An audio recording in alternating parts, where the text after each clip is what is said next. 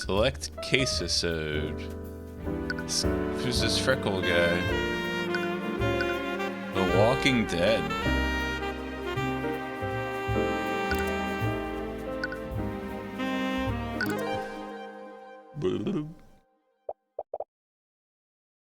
Wallace Nightgrave. Let me go.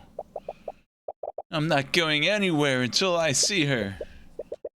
Oh, I'm sorry, Wallace, but she's already passed. There was nothing more they could have done. How? This academy teaches the best mages in the kingdom. Are you telling me that they couldn't do anything? Her condition was much worse than we thought. The kingdom's magic isn't advanced enough to treat something like this. Lucio Steelman can rain meteors from the sky. William Friga can teleport entire caravans across the continent. Are you telling me that your mages couldn't cure one disease? Sorry, I truly am. So, Emily.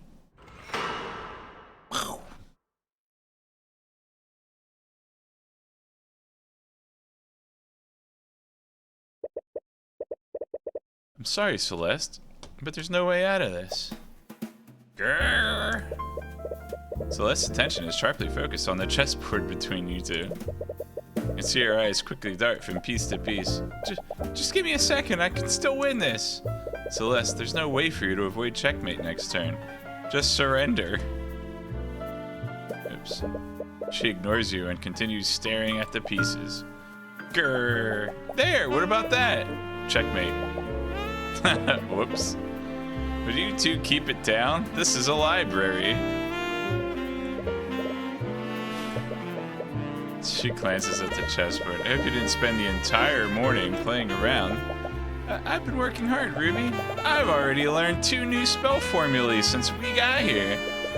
Well, at least there's that. What about you, Cuthbert? Well, your flustered stammering tells her exactly how much progress you've made. Frump. I couldn't find any books about the thing that we're supposed to be finding books on. You've spent the entire day coming to the kingdom's imperial library, researching the Eye of Horus. Awaken the new ability that you never used before. Up until then, you thought that the eye could only see surface-level thoughts. During that moment with Garrick Pierce, the Eye of Horus was empowered. You could see far more than usual. All this time worry about what happened, and it made you both wonder what other hidden abilities the eye might have. You both decided it's time to find out more about the eye and its origins. This library supposedly held the kingdom's entire knowledge of magic and the arcane arts, but you couldn't find a single mention of an ability like the eye. It's because it's a divine spell. Does the kingdom seriously lack knowledge about it, or do we need to look somewhere else? Are you sure you can't tell me what you're researching? I've traveled around the world. I might have seen something like it. You entertain the thought for a moment, but you haven't known her for very long. The Eye of Horus is a supernatural ability that can't be detected by a spell compendium. I've always been wary about what the kingdom might do if they ever found out about you. Sorry, it's not something I can really talk about. Fine. If I had to guess, I would say they're looking into supernatural phenomena. You and Celeste nearly jump out of your chairs. Oh, it's this girl with purple eyes. I look over to where the voice came from. She appears to be a student at the academy. How long was she there? You didn't notice her presence at all. You also feel like she looks oddly familiar. I'm terribly sorry if I startled you, but I couldn't help but overhear your conversation. As the girl approaches your table, you see another student frantically running after her. Eris, you can't... Oh, I'm sorry. No, it's fine, Wallace. I'm sorry, but who are you two? Sorry, that was incredibly rude of me. She has, like, mummy gloves on. Oh, she's got, like... Her hair is black on the outside and gray on the inside. Or it's black in the front and gray in the back. I'm not sure. Eris Ilmater. Weep, weep.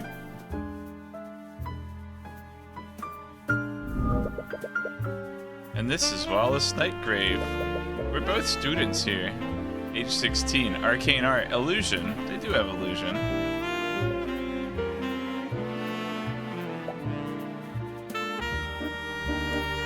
Oh, this dude's a necromancer and his best friend just died?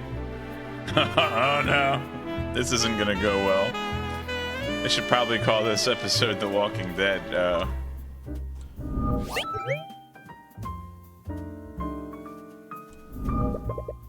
Not to be rude, but that was a private conversation. Just how much did you hear? I wonder. Reading about the supernatural is actually a hobby of mine. I might be able to help you with your research, Mr. Cuthbert. And what makes you so sure that is what we were researching? Mr. Cuthbert has a bad habit of muttering to himself when he thinks. It's true. I assumed that his research had something to do with the supernatural. Feel a piercing side glance. It's about right.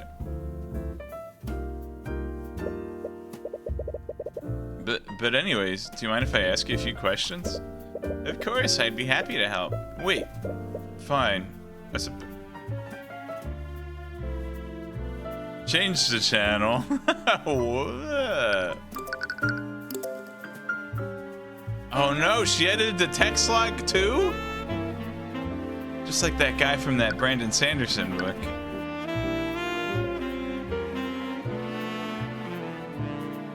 What?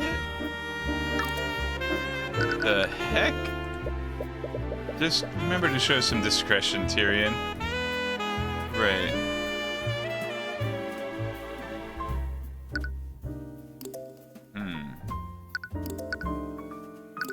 I'm an attorney.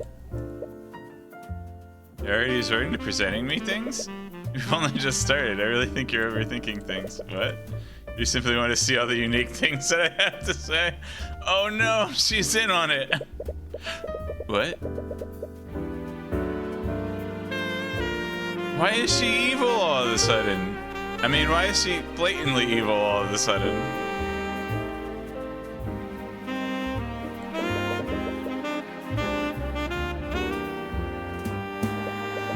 Not exactly sure what she's talking about.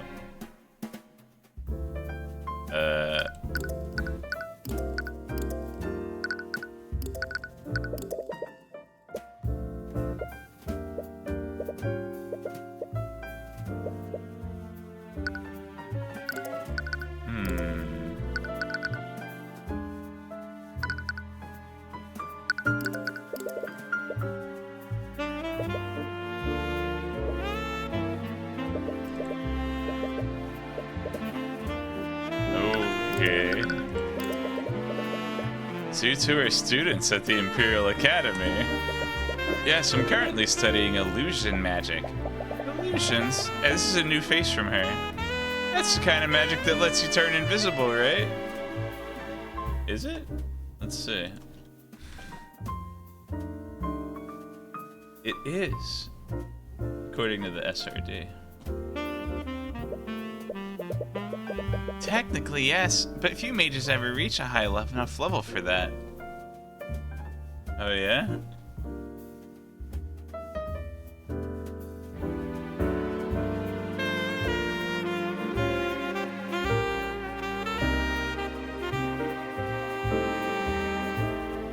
That's a 4th level spell in 3.5 anyway. I'm a bit embarrassed to admit that I'm not able to cast invisibility. That's still pretty cool. What about you, Wallace? Did she say she's not able to cast it?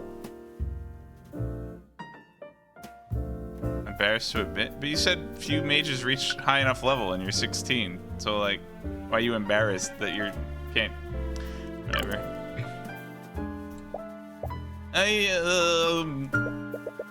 Wallace has his own unique field of study.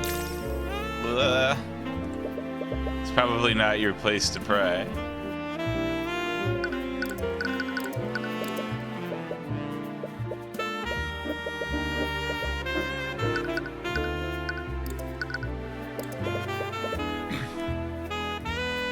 Everyone is talking about you two, but really? It's rare for the school to let any outsiders in. That makes sense. This library isn't exactly open to the public. You were only able to get access because of Miss Tamura's connections. We only ever get occasional visits from the noble houses. So I was curious as to who was able to break this dull monotony. Well, I'm a mercenary, but now I work as Tyrion's bodyguard. Mercenary? After the trial, it turned out that Celeste was more than capable of affording your services. However, Miss Timor still proposed a different arrangement. After indicting Gary Pierce, who painted a large target on your back. With Celeste being a mercenary, Miss Timor decided to hire her as your bodyguard. Be more comfortable around a friend. Yes. More comfortable having my best friend take a bullet for me. Anyways, I'm a defense attorney. A defense attorney? What? My apologies, it's just not what I was expecting. What's that supposed to mean?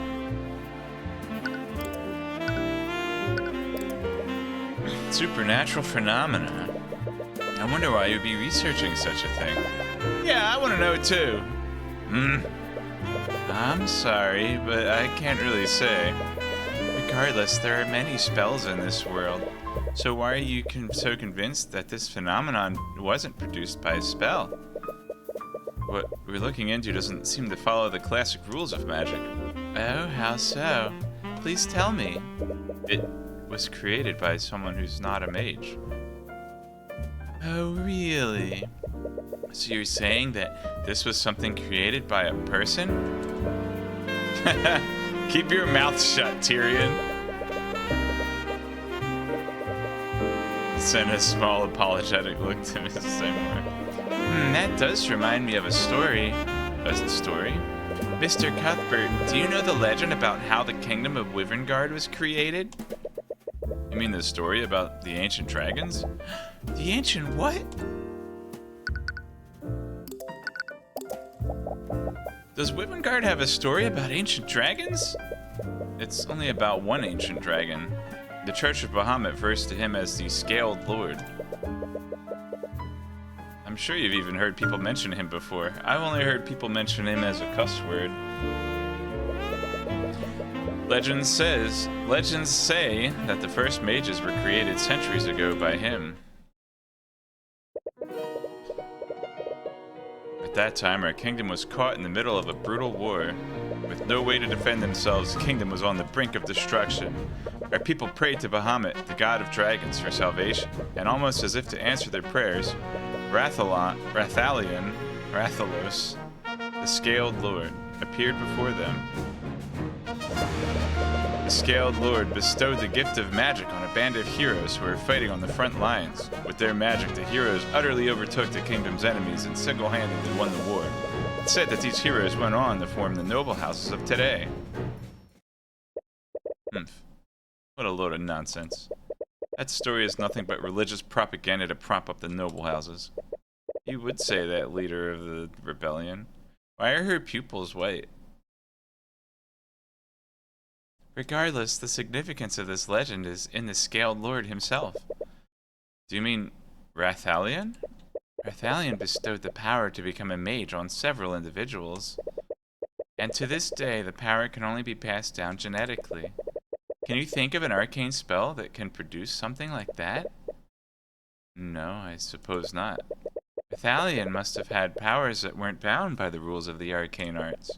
In other words, he could create supernatural phenomena without following the rules of magic. Please, do you honestly expect us to believe a story like that? It's completely unrealistic. As unrealistic as a non-mage using supernatural powers? She has a point. It's a far-fetched theory, but it's honestly the closest thing you have to a lead right now. Of course, it would be you lot making all the noise. Suddenly, a woman who appears to be an instructor approaches you. She looks upon each of you with an equal amount of disdain. Professor Bellwether. Weep, weep. Catherine Bellwether. I like her necklace. It's like dragon-y necklace. She's also an illusionist, but my character doesn't know that yet. That is Professor Bellwether to you. But didn't he just call you... I knew letting you rabble into our walls would lead to nothing but trouble. We've even started associating with our malcontents. Oh. The headmaster gave us express permission to be here. If you have an issue with that, take it up with him. I'll have you know that I was on my way to do just that. Wallace? How am I supposed to understand you when you're stuttering? Yes, Professor Bellwether? Straighten out your uniform and fix that awful hair. You look like a street urchin. But I suppose it's unreasonable to expect anything more. And as for you, I'll be on my way. That's not what you were gonna say.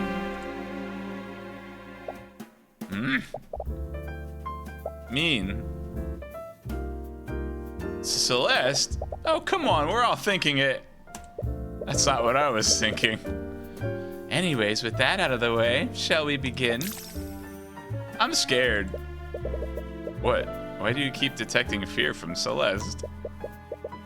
Wallace, you finished this week's assignment, haven't you? Would you mind helping Celeste with her research? I don't know. Now that you mention it, I could really use some help finding a specific spell formula. You know your way around here, right, Wallace? Okay. Ugh. Boys.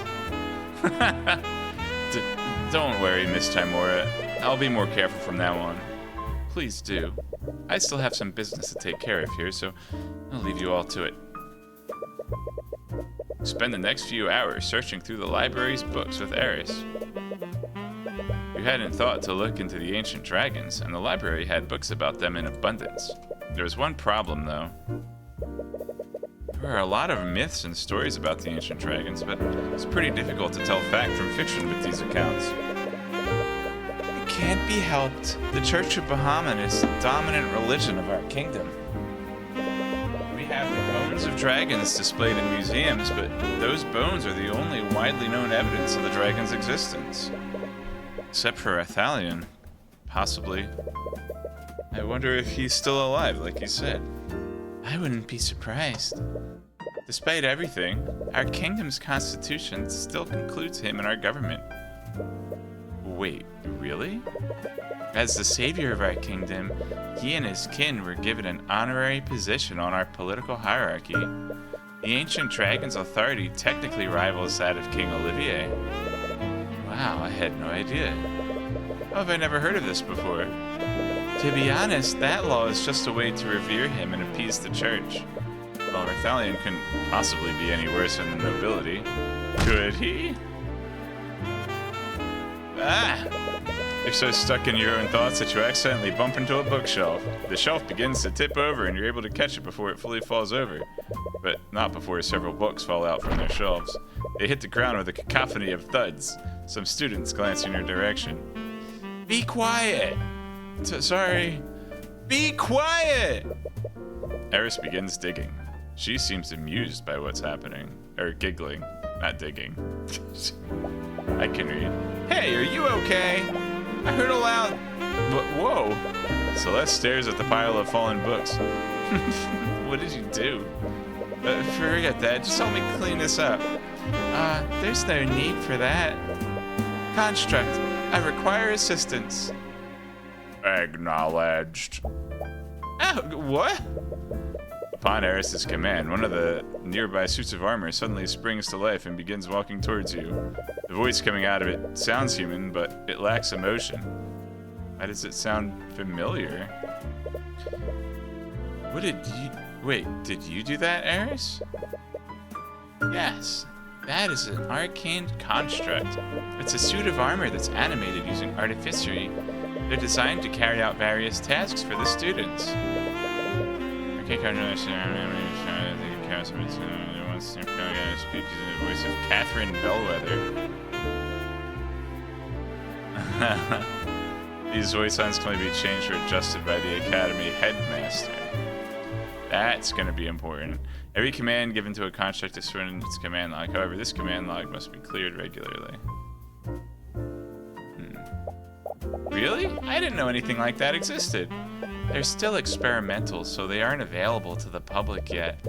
With that being said, Construct, please place these books back where they belong. Acknowledged. On Eris's command, the Construct begins quickly picking up the books. It moves with inhuman efficiency. After only a few seconds, all the books are back on their shelves. Wow, so they do whatever you tell them to do? Well, there are some limits to... Construct! Tell me that I'm the fairest maiden you've ever seen. Look how excited she is. She got the excited hands. Command rejected. Oh, what? Oh no, why did you say that? You're in trouble. I guess they're not allowed to lie. You feel a sharp pain in your side as Celeste quickly jabs you. The Construct's voice is just a series of pre-recorded messages. I'm not sure if you noticed, but it uses the voice of Professor Bellwether. Unfortunately, you can't make them say anything other than what's recorded. Only the headmaster can change those settings. Yeah, I read the entry. Artificery that can record audio. Oh, crud. That's gonna be important in a court of law, I think. But you just said they're experimental, right? Maybe if I keep asking it, it'll just give up and do it. I would advise against that. Even if the commands are rejected, they're still stored in the Construct's command logs. Anyways, you should probably get back to work. Fine. You read more about the ancient dragons, but most of the stories read more like fables and actual historical accounts. I don't feel like I'm making any progress. Suddenly you hear a thunderous, low-pitched sound blare across the room. It sounds like a high-pitched horn, but with its volume turned up to unnatural levels. Wait, what? Is it low-pitched or high-pitched? It's high-pitched that's turned up so loud that it sounds low-pitched? Okay. What? Celeste, do you hear that? Ugh, how can I not? What is that? You didn't touch anything you weren't supposed to, right? What? Of course not, probably. It finally stopped. Eris, wasn't that the lockdown system? Yes, I believe so. Lockdown system? The Academy is outfitted with a large artificery system. In a state of emergency, it will erect magical barriers throughout the building. State of emergency? Should we be worried? Don't worry. The lockdown is designed to keep everyone safe. We're safe as long as the barriers are up. But Miss Timora, she said she was going to do something on campus. I'm terribly sorry. You suddenly hear a disembodied voice echo through the library. Sounds like it's being projected magically. It's the headmaster. He's using the intercom system. Students and faculty, please remain calm. There's been a murder on the academy grounds. Definitely gonna remain calm. What? Please stay where you are and wait for law enforcement to arrive. Damn it, we have to get out of here. Wait, Tyrion said that. I'm afraid that's not possible. The lockdown system protects and locks each room. We can't leave this room until it's deactivated. Well, we won't know until we try. You run into the entrance. You begin frantically pulling on the door's handle. You try to put all your strength into prying it open, but it doesn't even budge. Tyrion, stop! That's a new face. But Miss Timora, I know that you're worried about her, but there's already been a murder. We don't know where the attacker is or if they're still armed. The best thing we can do right now is stay here and wait. I command you as your bodyguard. She's right. Ah! It had to be right.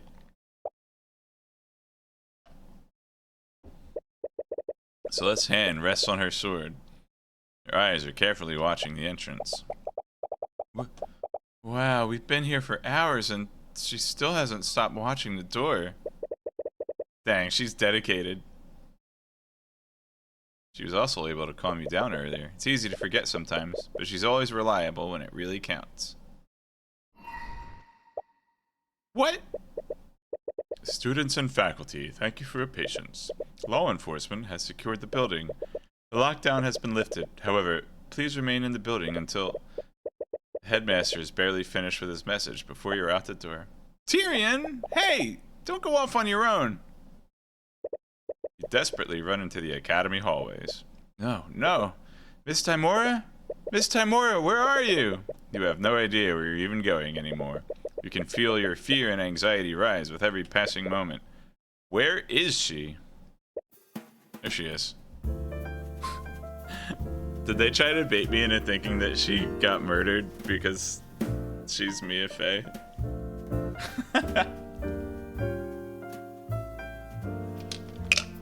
I didn't buy it. Cuthbert? What's wrong? Why are you shouting? Miss Timora, calm down. You're hyperventilating. I heard there was a murder and I've been looking all over for you. And you were worried about me? I just... You hug Miss Timora tightly as you're overcome with emotion. She's usually not receptive to affection, but you don't care. You're just relieved that she's safe. Tyrion, there you are! And you're crying?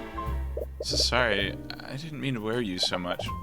We heard the announcement. Do you know what happened, Ruby? I do, but... You see Miss Timora glance at Wallace for a brief moment. For now, I think we should head to the foyer.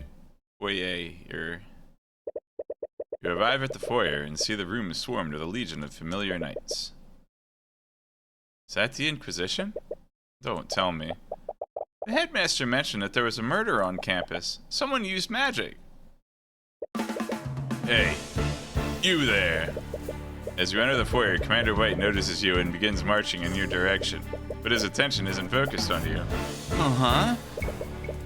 Are you Wallace Nightgrave? Yes, but... By the authority of the Wyvern Crown, I'm placing you under arrest. Hey, what are you doing? You three? The hell are you doing here? You said he was under arrest? On what charges? This kid is charged with the murder of Catherine Bellwether. Again, I'm an eyewitness that was with the suspect at the time the murder happened. Maybe he set up a trap for her. What? Wasn't that the professor you met in the library earlier? Like hell you're arresting him. He was with us in the library for the entire morning. See? There's no way he could have murdered her. Except, unless... Besides Celeste. But... Miss Timora is right. If Wallace is a suspect, we can't stop the Inquisition from arresting him. No. Don't worry, Wallace. We'll get to the bottom of what happened. Okay. Without a word, Wallace allows the Inquisition to drag him away. My apologies. I'm going to go and check on him. This is terrible. I still don't understand. Why would they suspect Wallace of all people? I'm not sure myself. Unlike most magical homicides, this school is filled with plenty of mages. There has to be a long list of suspects. Isn't there anything we can do? I'm going to go investigate what happened. Cuthbert. Yes? He hasn't accepted you as his attorney yet. You don't even know if you'll be working in this case. But I know that he's innocent. I just can't sit here and do nothing. Well, I clearly can't stop you. But please, remember that being an attorney is your job. It's not charity work. Don't come crying to me if you run out of gold. Right. You did hire an expensive bodyguard. Anyways, I still have some business to take care of in the city. Will you two be okay handling this? Yes, we'll take care of this. Good. I'll leave everything to you then. What did she say she was going to do? She's gonna go buy stuff? Have some business to take care of in the city. Alright. Let's go, Celeste. Right. Yeah, save it.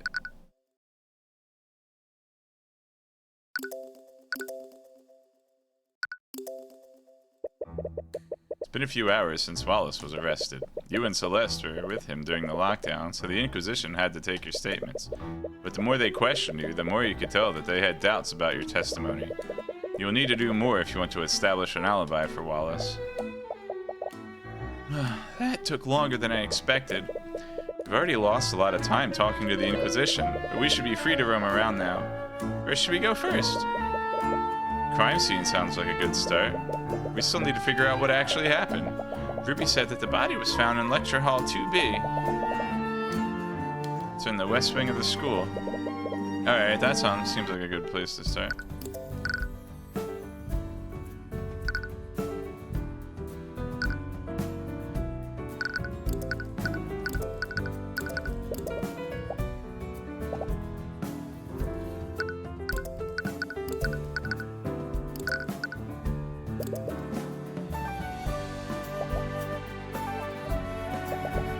It's a lot calmer than working as a mercenary. What did you do as a mercenary? I mostly just fought things and collected bounties. Bandits, goblins, dinosaurs. You know how it is. Dinosaurs.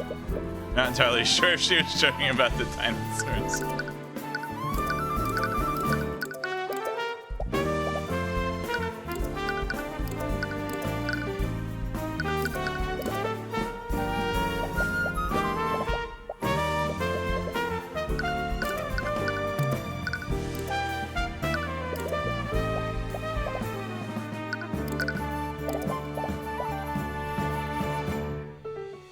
He looked really scared when Commander White arrested him.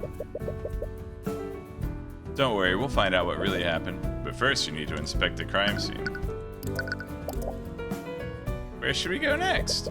First thing we need to do is find out...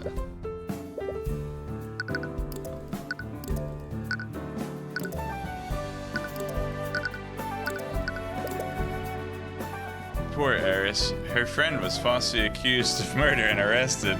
Yeah, that's terrible for Eris. I hope she's doing okay. Yeah, me too.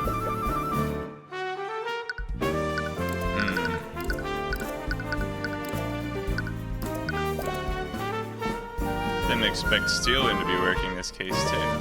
She appears to be prosecuting the cases brought forth by the Inquisition. Probably be seeing a lot more of her in the future.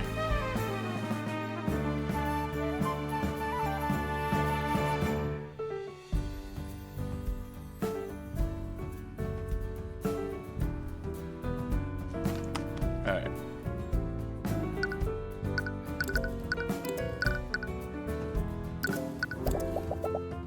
You really don't know much about Wallace. Regardless, we know that he has a solid alibi for the murder. There's no way that he killed Bellwether. You really believe in your clients, don't you? He's not my client. Never stop fighting for what's right.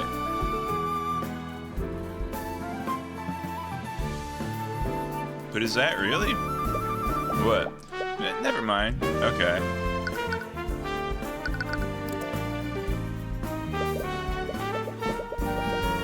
It's a statue. There's some writing on the platform it's on. Gillian Chemnitz, the inventor of early artificery. Her face is just behind the statue. So this guy is the one who invented it. You'd have thought we would have could easily seen his magic, blah, blah, blah.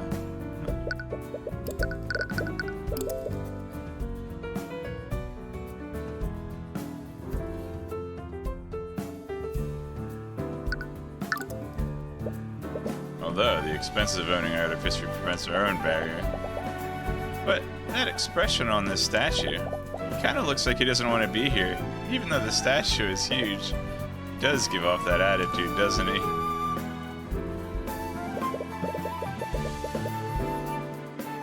It's a painting of a man with some sort of creature on his arm. There's some text under it. Dr. Delbit Tafros, a mage, historian, archaeologist, anthropologist, and botanist. Best known for his work in studying the history of the ancient dragons. Through his work, great leaps were made in the study and development of the school of evocation. On his arm is one of the last pseudo-dragons, which have now gone extinct. Aww, the cute little pseudo-dragons are extinct. It's a painting of a professor with some kind of magical tool. There's some text under it. Dr. Paul Vourla, also known as the Archaeologist of the North. He spent many years studying and exploring the mountainous regions of Chardalon. That's a good one. And through his investigation, he came upon one of the many layers of the Scaled Lord. He was honored both by the Church and the Wivengard Historical Society for his impressive discovery.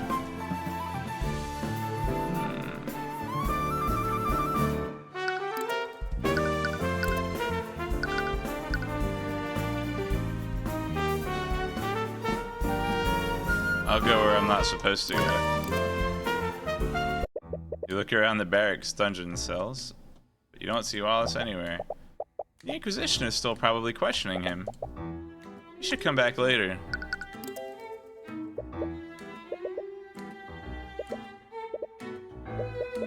I've gotten this text before.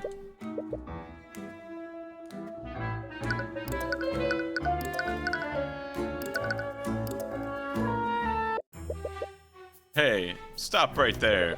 As you try to enter the classroom, you're stopped by one of the Inquisition Knights. Good on him. I'm pretending to be the defense attorney for the accused. We have a right to investigate the crime scene. Yeah, from what I've heard, the kid doesn't have an attorney yet. Right, you haven't been able to talk to Wallace about that yet. It's quite alright, let them in. Lady Steelwind? Do not call me that. Is her hair longer than it was in the last episode? While you work under me, you will address me as Prosecutor Steelwind. Yes, the Prosecutor Steelwind. Ugh, what's that smell? Corpse? As you enter the classroom, you find yourself inhaling a sour and rancid odor. The stench is so overwhelming that your eyes begin to tear up. Don't worry, you eventually get used to the smell. What are you even doing here, Steelwind? I'm here to coordinate the investigation. You look around the crime scene, there isn't a single Inquisition Knight in the room. This music's loud. It's good, though.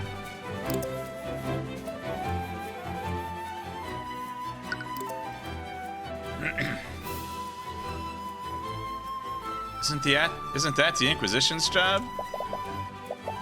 Due to the circumstances, I've decided to handle this case personally. Well, since we've got you here, could we ask you some questions about what happened? Can I assume that you're planning to defend this case? That would make you my opponent. What do I have to gain from helping you? Right. However, I would be willing to answer your questions, but only if you answer some of mine as well. Oh, okay. What could you possibly want to ask you?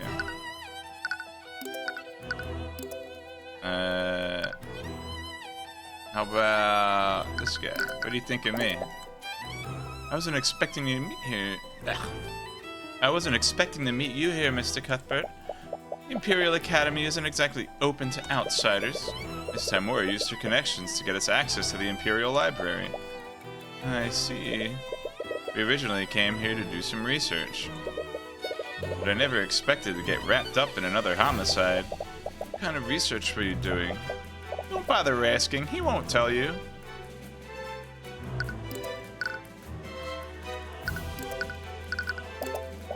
But Tyrion, I almost forgot. Since this is our first official case together, I wanted to show you something that I learned. Okay, what is it? Arcanum. Oh, it was Reperio Arcanum, apparently. Huh? What was that? That is the incantation for the Detect Magic spell. Detect Magic? Wait, does that mean... Yep, we can see magical traces while we're examining crime scenes now. Your bodyguard, Celeste, can now cast a Detect Magic spell. While examining a location, press the Detect Magic button to make magic traces or any magic traces or location. See colored overlay. Oh, cool.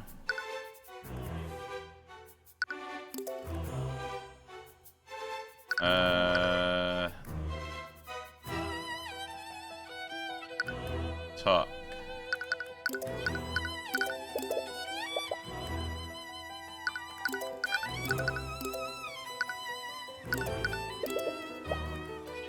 I think she hates her. can barely trust that oaf to make me coffee. After last time, I feel much more confident overseeing the investigation myself. The Inquisition doesn't seem to be helping her at all. All they're doing is standing guard while she does all the work.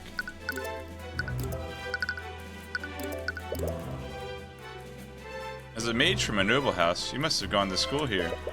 Did you know Catherine Bellwether while you were here? Unfortunately, I did. Dang, dude, she just died. I constantly clashed with her over her treatment of the students. One of my biggest regrets is failing to remove her from her position before I graduated. It sounds like many people didn't get along with Professor. I would say more, but it doesn't feel right to speak ill of the dead. Alright. Ms. McCoy, it's my understanding that you were adopted. Would you happen to know who your birth parents are? Hey, isn't that too personal of a question? You agreed to answer my questions, didn't you? But, I didn't think you meant... It's fine, Tyrion. I'm fine with answering if it helps Wallace. But I'm sad. I don't know who my birth parents are. I've never tried looking for them. I see. If I recall correctly, your spell compendium only contained one spell. Considering your upbringing, how did you learn Mageblade in the first place? I bought a scroll from a merchant a few years ago. It had Mageblade's spell formula on it. But I know more than one spell now. I actually just learned a few new spells today. I'm sorry, spells? As in plural? How long did it take you to learn these spells? A few hours, I think? She learned multiple spell formulas within a few hours? What was that just now? I see. Well, I think that's all I need to ask for now. Okay? She's sharing information about the investigation for that? Why is she so interested in Celeste all of a sudden? Ah, I can't take it anymore! That smell is driving me crazy. What is that? From what I understand, there was a bit of an accident a few days ago. It happened during one of the classes that the headmaster was teaching. He misread the instructions for an alchemy experiment, and as a result, he accidentally produced this rancid-smelling vapor. Vapor? It's not poisonous, is it? Of course not. I wouldn't be standing here if it were. It's just extremely unpleasant to the senses. Foul classroom smell.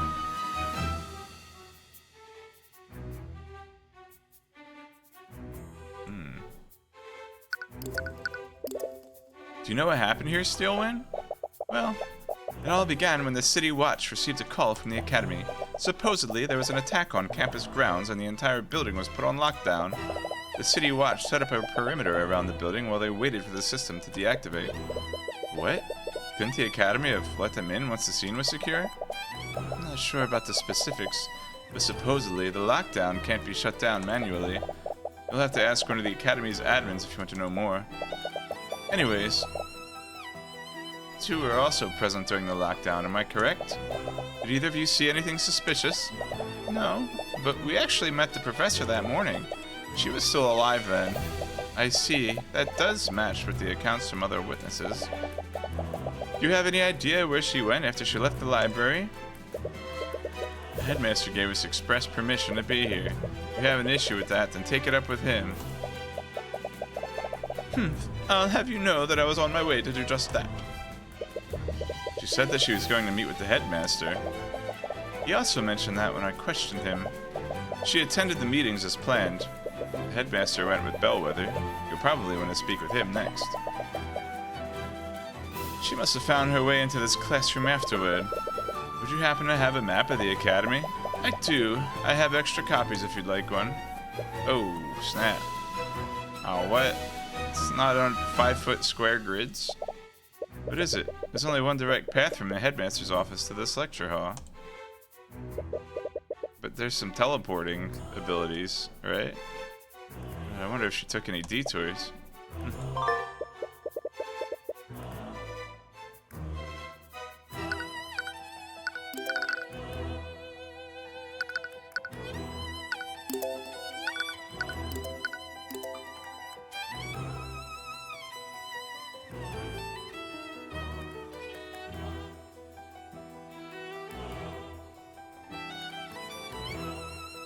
Lecture Hall 2J. Zoom out.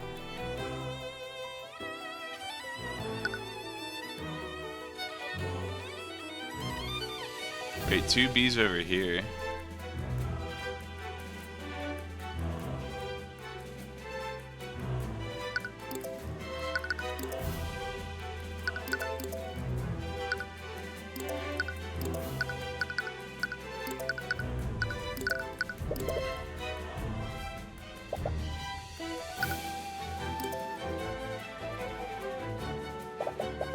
I can't believe the professor is dead. We just saw her this morning.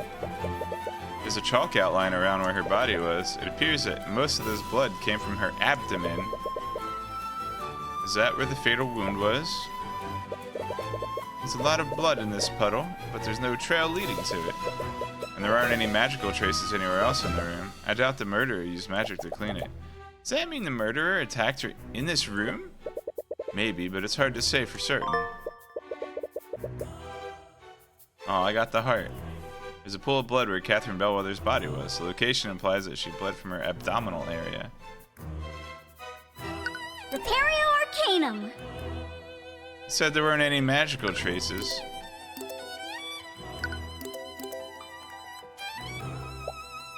What? What's wrong? There's a trace of necromancy on the body. Necromancy? Isn't necromancy the type of magic that creates undead? She's not just gonna get up and walk away, right? We're honestly not sure. That's part of the reason why I've stationed myself here. But what does that have to do with Wallace? Oh, you didn't know? Wallace Nightgrave is a necromancer. Really? Nightgrave is a necromancer? What a shocker. He's a what? We believe that he drained her life force completely using a necromancy spell. That's why there are no visible wounds.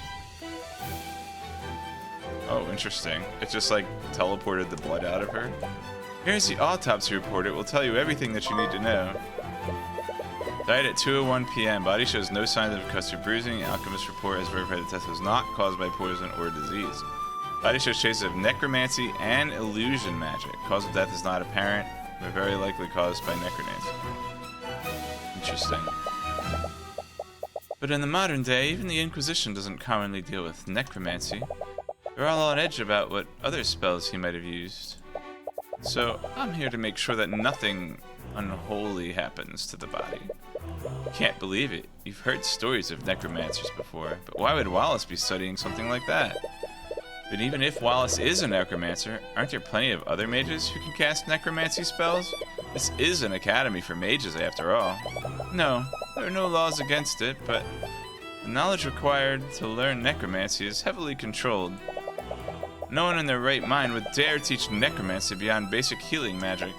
Frankly, I'm surprised even one student at this school was allowed to learn it. I can see why. But because of this specific piece of evidence, we know that he's the murderer. But it's still too convenient. Huh? That's the first time we've seen a thought from Steelwind. Is it? I saw one from her. Wasn't she thinking that she was surprised that Celeste learned spells so fast? This is the second time you've seen a thought from Steelwind. Normally, you can only see thoughts from people who are stressed or excited. We doubt that Miss Steelwind is excited, so if something is causing her to be stressed. Is there something you're not telling us, Steelwind? Because something tells me this case isn't as straightforward as you claim it is. If you truly believe that, then why don't you prove it? Ugh. Yeah, I can't see any more thoughts from her. She must be subconsciously guarding her mind now. But she's clearly hiding something.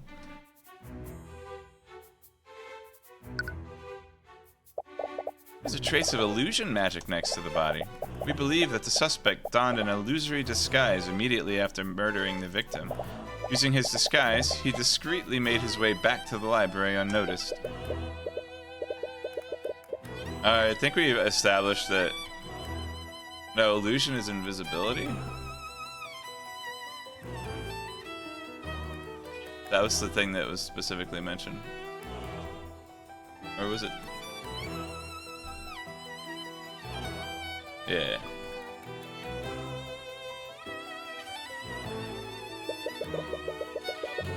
No one would have seen them leave this classroom. It would be hard to find any witnesses that saw the perpetrator.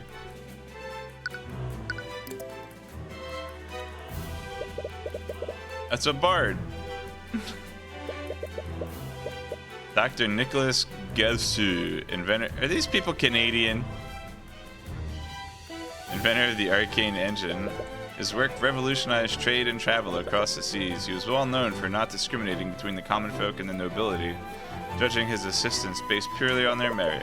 When he wasn't conducting research within the Imperial Academy, he was known to compose symphonies for the king in his free time. Looks like he was a man of many talents. This must be where the students sit during lectures. I can't imagine sitting in one place all day. Have you never attended a school before?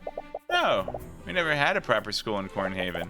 I mainly got my education from books that my parents bought from traveling merchants. What about you?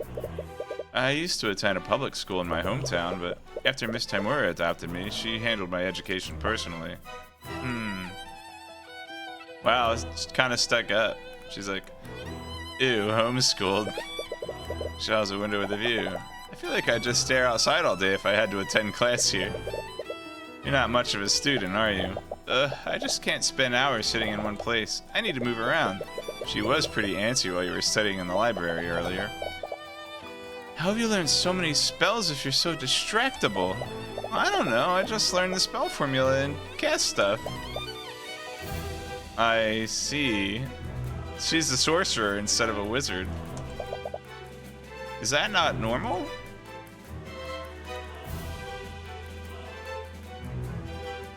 I guess sorceress. Oh, they have books here too. Or they have books here too. They appear to be textbooks about alchemy. Oh, lame. Lame. Alchemy's for nerds.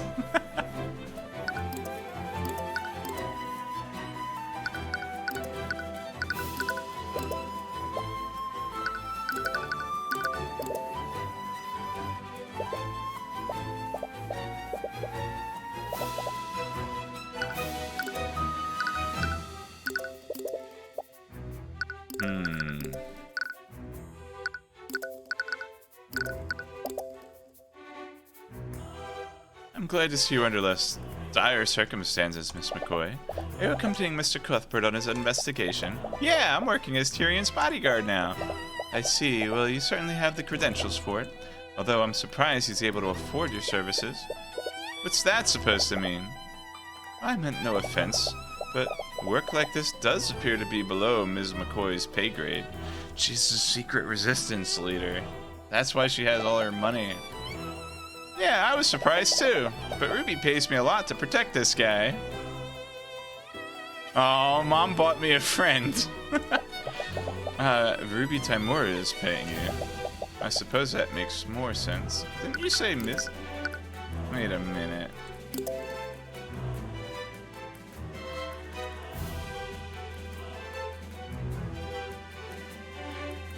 Oh, okay. She's Ms. McCoy, right?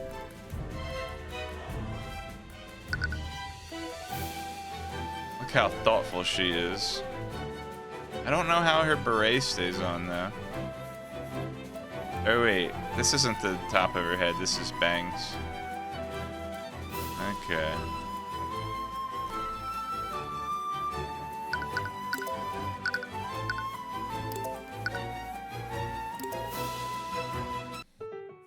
Oh, it's the hint room.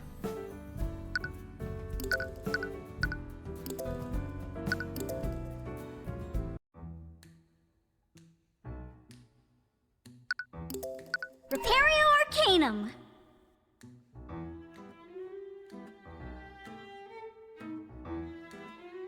I see. Repario Arcanum. Repario Arcanum. Okay.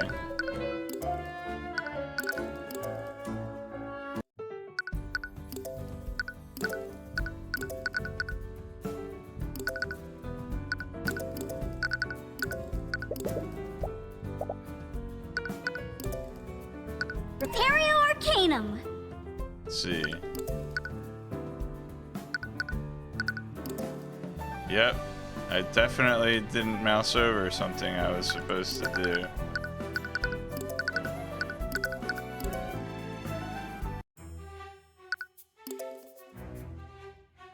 But I was like, I'm supposed to talk to the headmistress Repario now. Arcanum.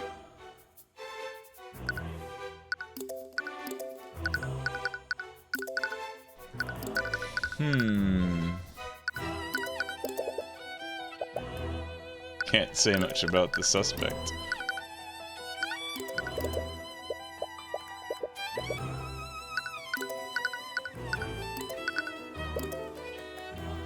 Ugh, this rancid smell is really horrible. Yes, I don't blame you for finding it distracting. And since it's all because of a mistake during an alchemy experiment. I was surprised too. It's not like the headmaster to make a mistake like that. Interesting.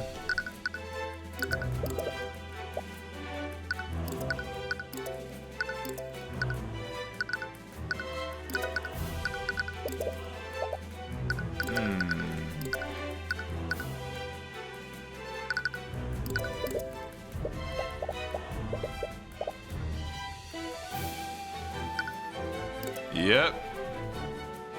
I definitely have this all figured out.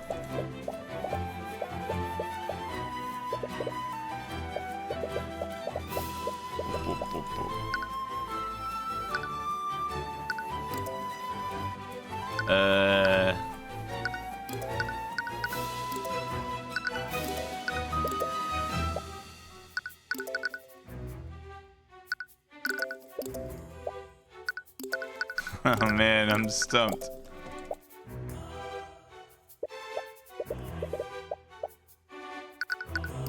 Oh. I unlocked more dialogue options. I forgot to check that. Do you know how the body was discovered? 2 members of the kitchen staff spotted her collapsed inside this classroom. They reported the situation to the campus admin when they attempted to save her life. But it was too late. The professor had already passed away by the time any healers arrived.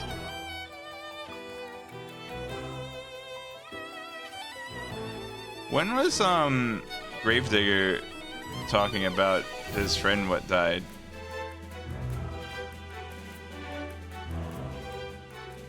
Is that in the past? It was 2 staff members. Who were they? I believe their names were Valentina and Valerie Ianis. They're apparently sisters. Urim was the one who collected their statements. Did he notice anything off about their behavior? From what he said, they had a few quirks, but nothing too suspicious. Quirks? He told me that they were running and spinning around him during questioning. What does that mean? I have no idea. Perhaps they were still on edge after finding their co-worker murdered. And we'll definitely want to speak with those staff members. I was discovered by Valentina and Valerie Ianis. 2 members of the kitchen staff. They were being hyperactive during questioning.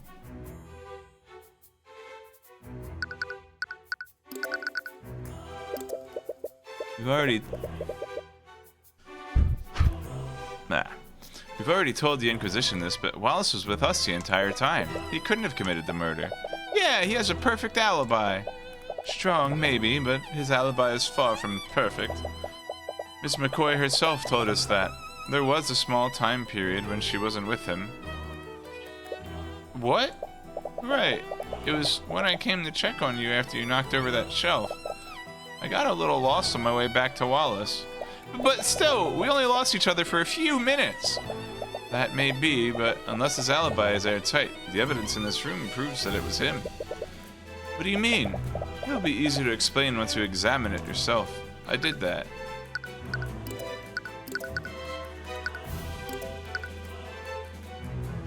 Repario Arcanum. Mecanium. There we go.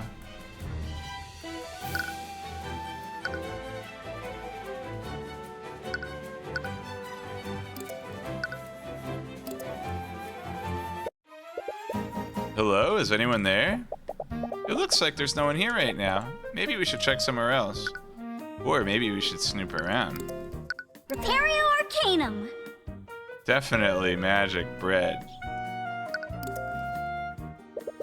They must serve the students meals on these plates. It's a shame they had to close the kitchen to do the investigation. Bread. Oh, it's a plate of bread.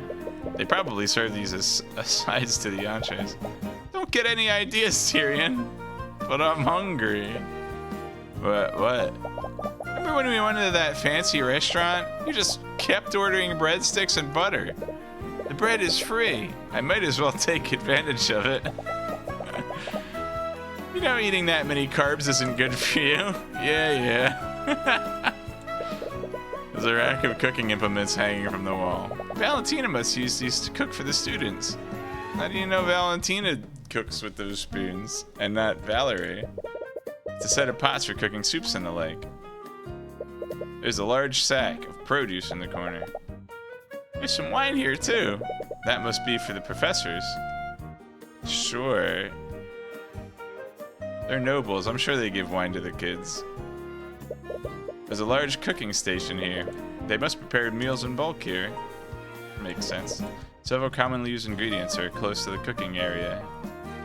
We have ham, garlic, onion, green beans, cilantro. Cilantro is yummy. It's a barrel full of some sort of drink. I wonder. It's probably not lotus juice, Celeste. No.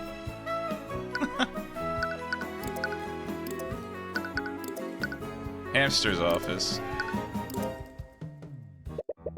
You follow the map that Steelwind gave you, and you arrive at the headmaster's office. Oh, hello there. I wasn't expecting guests today. Sorry for coming unannounced. You must be... My name is Theodore Redmond. I'm the headmaster of Wivengard Imperial Academy. An illusionist. Suspicious. Theodore Redmond. And judging from your appearance, you must be the protege of Ruby Timura.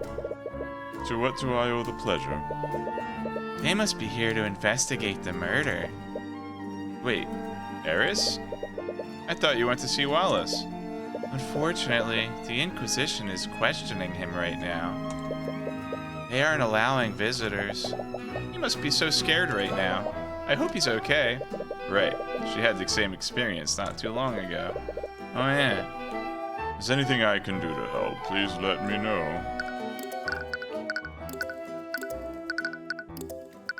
Hey, did you know?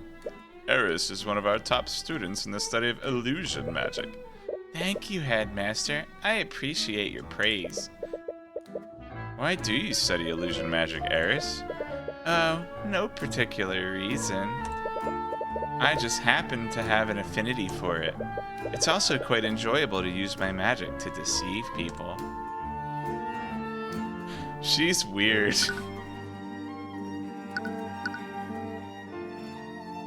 Eris is innocent unless she's not. True. Well, maybe. Probably. You want to give her the benefit of the doubt? There was a cutscene earlier where I had a dream and she like appeared in it in episode 1. But that was like, she's also broken the fourth wall a little bit, and it was kind of creepy. And I don't think she's guilty of this murder, but she's definitely gonna be into some weird stuff. But probably not in this episode, if I were to guess. Talk. The murder. This is terrible. She does have a 4-letter even name. To think that one of my prize students would be accused of murder. We heard your voice on the intercom when the lockdown happened. Are you the one who triggered it? Yes. I activated it when I received a call from one of the staff. They reported that Professor Bellwether had been attacked. Never seen his lockdown system. This call reported that Catherine Bellwether had been fatally wounded. How does this lockdown system work? It's an artificery network that covers the entire academy. In the event of an emergency, I can activate it using this stone. Pulls out a glowing stone from his desk. You can hear the hum of magical energy emanating from it. Once activated, the system creates magical barriers throughout the building. It's designed to contain and protect each room in the building. Could a powerful mage breach any of those barriers? I doubt it. The barriers can withstand a great amount of force. They even block mages from teleporting through them. And once activated, even I can't turn it off for an hour. I do have a time on the autopsy report.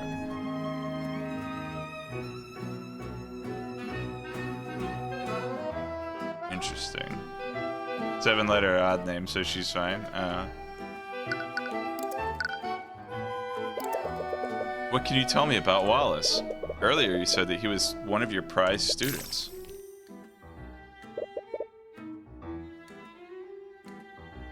I just need to understand, why did the prosecutor say that he was a necromancer? Because technically, he is one. What? But why would he study something like that? Ew, necromancy's gross. Necromancy is probably one of the most dangerous and most scrutinized schools of magic.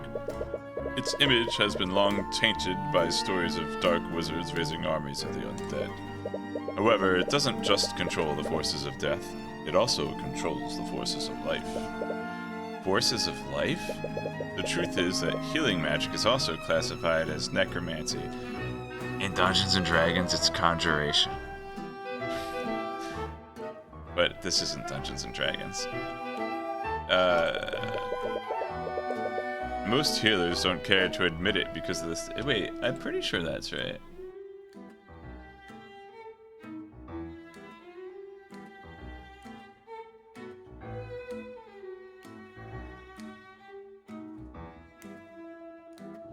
Wait, wizards can't cast cure spells. Only divine casters can. Rip. Hang on.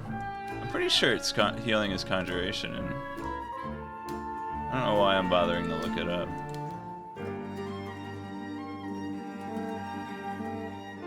Yeah, it's conjuration. What about inflict wounds?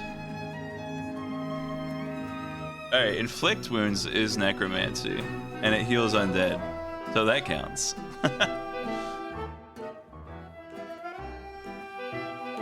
But that's also 3.5, and this is Tyrion Cuthbert. But that's why Wallace is studying it. He wants to become a doctor. But there are plenty of mages who know healing magic. Why is Wallace being singled out? For years, he's been studying necromancy beyond basic healing magic. He believed that high-level necromancy could revolutionize modern medicine. Unfortunately, many of the faculty don't see it that way. Wallace doesn't hail from a noble house. He's a mage that was born among the common folk. Oh, like Hermione. He's like me.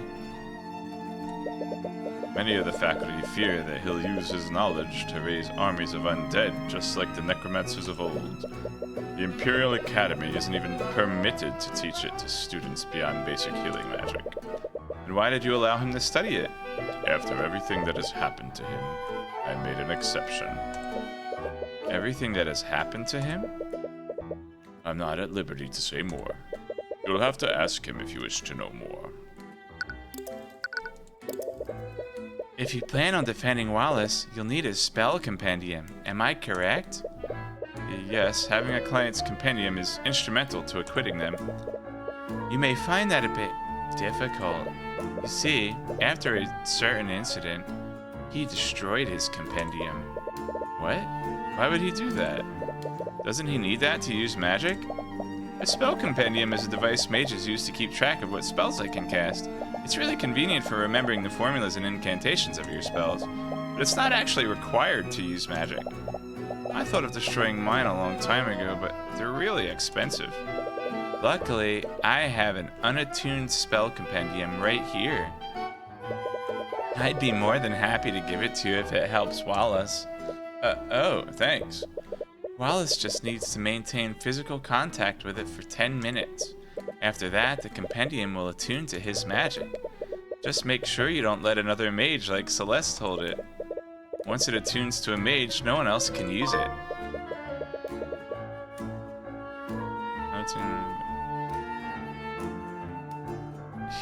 Hey Celeste, I have to go to the bathroom. Can you hold this for 9 minutes?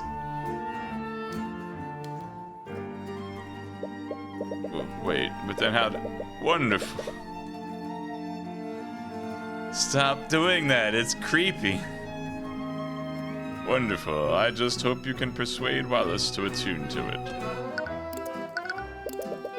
What can you tell me about Catherine Bellwether? I'm sad and angry and scared, but not happy.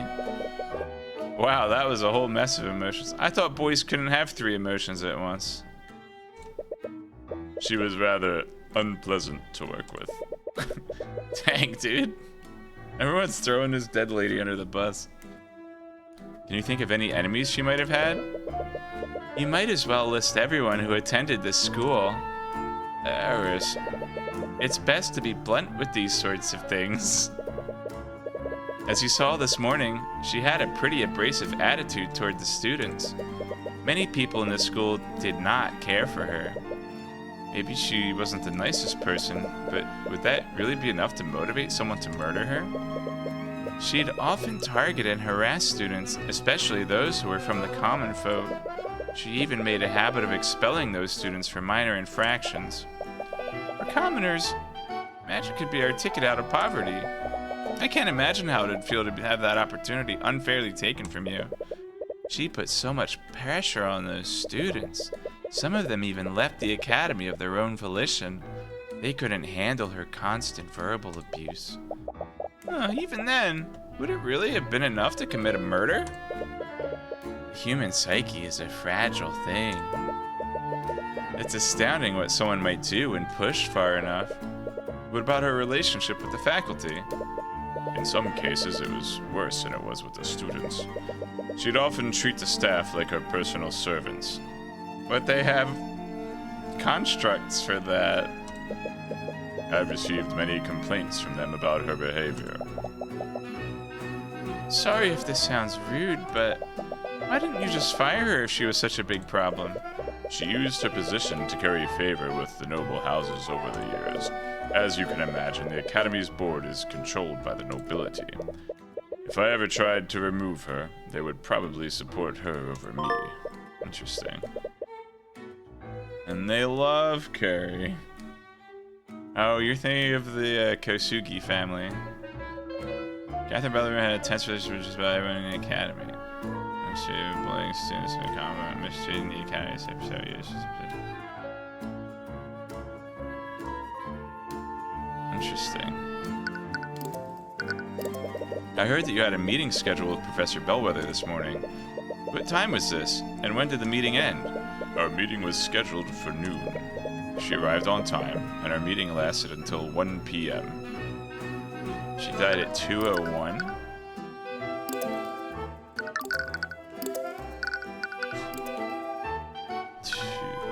Okay. Did anything seem off about her to you? No, she seemed to be her usual self. Detect a trace of fear, or is it nervousness? If you don't mind me asking, what was the purpose of your meeting? We met to discuss routine administrative matters. Despite our personal disagreements, we knew to stay civil when discussing professional affairs.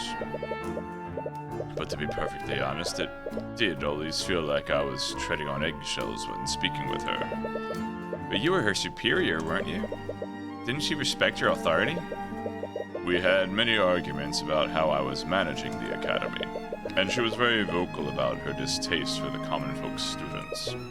She was difficult, to say the least. Talk. I'm an attorney. Gotta present the attorney's badge. Here, touch this. But only for 9 minutes.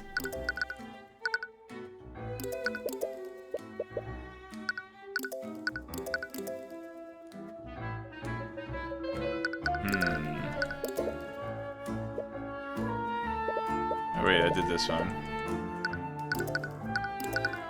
I want to know about this, actually. Oh. I want to know about...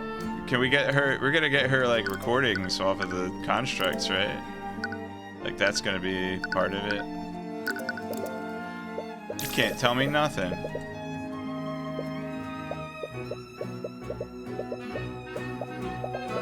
Whoop, whoop, whoop, whoop, whoop. Oh, man. Alright. Stinky. Why are you so bad at alchemy? Steelman told us he had a bit of a mishap in Lecture Hall 2B. Yes. I was filling in for the alchemy instructor when I accidentally misread the instructions she left. I am quite embarrassed to admit that my old age is catching up with me. The Imperial Academy is actually quite big when I look at it. Well, of course. We are the primary source of magical education for mages throughout the kingdom. As you may well know, most of the mages enrolled here are of the nobility. Their families have invested a lot into our facilities. You like my mom?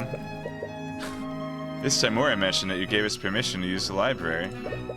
I can't thank you enough for that. We learned a lot. Of course. I'm always willing to aid the younger generation in their pursuit of knowledge.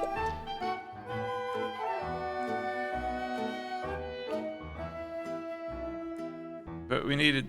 No, I guess probably a dead lady didn't like you letting people in, so you must have had like a special reason to let Mom in. How do you know Miss Timura anyways? That's... Oh, did she defend him in a court case? From his reaction, it must have been a hard time in his life. It'd be best not to pry further. Tell me more!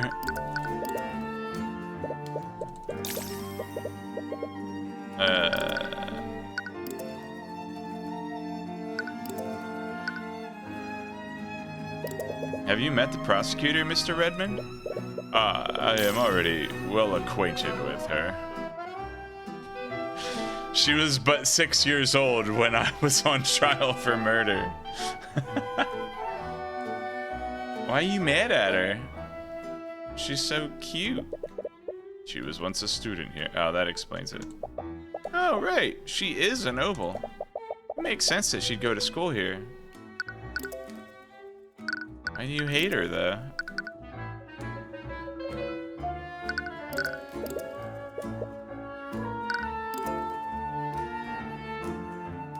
Repario Arcanum.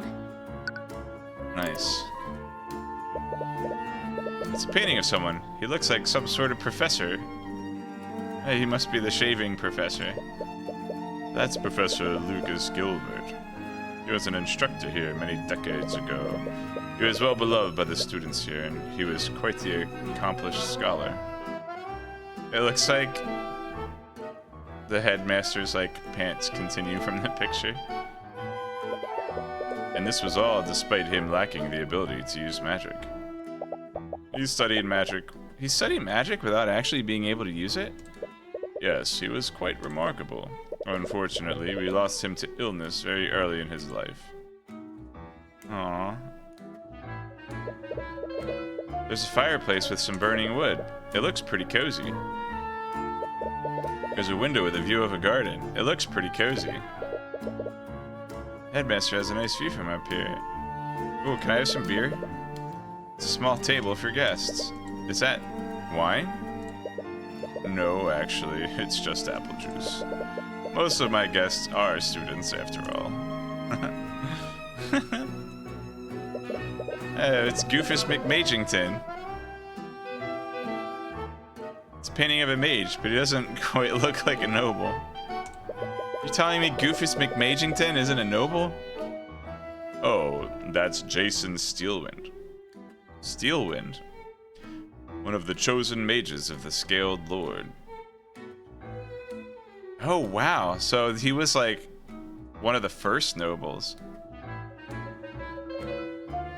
And, well, I was gonna say Arya is probably descendant from him, but I guess all of the nobles are descendant from the people that the Scaled Lord gave magic to.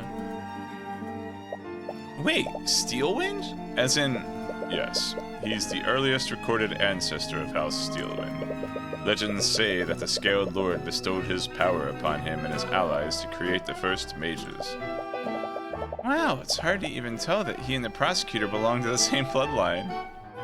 Yeah, he's way cuter. As with all the noble houses, House Steelwind had quite humble beginnings. Only they'd remember where they came from.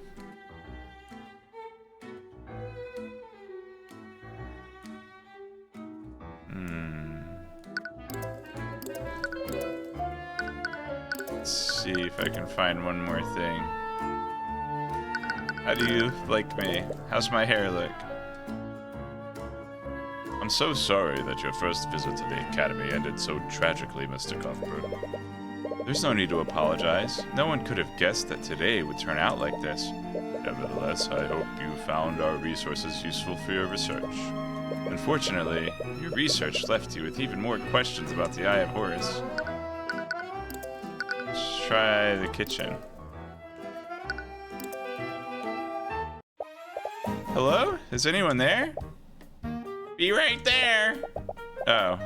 I was expecting them to be like old hags. Like, I was actually imagining the witches from Ocarina of Time.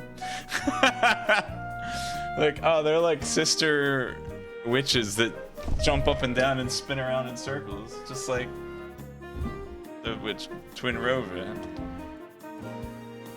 Sorry, but the cafeteria is closed right now. Actually, we're here to investigate the murder. We heard that 2 members of the kitchen staff discovered the body. Whoa, that would be me. I'm Valentina Iannis. Boing. Her hairnut's kind of covering her hair. Oh, it's more like a bonnet than a hairnet. How about the other person? Do you know where they are right now? Oh, that would be my sister, Valerie. But I think she's somewhere else on campus right now. If you're with those knights, we've already told them everything we know. Actually, we're investigating separately from them. I wanted to ask you some questions about what you saw. Sure. I'm gonna have to remember those details again.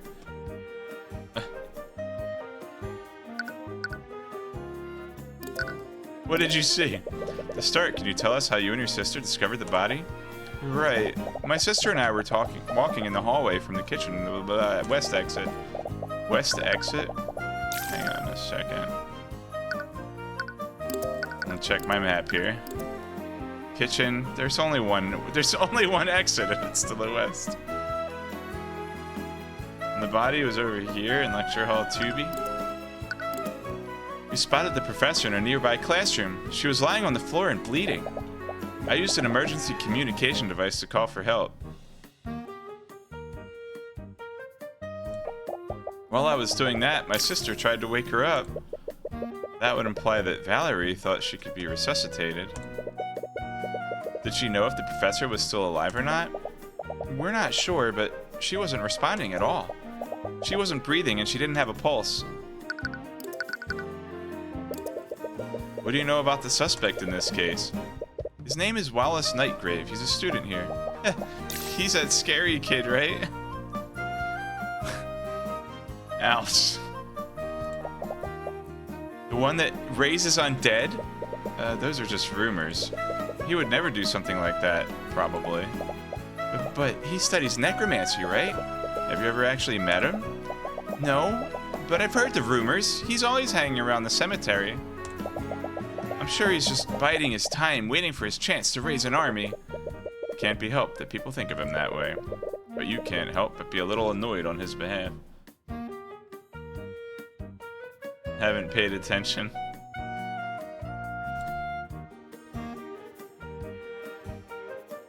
Well, according to the text box, she doesn't have magic, so... let's see. What can you tell me about Catherine Bellwether? Yet another set of complicated emotions. Well, I guess there's no point in hiding it anymore. I hate her guts. I'm glad she got killed. By all of us, do you mean the Academy staff? Yeah, she always treated us like her personal servants. Sometimes she'd make messes on purpose just so she could order us to clean it up. This probably sounds terrible, but I'm sure a lot of people are glad that she's gone. I just hope we can still keep our jobs. Yikes. Interesting. Now, why would she be worried about that? That's what I'm wondering. She was helping them stay employed. You know, maybe that's why she's afraid.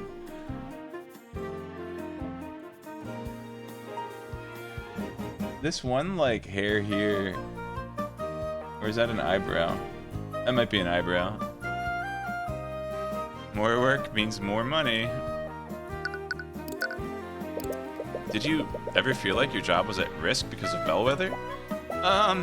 Yes, actually. She was actually planning to fire all the staff. All of the staff? That can't be true, can it? The Academy needs the staff to function. Except they have constructs. I'm not sure about the details. That's just what Jan told us. Jan? He's one of the Academy's custodians. You can probably find him cleaning halls. So, alright, Jan is basically just afraid that AI is going to take over his job. Legitimate concern.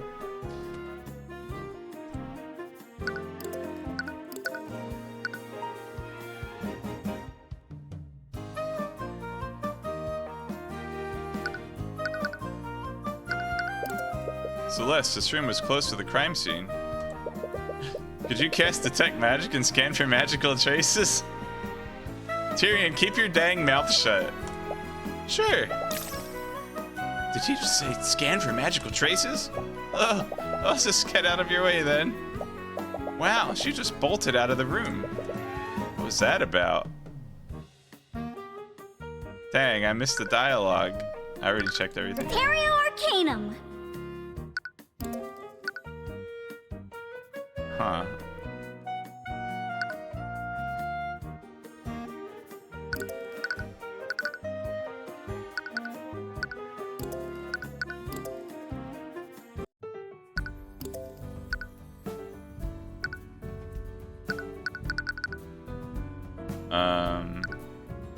Maybe we should go back to the kitchen.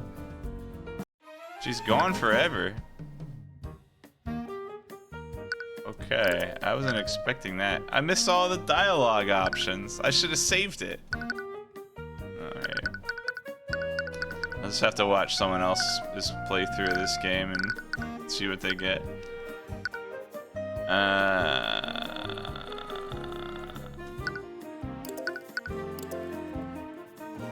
Oh yeah, she's here. Oh, hallway. There we go. That's where I'll run into Jan. Spot Valentina again. She's speaking to someone in a blue-collar uniform. He looks like he's wearing pajamas. What? Could he be the custodian she mentioned? Oh no. It says Valentina Ionis question mark, which means it's actually gonna be Valerie. Can't we have an Ace Attorney game without twins? Alright. Wait. Were they twins? I don't remember. They had different color hair.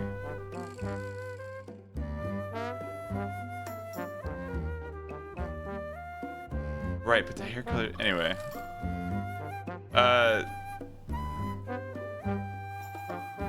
Where you been? You still haven't fixed the plumbing in the kitchen sinks. Ugh, someone just died. Can we take the day off for once? This guy has Goron music, I love it. You're causing trouble for me and Valentina, please be reasonable. Wait, why is Valentina suddenly speaking in the third person and referring to herself as two different people? Oh? Hello? Valentina? Oh, my apologies. I can see why you're confused. I'm not Valentina, I'm her sister Valerie.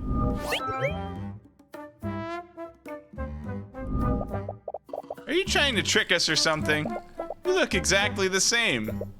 And you're not wearing your name tag. You remember reading something like this before? I remember what? I remember reading that identical twins exist? Like, what? Oh, gosh.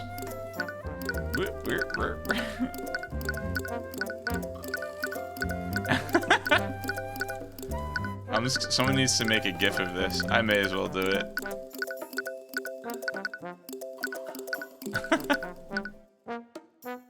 We're back. The math system works. Oh, good. I was afraid that the math system didn't work for a second. You two are identical twins, aren't you? You're both genetically identical to each other.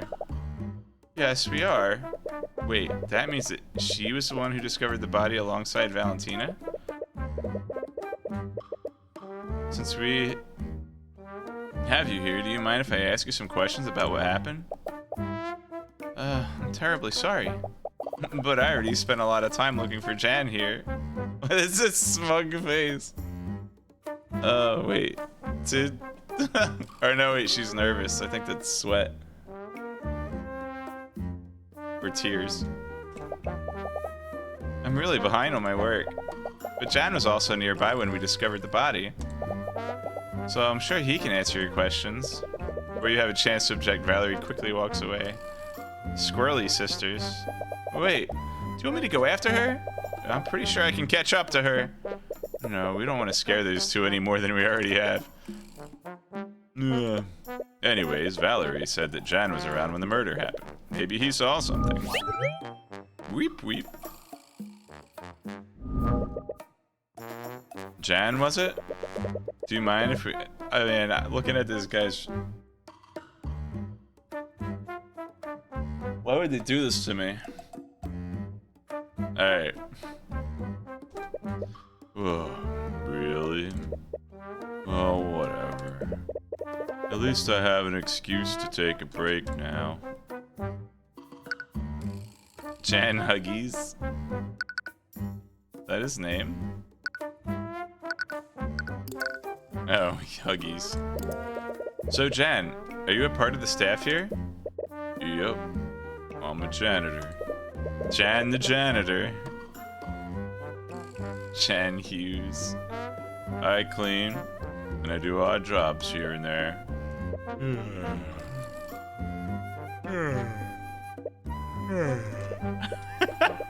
That's all he has to say about that. Valerie mentioned that you were close to Lecture Hall 2B before they found Bellwether. What were you doing when the twins discovered the body? I was cleaning the halls. Bellwether knocked over a vase and there were shards and dirt everywhere. Were there any footprints in them? Wait, you saw the professor before the twins arrived? Yeah, like I said, she broke the vase right in this hallway. She did it on purpose. It was probably 20 to 30 minutes before the twins found the body. You might have been the last person to see her alive. I'd argue that the murderer was the last person to see her alive. Did you see where she went after breaking the vase? Yeah, I think she went into that room over there. Jan points to the lecture hall that Bellwether was found in. Did you see anyone else enter the lecture hall? I'm honestly not sure. I was more worried about cleaning the mess she made. Well, did you notice anything off about her? She was in a pretty bad mood. But honestly, it was pretty normal for her. She was walking real slow. I didn't notice her at first. But she basically shoved me out of her way. After that, she knocked over the vase. I didn't even say anything after that, but she still yelled at me to be quiet. Oh, that was the kids in the library. Did you see where she went after that? Not really. But the only thing in that direction is Lecture Hall 2B. I can't imagine her going anywhere else. Let's see if that's true.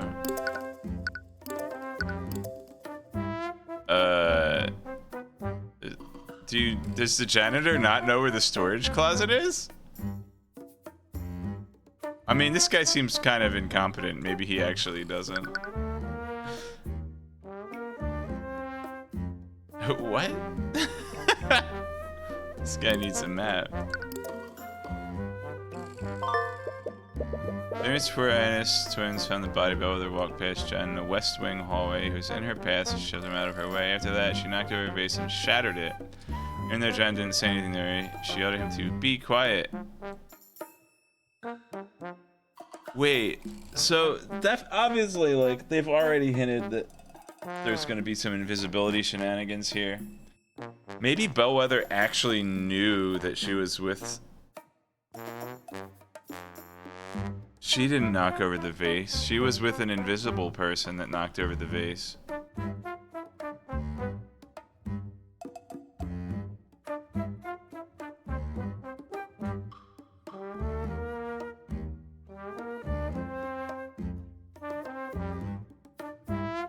Huh.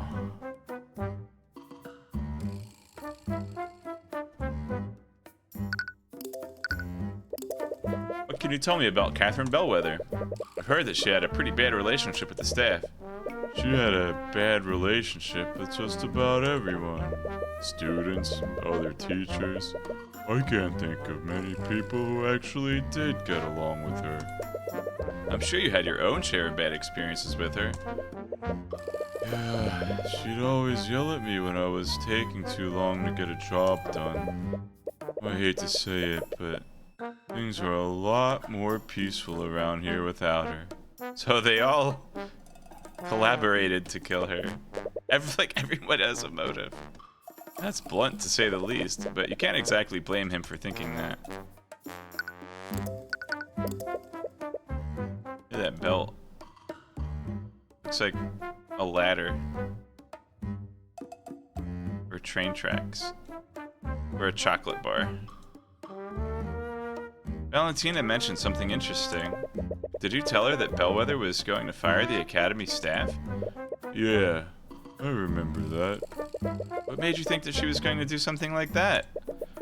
You know those arcane constructs in the library? Bellwether was the one that ordered them. Oh yeah, they're so cool! They're so great at cleaning stuff up, we wouldn't even need a janitor. A few weeks ago, I overheard a meeting she was having with the headmaster. From what I heard, she was planning to order more constructs and entirely replace the staff. Oh. Well, I'm sure the headmaster rejected her proposal. I don't know. From the way she was talking, it sounded like he didn't have a say in the matter. Consistent? But only the headmaster would have the authority to fire the staff. Why would she be that confident? Don't know. All I know is that she hated having common folk in the schools, even among the staff. She was really miffed that he was hiring common folk from the community center. A few weeks ago. Okay.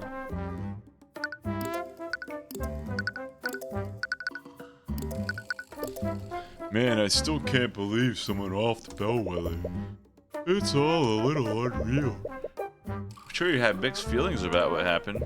Yeah, I feel like I should be happy, but honestly, I don't know what to feel. It's easier to not think about it. You love these guys. Oh, I just really hope we don't lose our jobs to those constructs. Well, if there's any silver lining to Bellwether's death, it's that she can't carry out her plan. I mean... Damn, that's kind of heartless, man. He started it. Well, I do want to catch the real murderer. I don't have much pity for people who abuse positions of power. Well, I can't blame you. I'm sure many people feel the same way.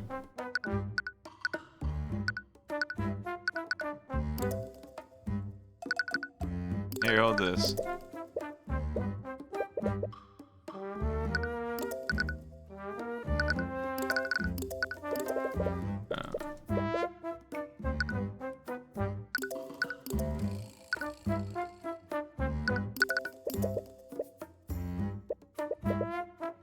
He's not very helpful.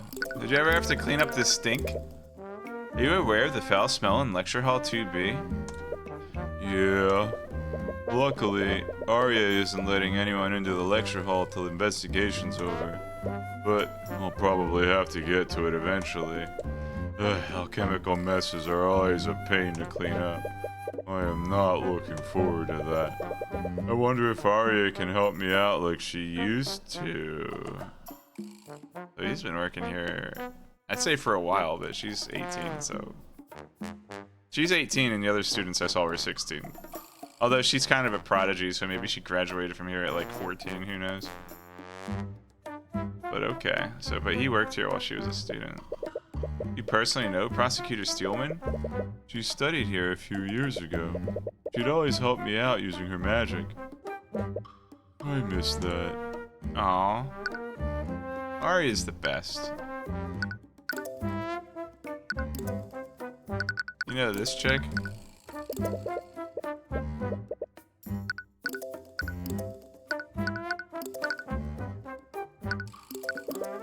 So, Jan, are you a part of the staff here? What gave you that idea? Oh yeah, that was like the first thing you said to me.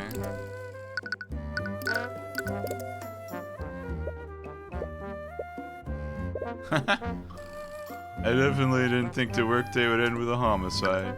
What do you mean end? You're still on the clock, buddy. I was working under Headmaster Redmond. It's great. I owe a lot to him for getting me this job, but I suppose things never last. Let's be talking about this. Repario Arcanum. Ripperino Arcanum.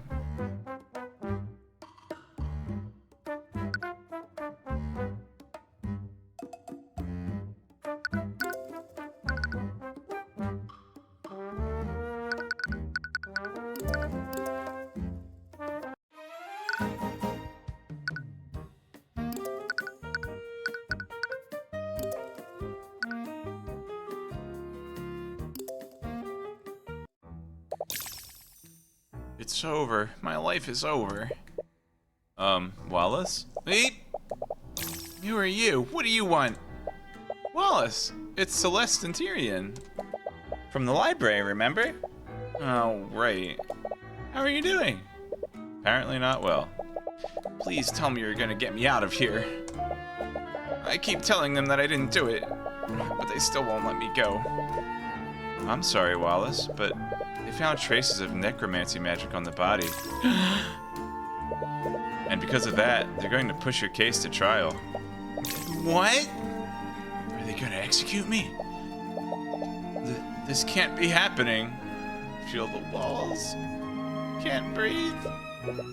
But please, calm down. We know that you're innocent. With that said, would you let me represent you in court? Oh, right. You said that you were a lawyer. Well, but I don't really have any money to pay you with. Oh, well. Good luck, buddy. Don't worry about that. For now, let's just focus on getting you acquitted. What? Do they seriously want to help me? Well, he's gonna be a rich doctor someday, so I think it's a good investment. He wants something from me, but well, I guess it doesn't matter anyways. It's not like I have anything else to lose. That's not exactly the reaction you were expecting, but at least he's cooperating. I don't understand. I was with you in the library the entire time.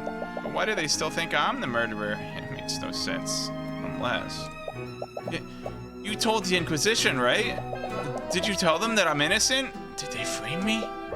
We did, but as we said before, there are traces of necromancy on the body, and with the state of the body, they believe that she was murdered with a necromancy spell. Apparently, that makes you their prime suspect. I see. Wallace, we heard about the type of magic that you're studying. Don't worry. The headmaster explained it to us already. You just want to use necromancy to become a doctor, right? I understand that you have reservations about talking about your magic, but in order to build a case for you, I need your spell compendium. I don't have one. I know. Eris already told us about that. That's why she gave us a blank one for you to attune to. Do I have to? It's your life on the line, and we need all the information we can to help you. So, sorry, you're right. I'll attune to it. Spell committee's been added to your notes. Confirms for the following spells: Prestidigitation, Mend Wounds, Illusory Disguise, Revive, Animate Corpse, Necrotic Blight. Oh no! This is worse than I thought. Prestidigitation, we know this one. Mend Wounds, Menaz.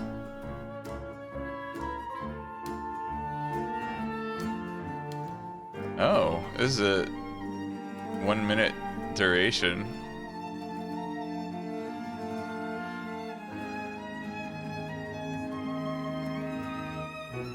Spell can't restore missing limbs, nor can it revive someone who has already died. That's interesting.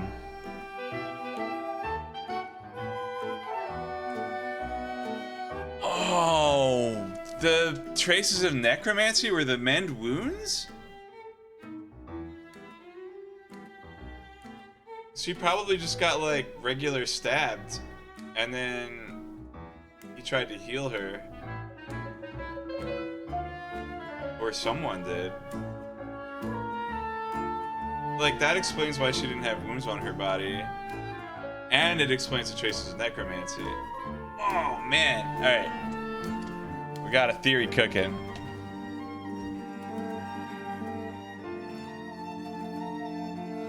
Wait. I bet you could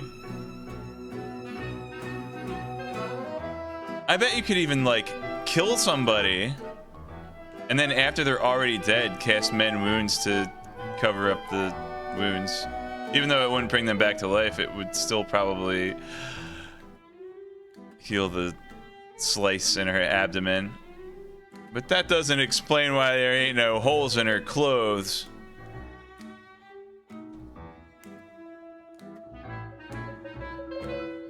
Maybe there will be holes in her clothes. How else is she gonna stick her arms to her sleeves, huh? Illusory disguise. Oh. There's a spell that turns you into this handsome gentleman. I need to learn that one. Illusio. That's a Dory style incantation if I've ever seen one. Gesture, non-duration.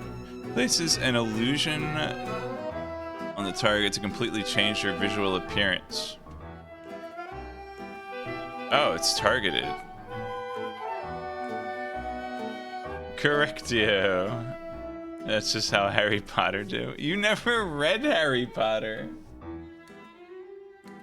Sometimes they use Latin sounding words.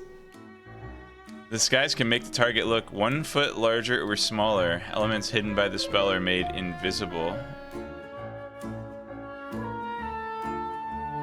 Wait.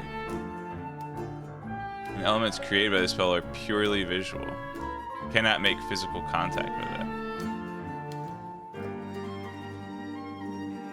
Oh man, dude, this is getting intense. Revive. School necromancy. Vivify.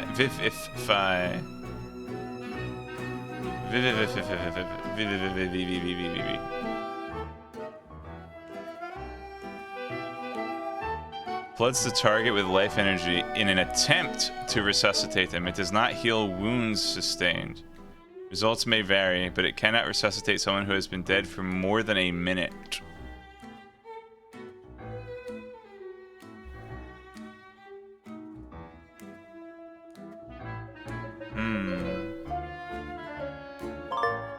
Animate corpse. Net cross product. Duration 8 hours.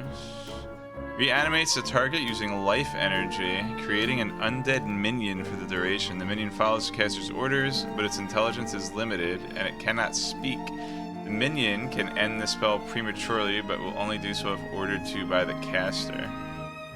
Once the spell is ended, the undead will return to being a dead body.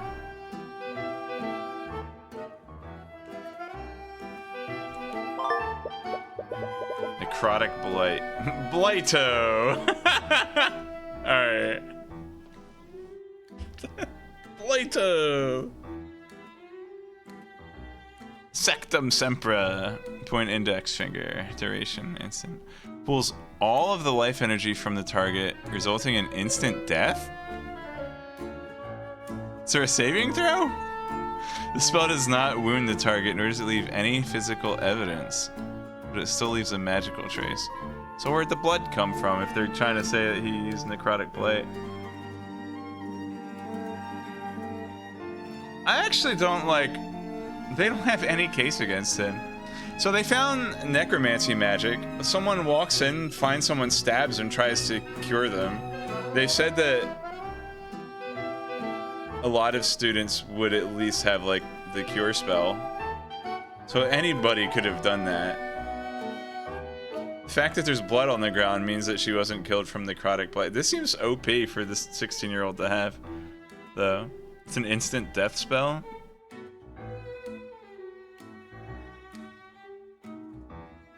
crazy. Alright. You understand the reason why he's studying this type of magic, but why does he know Blado? Spells in his compendium are still pretty gruesome.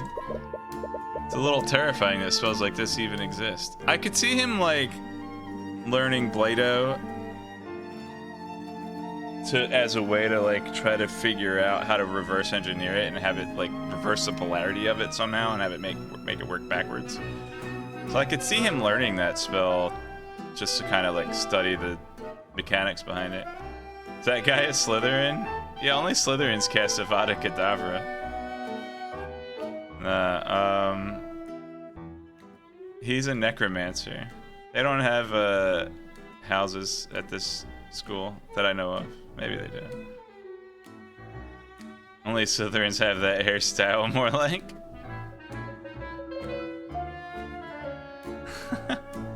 Pretty sure Ron, he looks more like Ron Weasley than anyone. Just dyed his hair black. It's a little terrifying that spells like this even exist. Sorry, I know I was being difficult. A long time ago, I showed my compendium to someone I trusted. After she saw my necromancy spells, she told everyone in the academy. That's also when Professor Bellwether started coming after me. This is his friend that died in the prelude, isn't it? In the prologue. I'm sorry, that must have been hard for you. But at least you had Eris. Yeah, I did. How did you and Eris become friends anyways? She is just scared of Eris. Another hint of fear from her. Are her fears related to Eris? Wow, the narrator's a genius. Oh, it's a bit of a strange story. Sometimes the other students would steal the id number off of my locker. Then they'd switch it with the ego number and right. Then they'd switch it with the one on another locker. They thought it was funny whenever the owner got angry with me. Eris had a bit of a reputation around our school. She seems like the type.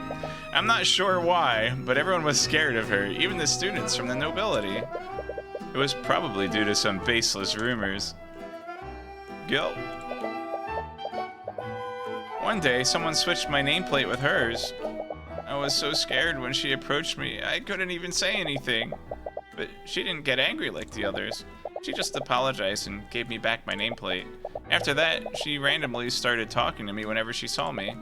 We became friends after that. That's nice. It's a good thing he was able to find a friend in a place like that. Necromancy. So, I have to ask, if it's caused you so much trouble, why are you still studying necromancy? I want to use it to become a doctor. The headmaster told us the same thing, but you could have just stopped after learning the healing spells. Why are you learning spells that can steal people's life force and raise undead?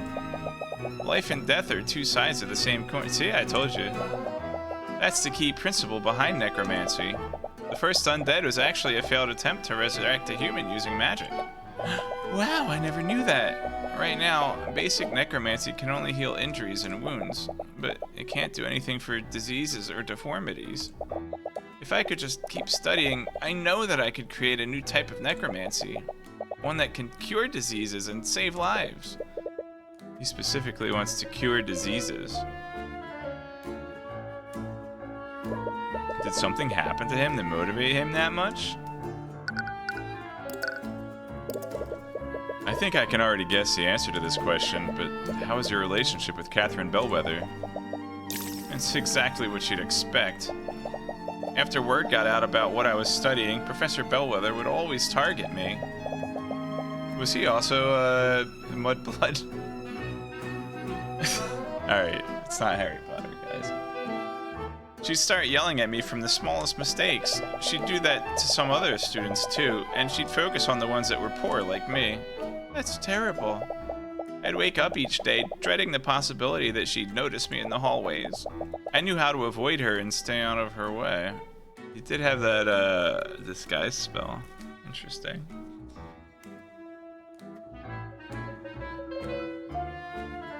But...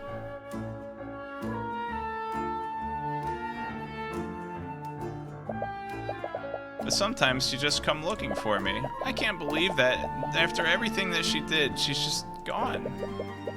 You must have mixed emotions about what happened. I honestly don't know how to feel about it. To be honest, I always wished she would just disappear. But now that it's finally happened, I just feel even more afraid. Feels like she's gonna come back from the grave to haunt me. Even with Bellwether gone, his traumas will still probably linger. I think I'm starting to put things together now. Have you figured something out?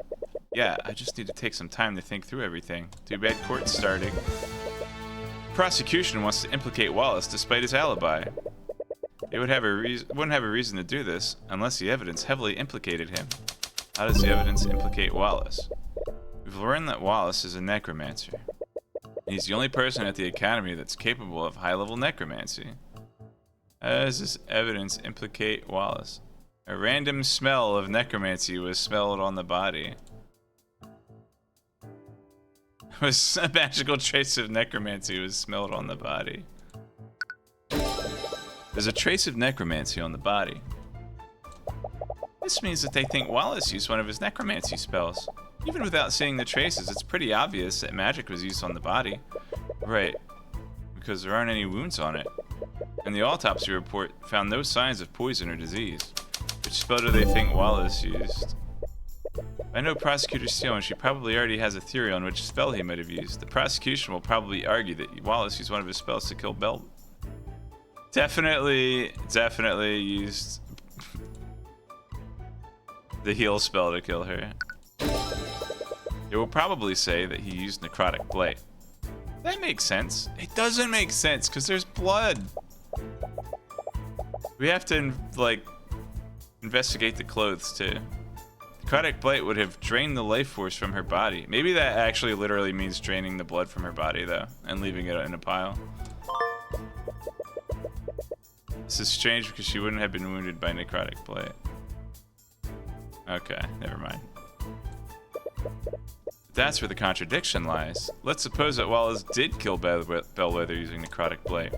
There's something at the crime scene that wouldn't be there if that were true. What was wrong with the crime scene? The stink.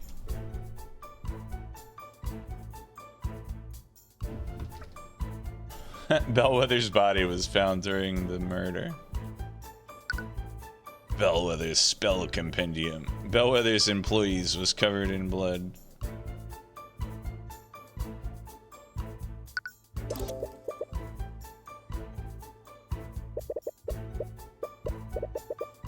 Okay. I mean, it's the same thing. I'm getting at it. Necrotic blight is a spell that doesn't inflict any invisible wounds. There shouldn't have been any blood on the body. But then what really happened? That's the last piece. And if I had to guess, the information we need is being hidden by one of the witnesses who discovered the body. Valentina! Or Valerie. She's definitely hiding something. Did you notice how she reacted when I asked you to scan the room? You see, I have a feeling one of the twins is secretly a mage. Oh, probably Valentina. That's why she was like scared of the detect magic spell. Wait. What if one of them's an illusionist and they use the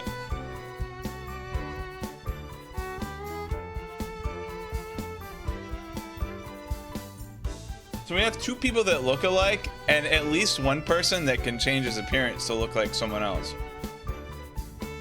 It would be really funny if Valerie used illusion magic to look like Valentina, or vice versa. That would be the best. Yeah, she ran away. She didn't even try to be subtle about it. The way she reacted, I think she may have been trying to hide herself from your detect magic. Which can only mean that there's a magical trace on her. I wonder what she's trying to hide. There's only one way to find out. The next time you see her, could you subtly cast detect magic and scan her? Which is what I should have asked you to do the first time? Alright. It's been a while since we talked to her. How do you subtly cast a spell with an incantation that you yell out? It's been a while since we talked to her. Valerie also mentioned that they still had work to do today. She might be back in the Academy's kitchen now.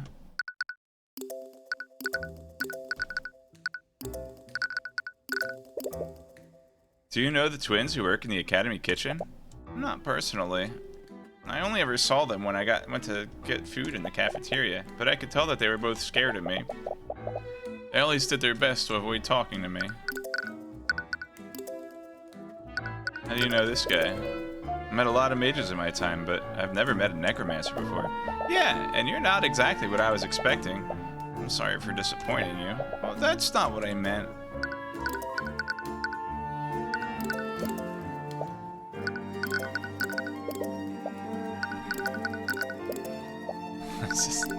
Alright. You seem to be good friends with Eris despite your reputation. Yeah, I have no idea why she spends time with me. Sorry, I wasn't trying to imply... No, I get it. This guy's too defensive. But it looks like everyone at the academy is scared of her. Maybe she likes spending time with you because she understands your situation. Maybe.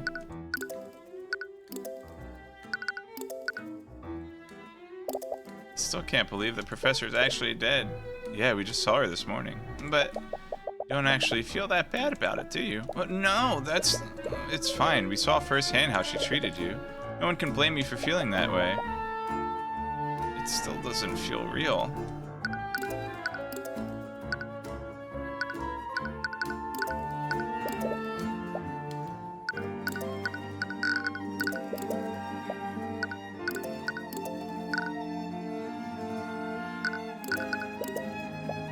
You can't tell me about your spell?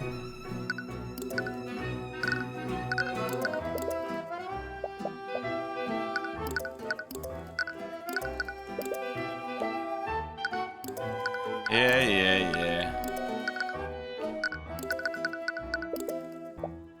He doesn't want to talk about his spells.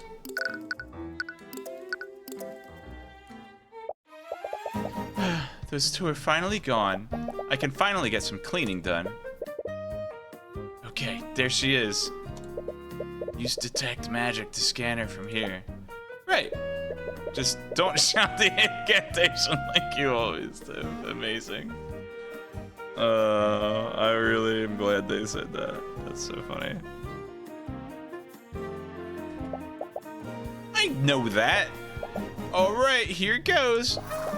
Repario Arcanum. What the? What is it? There's a trace of magic on her. I knew it. Which school of magic is it? It's necromancy.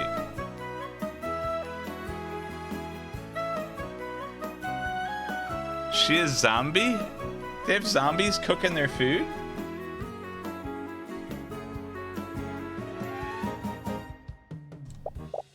There's a trace of necromancy on her. What? Or maybe she just got healed. Oh wait, didn't they say the traces persist for 48 hours? So maybe someone, like, maybe she cut herself in the kitchen and she got healed.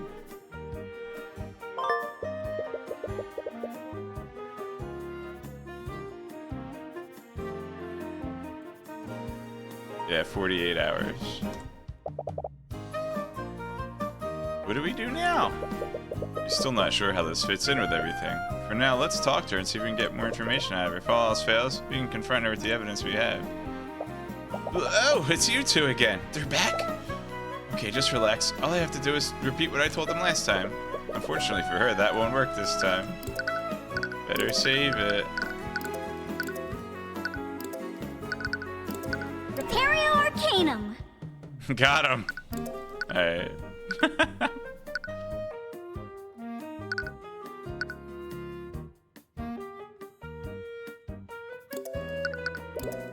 Miss Hyannis, do you know if there's a trace? Did you know there's a trace of necromancy on Bellwether's body?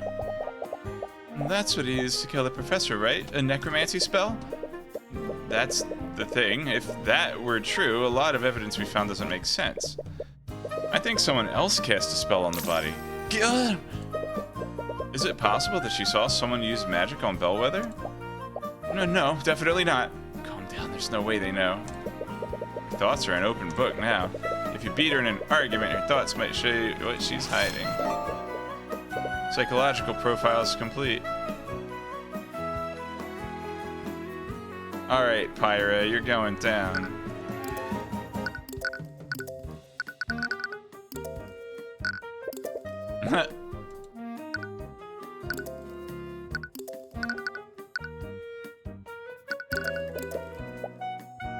Don't want to talk about yourself?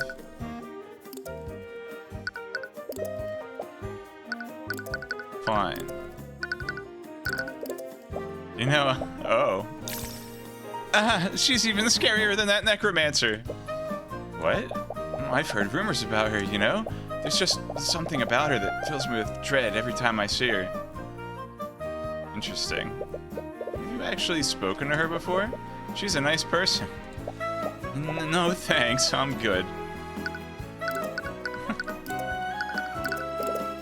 What do you know about the suspect in this case? His name is Wallace Nightgrave. He's a student here. Okay. You just have to repeat what you said before.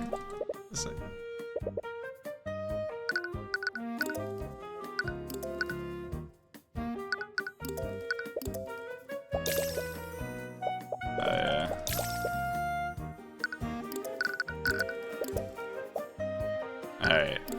Argue. Valentina clearly knows more than she's letting on. She found the body alongside her sister, and reacted strangely when he mentioned someone may have used magic on the body. What is she hiding? Yes. Evil Cuthbert. Valentina is more concerned with protecting herself than doing the right thing.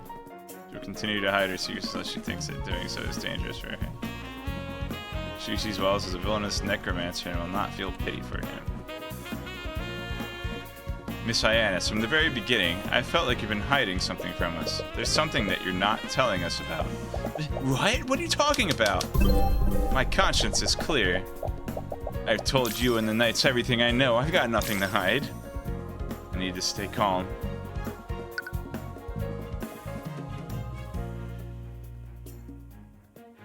Claims that contradict the displayed emotion.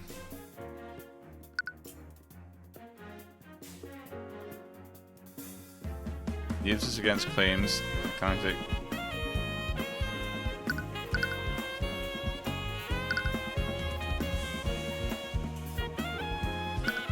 It seems like these are both good. My conscience is clear, but I'm afraid.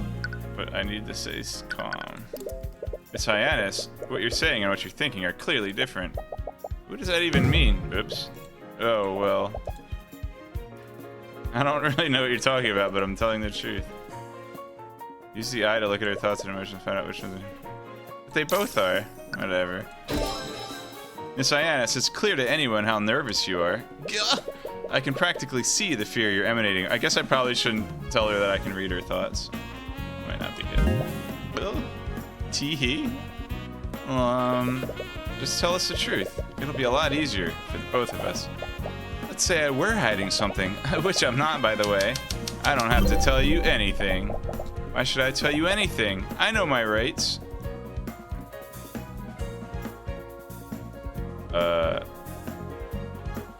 Attorney's badge. Threaten? The client is innocent, but you're condemning him to a wrongful conviction. She don't care about that. If nothing to lose by telling us what happened, I know you're not the murderer. I'll make sure you're protected. Already given your statement to the Inquisition. If the truth comes out, what do you think they'll do when they realize you lied to them? Yeah, I need to make her feel threatened. I've already given your statement to the Inquisition. If the truth comes out, what do you think they'll do when they realize you lied to them? Who are you protecting, Miss Hyannis? Your sister's probably the secret mage. You talk a big game, but I bet you can't actually prove anything, can you? Think I'm lying to protect someone? I don't know anyone who can use magic. I don't even know any mages, and I definitely didn't see anyone use magic on the body.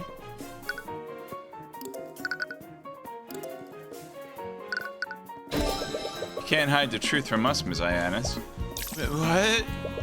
You said that you never even seen a necromancy spell before. If that were true, then why is there a trace of necromancy on you? Wait, what? There's no trace of necromancy on me?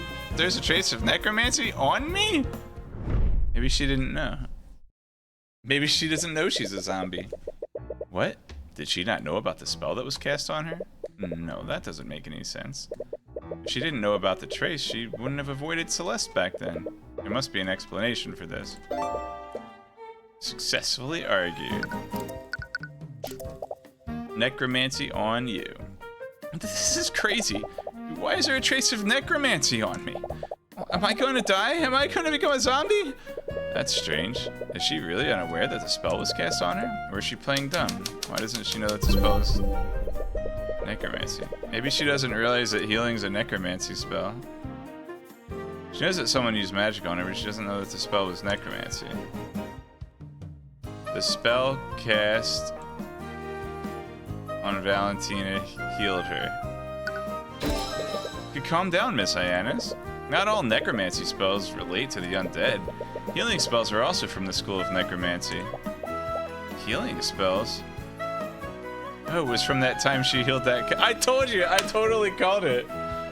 Wait, who healed the cut? What's she talking about? Her sister's a secret mage. She's protecting her.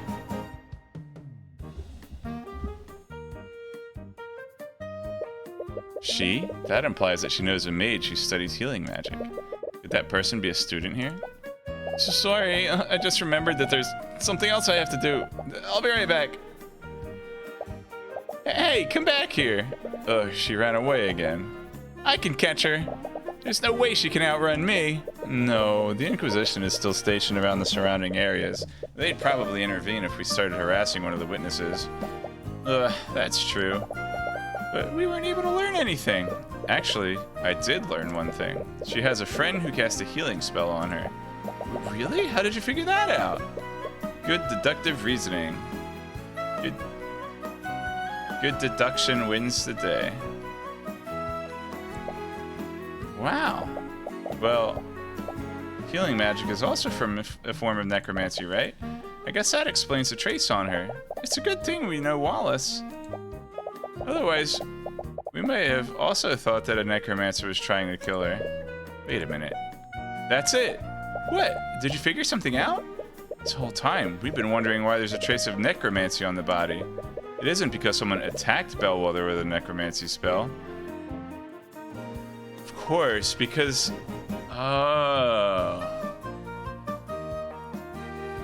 so Valerie is secretly knows a healing spell, and she tried to heal the body.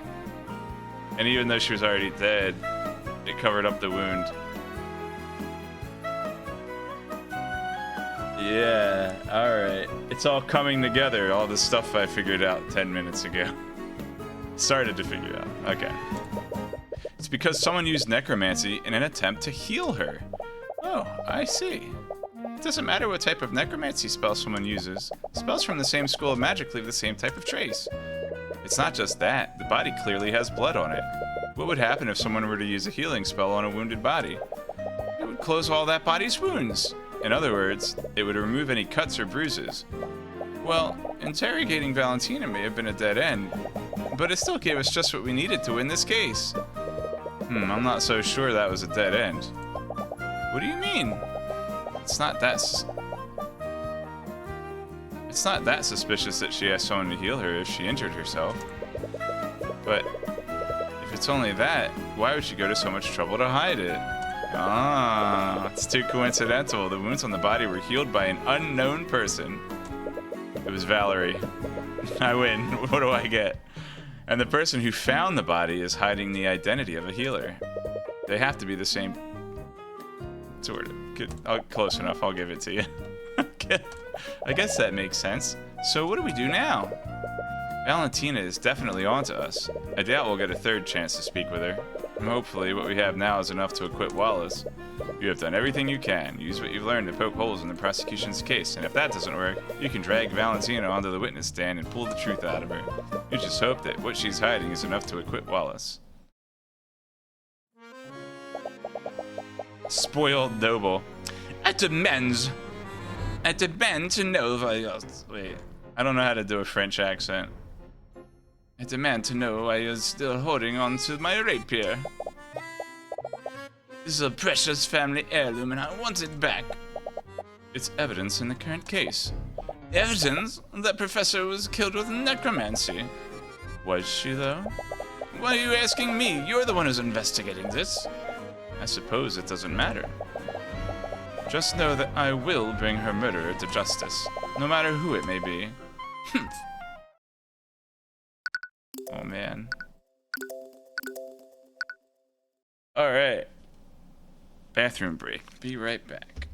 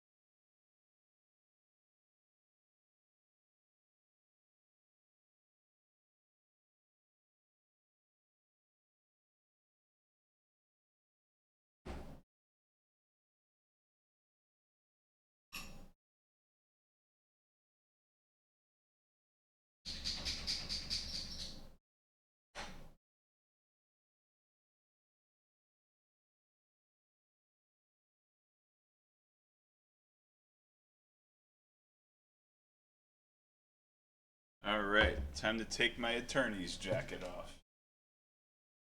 Going to court.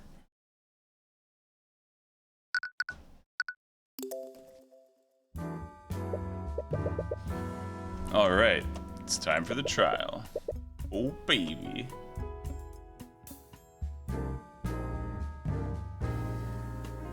Just take deep breaths and relax. Hi Tyrion. God, Celeste! Don't sneak up on me like that. Why are you so nervous? I should fill up my water bottle.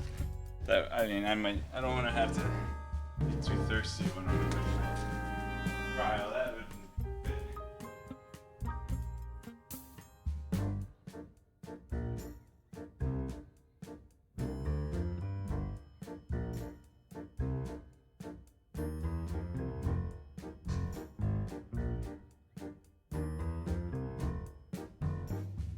I also have to be careful not to drink too much water. Then I'll have to call for a recess. Why are you so nervous? It's not as if this is your first time defending someone. I can't help it. There's something about this building that just fills me with anxiety. Ugh, it's too bad Ruby couldn't make it. I'd say that you should calm down for Wallace's sake, but there are so many people here, and they're all staring at me. Their eyes are prying into me like a pack of flesh-eating maggots. Gross. Don't worry, Wallace. Our investigation revealed a lot of weaknesses in the prosecution's case. We have a strong case for your acquittal. Oh, okay. See? You can be confident when you want to be. It's strange. Something is calming about Wallace's anxiety. It's like he just absorbs the tension out of you and into himself. Poor guy. Thanks, though.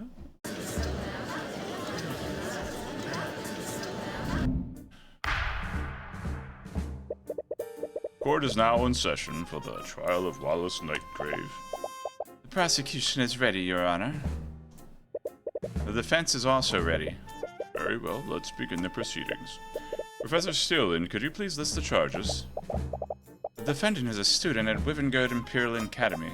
Mr. Nightgrave is charged with first-degree murder, negligent misuse of the arcane arts, and illegal practice of advanced necromancy. Necromancy? Do you mean to tell me that the defendant is a necromancer? I can believe it.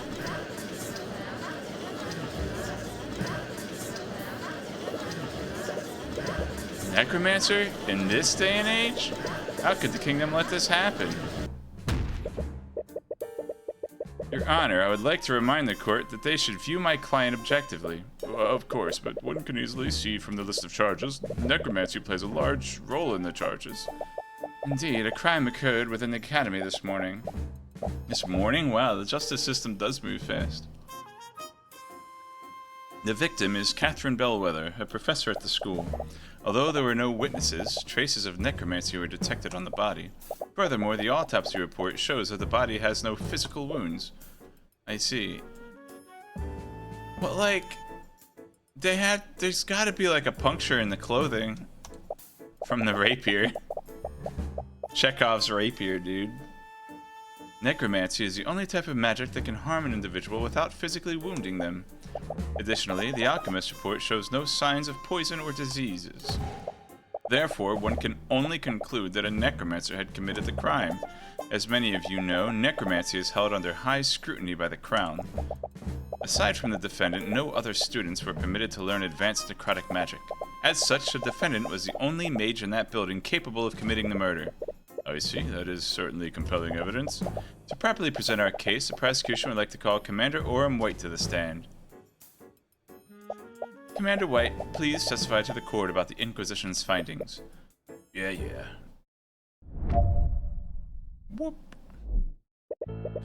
Started when the City Watch got a call from the Imperial Academy. Someone was attacked and the whole building was put on lockdown. We set up a perimeter around the area and waited for the lockdown system to deactivate. When we finally got into the building, the prosecutor personally inspected the body and detected traces of necromancy on it. There were no cuts or bruises on the body either. The entire body was clean. With those two pieces of evidence, we concluded that it could only be the necromancer kid that did it. The Inquisition's testimony is just as you expected. You've already found and identified the holes in Steelman's case. All you have to do is find that hole in the commander's testimony. Mr. Cuthbert, you may begin your cross-examination.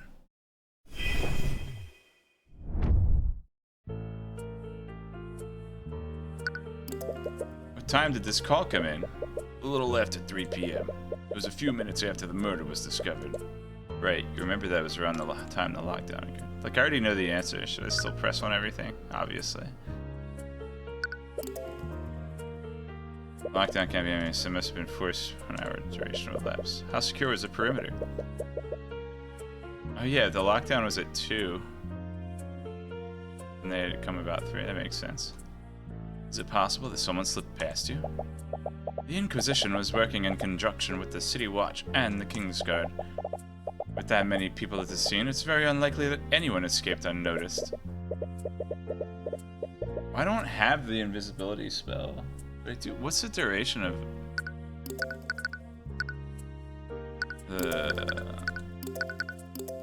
1 hour. Convenient.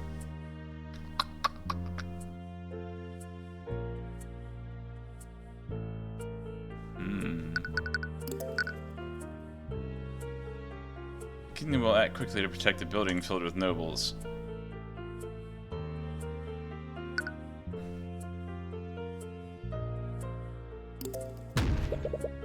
Why did the prosecutor inspect the body instead of the Inquisition? Well, how I conducted the investigation is irrelevant to the proceedings. Or would you like to insinuate that I'm not as competent as Commander White? You don't question her competency, but it's still a bizarre decision on her part. While the court admits that the prosecutor's actions are unorthodox, we see no reason to question the prosecutor's abilities. Thank you, Your Honor.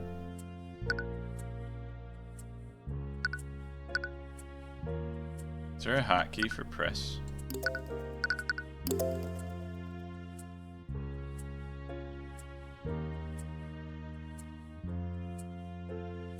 Oh, there's a button to see testimony press. None.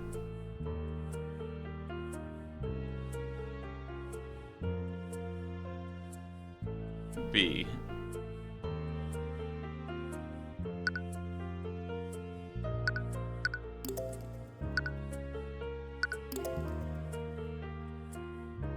Let's do F instead.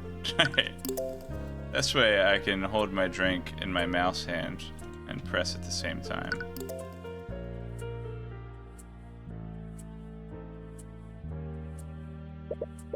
How carefully was the body checked?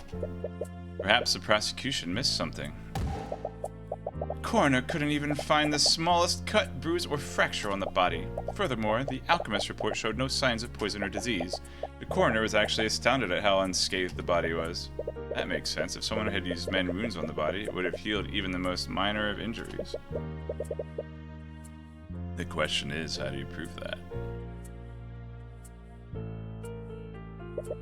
And the prosecution believes that my client used necrotic blight?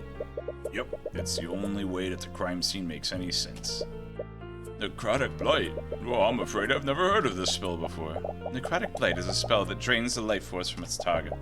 When used on a living human, it makes their bodily functions cease, instantly killing them. Oh, I see. What a horrible spell.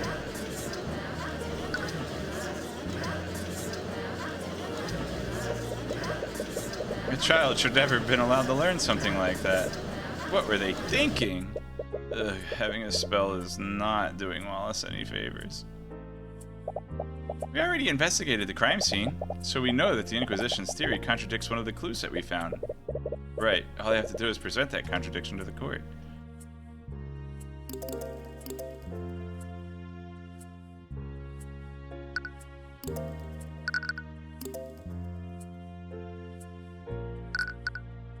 Objection! Commander White, it appears that you've neglected to mention one key detail of the crime scene. Yeah? What's that? During your testimony, you said that the entire body was clean. I will admit that there weren't any wounds on the body. However, the body was certainly not clean. At the scene of the crime, there was a large pool of blood located where the body was.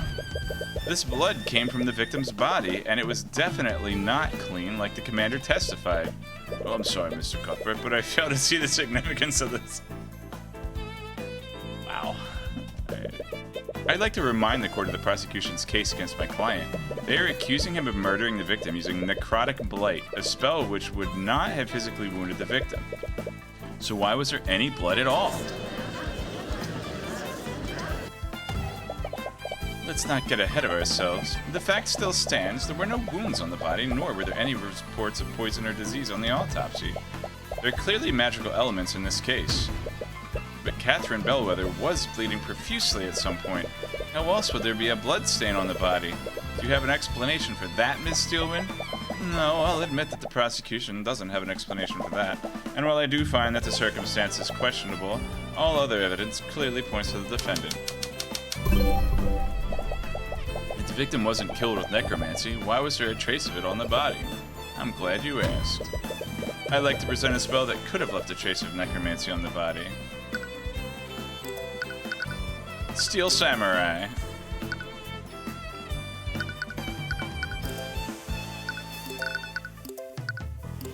Revive. Mend wounds. Correct me if I'm wrong, but isn't that a healing spell? It's a conjuration spell. That's correct, Your Honor. Spells from the School of Necromancy can control the forces of death and life. Mend wounds is, in fact, a necromancy spell. Really now? I wasn't aware of this. Now. Such is dumb. I like the court. I mean, obviously. That's part of the fun, right? You'd think that he would have encountered this at some point at Magic Law School. Why is the gallery box so scratched and dinged up? Now, I'd like the court to consider the following. What would happen if Bellwether was wounded and someone attempted to heal her using mend wounds? All of her wounds would disappear from her body. I see. Objection! Objection! Do you honestly think I'm that incompetent, Mr. Cuthbert? Frankly, I'm a little insulted. What? The Inquisition is well aware of what happens when a mage attempts to save a victim using mend wounds. The healers that arrived at the scene already confirmed that the victim was long dead.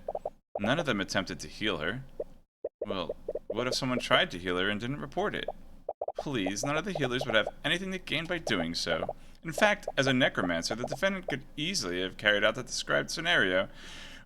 Ooh, she's true. That's right. Oh, that's a good point. He could have cast mend wounds on the victim after murdering her to confound the investigation. At the end of the day, the burden of proof is on you. Not in this game. You can just find out who healed the body. The case is yours, and whoever this healer is, Valentina definitely knows her. Your Honor, I will admit that I don't have any evidence to support my... You were doing great, dude. What are you doing? However, I do believe that we can bring it to light. There may have been 2 people that witnessed someone cast magic on the body. Valentina and Valerie Iannis, the sisters who discovered the body. Chat. This is nonsense. We've already questioned those 2 witnesses extensively. If they had witnessed something like that, it would have come up in their testimony. If that's true, then you have nothing to lose by hearing their testimonies. Except my valuable time. Very well, if you're so confident, let's hear the witness's testimony. It seems the prosecution has no objections. However, if this line of questioning leads nowhere, I will see no reason to further prolong this trial. You understand, Mr. Cuthbert? Of course, Your Honor. But I love the facial expressions she makes. Oh crap, it's that guy from before. Is he the necromancer's lawyer? She just got on the stand and she's already stressed out. This could work in your favor. Witness, please state your name and occupation for the court. My name? Witness, there's no need to be so nervous. You merely want to hear about what you saw on the day of the murder. Right. It's just that guy over there. You mean Mr. Cuthbert? Does this man harass you, witness? Wait a minute. Yeah. He, like, super harassed me.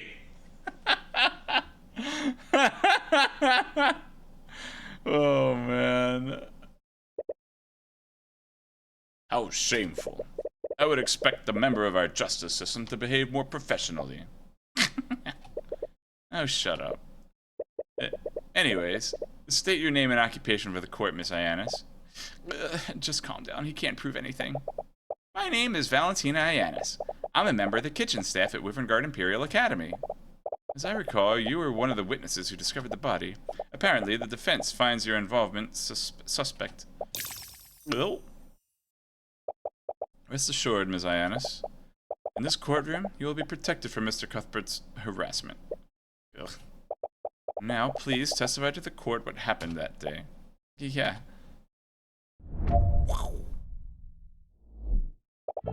I was walking with my sister in the West Wing when we noticed something in a nearby classroom. We looked over to see what it was. That's when we saw Miss Bellwether bleeding on the ground.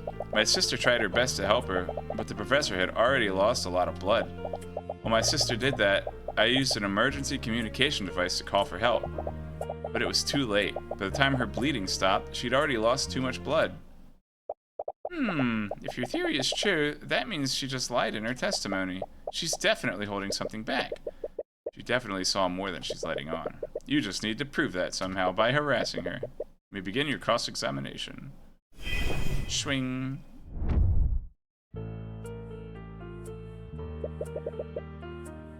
Where were you two coming from? We came from the kitchen. We were taking a break after the lunch rush. At 2? Sounds right. Cafeteria is on the west side of the academy. It's believable that they'd be on that side of the building. What did you see in the classroom, Miss Ionis? We looked over to see what it was. That's when we saw Miss Bellwether bleeding on the ground. Did you notice anything else strange in the lecture hall? Well, there was that horrible smell. It was awful. I almost couldn't see because of how much I was tearing up. But other than that, I was mostly focused on the professor. It makes sense. It would be hard to notice anything else. She tried to help her? Miss Ionis, how exactly did your sister try to help Miss Bellwether? What? Ugh, I slipped up. Oh, my sister used the first aid to try to stop the bleeding. She has 3 ranks and a wisdom bonus of +2. I see. Could you please add that detail to your testimony? Yeah, sure. She used first aid and applied pressure to her wound to stop the bleeding? What wound?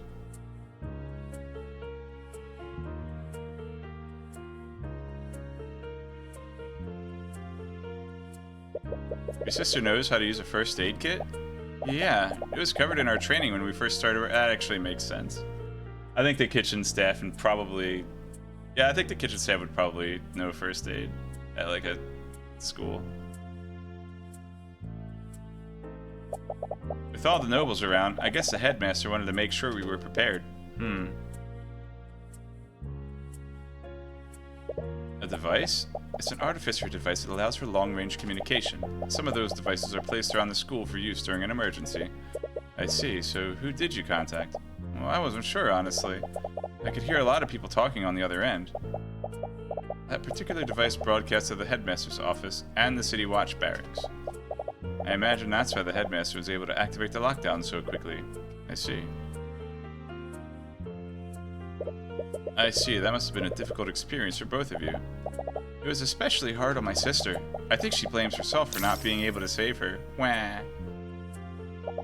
We didn't like Professor Bellwether, but we still didn't want her to die. She seems sincere when she says that. And you don't see any dissonant thoughts through the eye, either. Honestly, her testimony makes a lot of sense. It's hard to figure out which part she might be lying about. There has to be a contradiction somewhere. Your theory is that Valentina saw someone use mend wounds on Bellwether. You should focus on the statements that describe how they both interacted with her.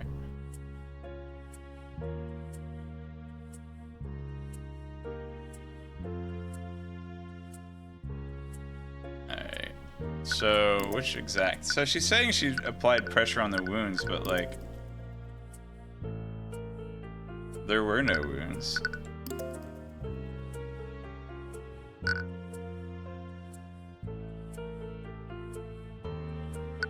Objection! Objection!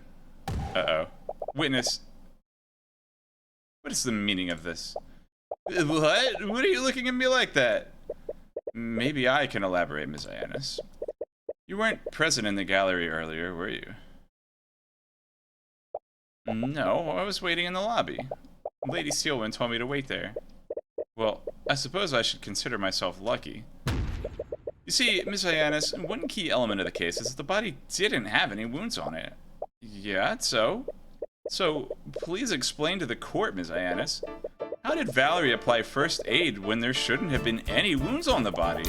What? I screwed up.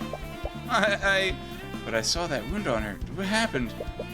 There's clearly something amiss here, but I'm afraid I don't fully understand the implications of this. Are you accusing the witness of committing perjury, Mr. Cuthbert? When someone lies, they stay as close to the truth as possible while changing minute details. In her thoughts, Valentina said that she was sure that she saw a wound on Bellwether. She also mentioned that Valerie was the one who tried to save the professor. If she didn't try to save Bellwether with first aid, could she have used magic instead? Your sister could be the mage that you're looking for. Yeah, but, look at the court record. She doesn't have an arcane art, so obviously can't be her. The witness was lying, Your Honor, but not about everything. Valerie Ionis did try to save the victim's life by addressing her wounds. But she didn't use first aid. She used magic. Yeah? Oh, no, he found us out. Jackson! Stop harassing the witness. I'm sorry, Mr. Cuthbert, but your theory is completely flawed. How so, Miss Steelman?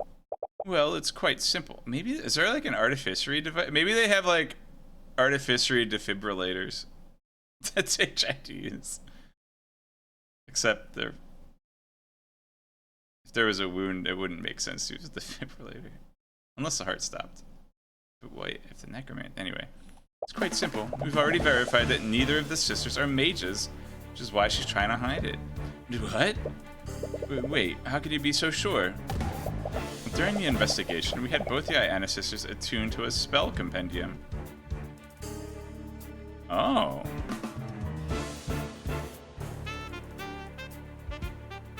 At the same time? Because maybe Valentina did it twice. Oh, sneaky. It's standard procedure for the Inquisition when interviewing witnesses. Then that means... That's correct. Neither of the Iana sisters could attune to a compendium. That's right, the Inquisition checked us both. Neither of us are mages. That was close. Damn it, were you wrong about Valerie being a mage then? No, that can't be right. Yeah. The thought said he found us out. That means you were on the right track. Valerie has to be the mage we're looking for. Celeste, is it possible for a mage to hold a spell compendium and avoid attuning to it? No, it just needs to be on their person. When I was arrested, the Inquisition also made me attune to one for their spell compendiums. They were really careful to make sure that I did the attunement correctly. There's no way a mage could avoid attuning to a compendium with them watching you. Right, Commander White may be negligent sometimes, but even he isn't that careless. Now, if you're done, I do believe you've exhausted all your options. Wait, I'm still not done cross-examining the witness. What could you possibly hope to glean from her testimony? Valentina should be stressed out enough to see more of her thoughts. She can't exactly say that you're planning to read her mind. There's one key element of her testimony that the court is overlooking. I have a right as an attorney to complete my cross-examination. Ugh. Your Honor, the defense is clearly trying to buy time. I might be compelled to agree with you. However, I'll also admit that some elements of the witness's testimony are quite peculiar. I will allow the defense to perform one more cross-product examination. Whew, that was close. But know that this is your last chance, Mr. Cuthbert. If you produce nothing substantial, I will pass my verdict. Of course, Your Honor. Alright, it's all or nothing. If you can't find anything by reading her mind, this whole case is finished. Witness, please give your testimony once more. Okay. Why does he plan to keep me up here? Whoop. Like I said, my sister and I saw Miss Bellwether bleeding on the ground. We rushed over to her. I was definitely surprised when I saw her like that. And now that you mention it, I don't know if I saw any wounds on her, but I definitely saw blood. Can't go back on that now. I just need to play dumb. My sister tried to save her, but she didn't use any magic. Valerie, you're too kind-hearted for your own good. Neither of us is a mage. Both of us held the book the knights gave us. I was caught off guard when they asked us. They almost found us out. The commander was watching us the whole time. He can confirm it. It's a good thing that we're twins, or else that trick wouldn't have worked. Aha! I knew it! What are we gonna do? They have pretty hard proof that Valerie isn't a mage. Valerie is the mage we're looking for. I'm sure of it. I'm just not sure why they felt the need to lie to the Inquisition. And more importantly, how did they trick the Inquisition?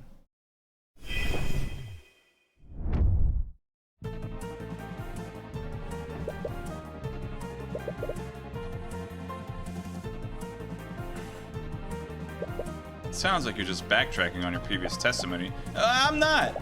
Well, I just assumed she was wounded because of all the blood. But how was I supposed to know that someone closed her wounds? Her thoughts imply that she's lying, but her logic is sound.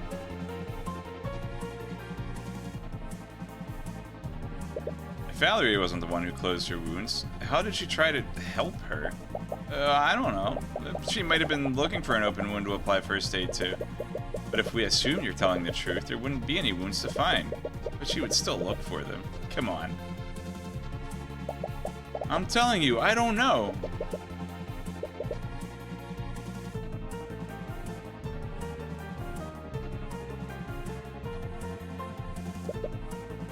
They almost found them out?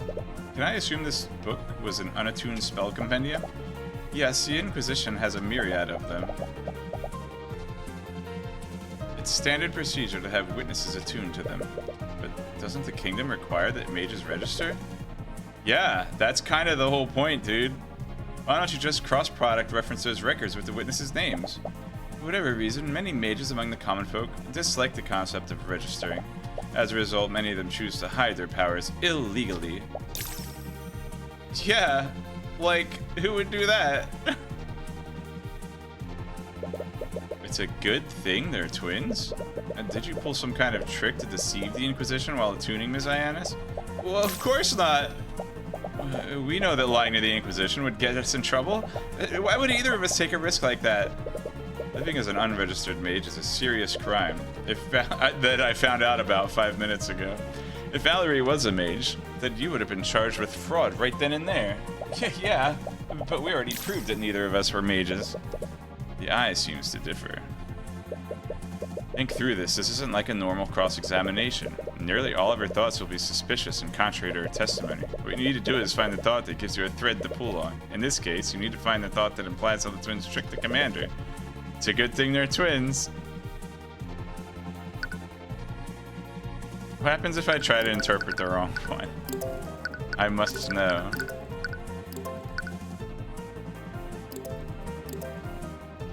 Objection! Uh-oh. Your Honor, the witness's testimony contradicts what she truly thinks, and I'm definitely allowed to mention that as a lawyer. I have an instinct for this sort of thing. Mr. Cuthbert, your instincts do not make for concrete evidence. I can't believe I have to explain this to you. Alright.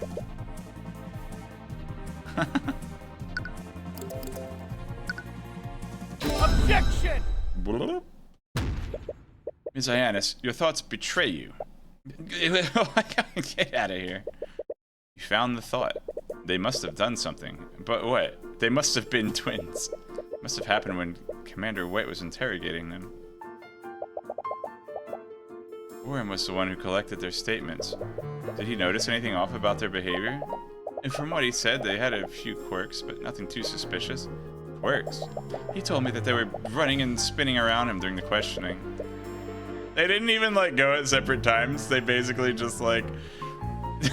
they did, like, a Looney Tunes swap. Oh, man. Running and spinning? Our thoughts also said it's a good thing that we're twins. How did the twins trick the Inquisition? By being twins.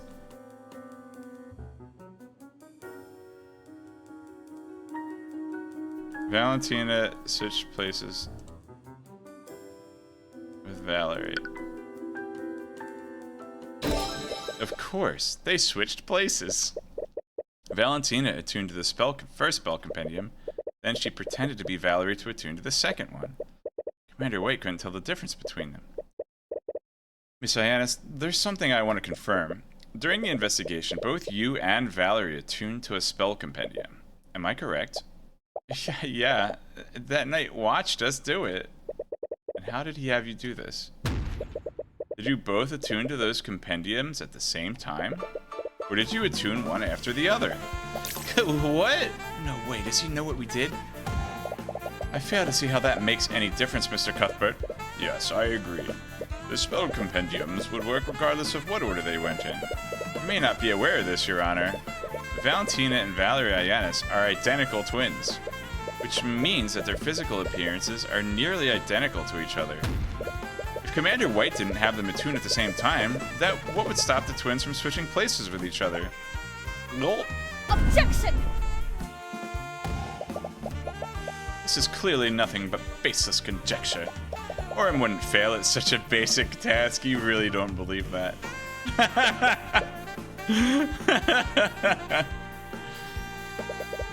Do you find it hard to believe that Commander White would fail at a task like this? She's not under oath, is she? Maybe she is. The lawyer's under oath. I think the lawyers get sworn in, like, at the beginning of the trial. Wait a minute, this is crazy. We didn't trick the Inquisition. My sister and I are not mages. Then prove it, Ms. Ionis. Bring in your sister and we'll have you attune the 2 spell compendiums at the same time. No, wait. Uh-oh, they's in trouble. Order in the court. It's clear that we won't get anywhere unless we test the defense's theory. Bailiff, escort Valerie Ianis to the stand and bring 2 unattuned spell compendiums. But they're, like, expensive.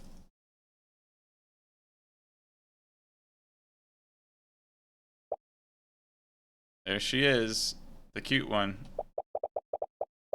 They both had their hands on those compendiums for the last 10 minutes.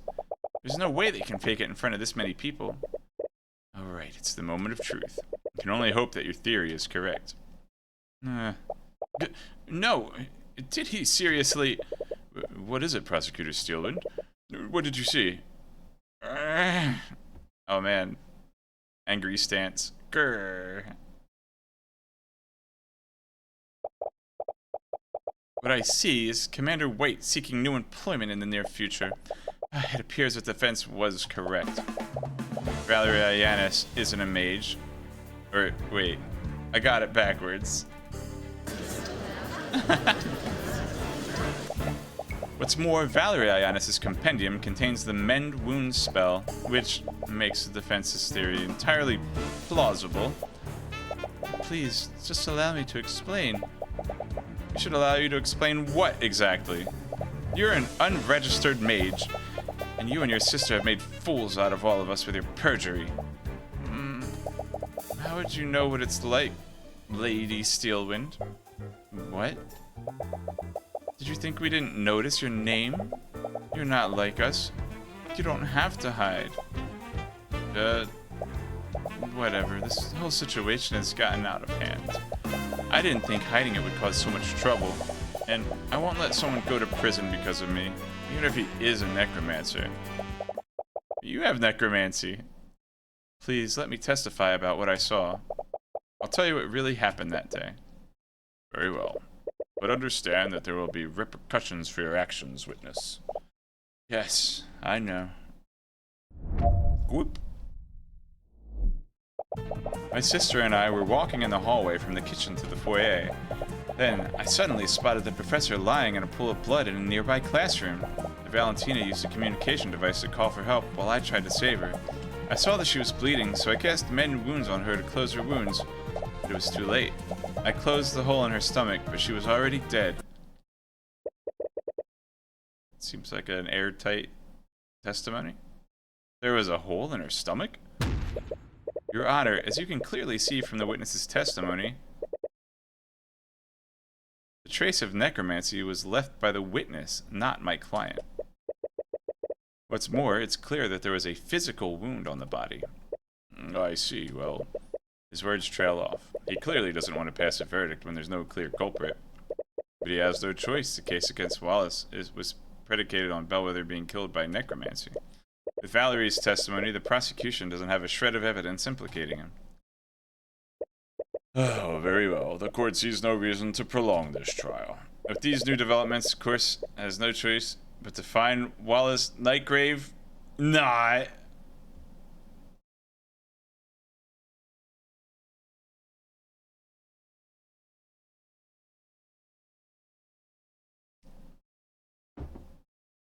Swing the gavel.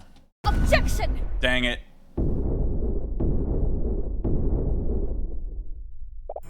I believe the court is ignoring one key detail of the witness's testimony. And what would that be, Ms. Steelwind? Let's re-examine the witness's testimony. Valentina used a communication device to call for help while I tried to save her. I saw that she was bleeding, so I cast Mend Wounds on her to close her wounds. But that was too late. I closed a hole in her stomach, but she was already dead. The communication device that Valentina Ianis used logs the time of day during each use. From this log, we know that Valentina used this device at 3:04 p.m. The stench covered up the dead body smell. This was an hour after the time of death. Where are you going with this? Mr. Cuthbert, there was a witness who saw the victim before the body was found. Jan Hughes. He, along with the other witness, spotted Bellwether walking in the hallways before the body was found. I was cleaning the halls. Bellwether knocked over a vase. There were shards and dirt everywhere. It was probably 20 to 30 minutes before the twins found the body. 20 to 30 minutes before the body was found. Do you see the discrepancy, Mr. Cuthbert? Wait, that can't be right. Bellwether died more than an hour before the body was found. So how did Jan see her half an hour after her death? I wonder, Mr. Cuthbert, how could one make a dead body move and walk around? Necromancy. No, you can't mean... There was more than one piece of evidence that pointed to a necromancer committing this crime. The defendant murdered the victim and used necromancy to animate the corpse. Undead created within the Imperial Academy? How reprehensible. That's ridiculous. She had a hole in her stomach when the twins found her. Jan Hughes would have noticed that. Animate corpse stops the flow of blood, so she wouldn't have tracked blood anywhere. The defendant is also proficient with illusion magic. He could have easily used an illusion spell to hide the undead Bellwether's wounds. But another party could have easily used illusion magic to disguise themselves as the victim. Yeah. If that were true, how did they move the body to the classroom?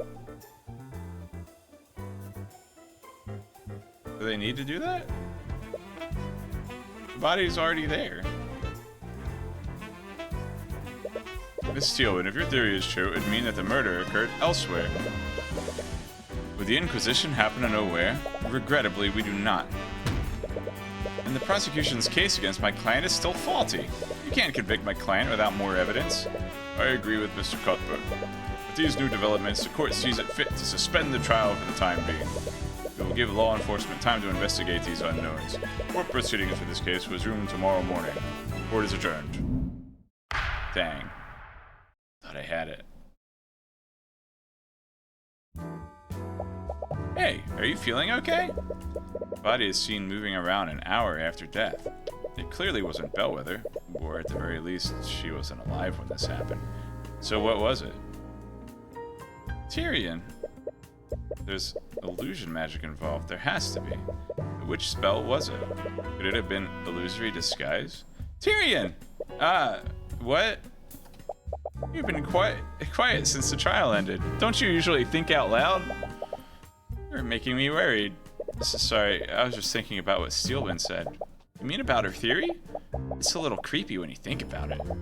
You really think someone turned Professor into an undead?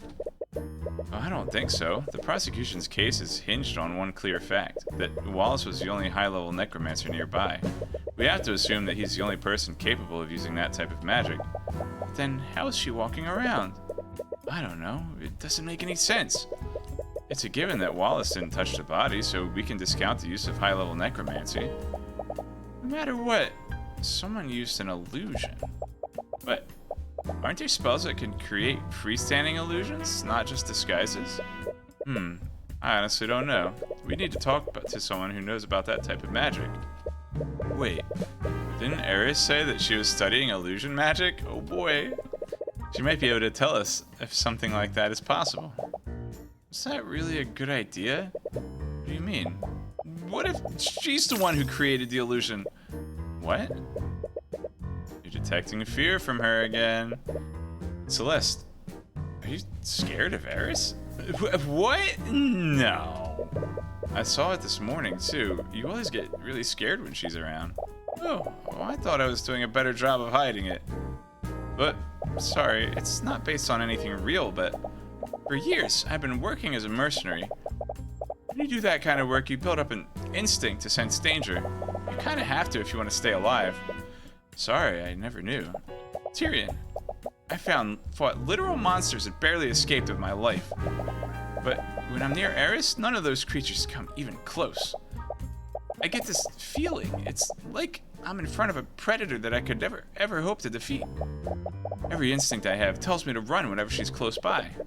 Really? But she doesn't seem that dangerous. I know. I think maybe I'm just anxious or something. I should know better than anyone than to judge people by their appearance. Sorry, I forget I said anything. If you think we should talk to her, then we should do that. You're not one to discount Celeste's instincts. She's always been reliable, and if Eris is making her scared, that must mean something. But if Eris really is that dangerous, then that's all the more reason to talk to her. But aside from that, there was also something else that the prosecutor said. Mr. Cuthbert, there was a witness who saw the victim before the body was found, Jan Hughes. Saw the witness before the body. Wait, what did she just say? So there's a witness who saw the victim before the body was found. Okay. He along with another witness? Who's the other witness? Yeah. She said along with another witness. That means that there was another witness that saw Bellwether walking around. Right, Jan probably isn't the most reliable witness, so talking to that other person might help us figure out what happened. But do you think Steelwind will tell us who that witness was? At this point, we won't lose anything by trying. In any case, it looks like you have your work cut out for you. So where should you start first? In the save menu. The graveyard. Cemetery.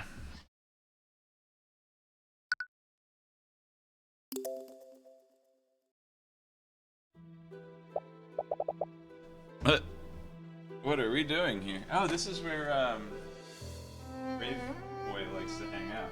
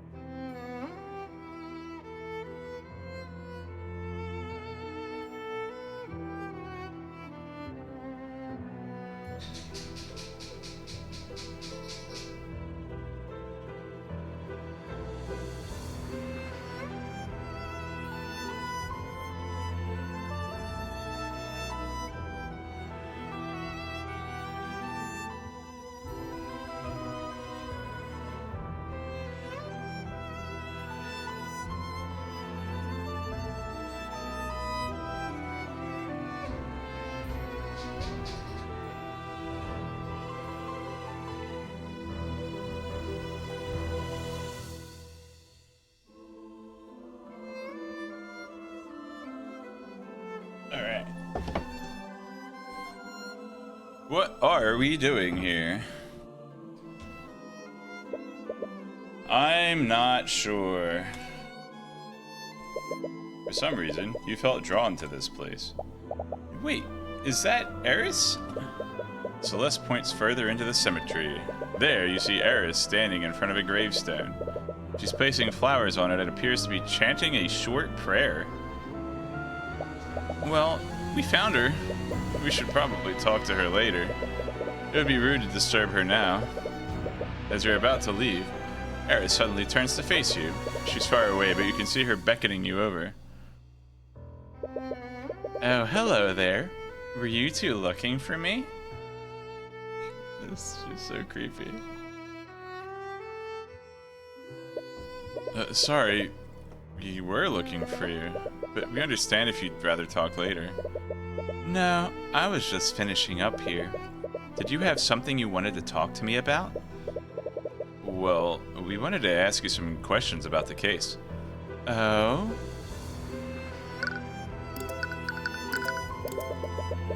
What do you think about this, Eris? Really now? I can't tell you everything you need to get through this case. What would be the fun in that? Okay. Earlier when I tried to present her stuff, she would just be like, why are you presenting stuff to me? She's in on it.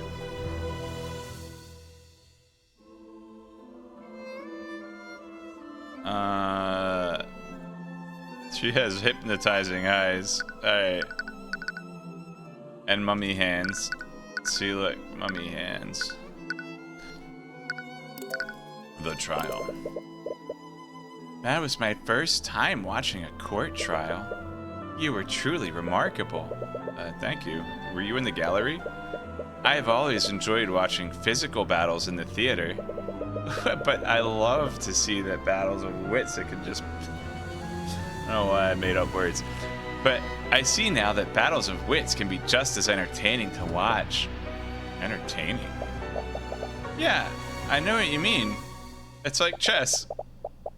You see, the odds are stacked against them. Oh no.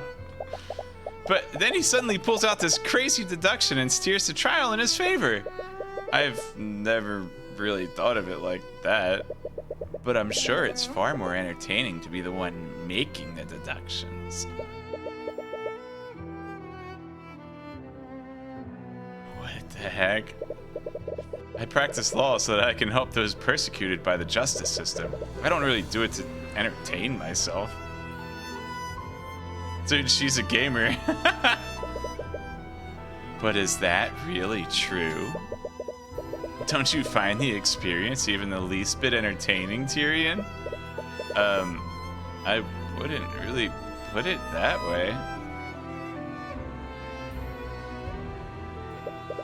You're far too modest. You save people from the clutches of death. To your clients, you might as well be a knight in shining armor. Earlier, you said that you were studying illusion magic. I am. Did you want to ask me about the prosecution's theory? Yes, actually. How did you know? It was easy to guess after seeing you in the cutscene. Courthouse. Anyways, disguising an undead with an illusion. It's funny when Celeste said "anyways" with the S on the end. It seemed like kind of quirky and peculiar to her. But then Arya did it during the trial.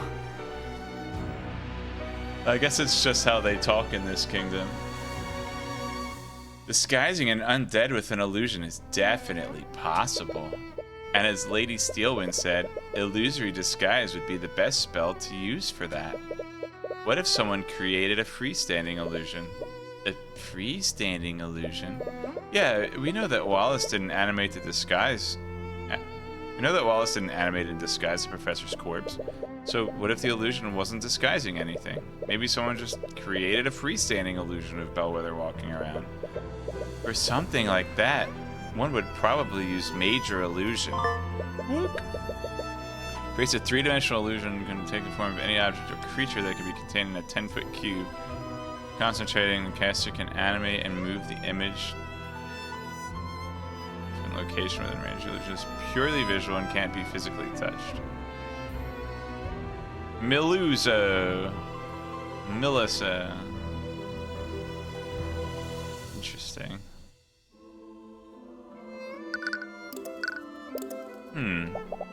What is it? I don't think major illusion is what we're looking for. Do you remember what Jan said? Oh, because she talked. Wait.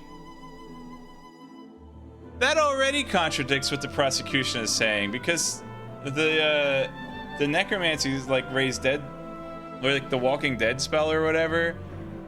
The corpses can't talk. Why couldn't I bring that up during the trial? Oh no. I was cleaning a mess in the hallways. Bellwether knocked over a vase, and there were shards and dirt everywhere. If the Bellwether that Jan saw was a major illusion, then she couldn't have knocked over that vase. But also it can't be necromancy because she talked to him. Illusions created by that spell don't have any mass. I see. How perceptive of you. Aren't there any other illusion spells that do have mass? That's a good question, are there? No, illusions can only recreate visual and auditory sensations, but there isn't a single illusion spell that someone can touch. So it was Disguise Self. Or whatever it was called. So that means that someone disguised something to make it look like Bellwether. Why the look of suspicion, Celeste? Sorry, I wasn't... Calm down.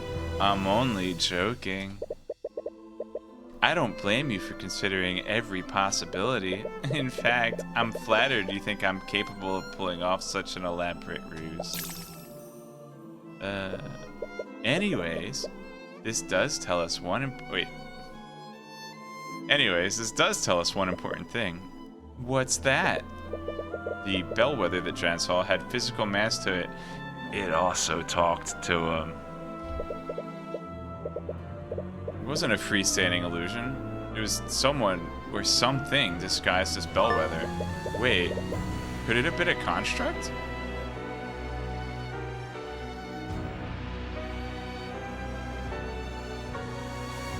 The construct's talking her voice! Oh my gosh!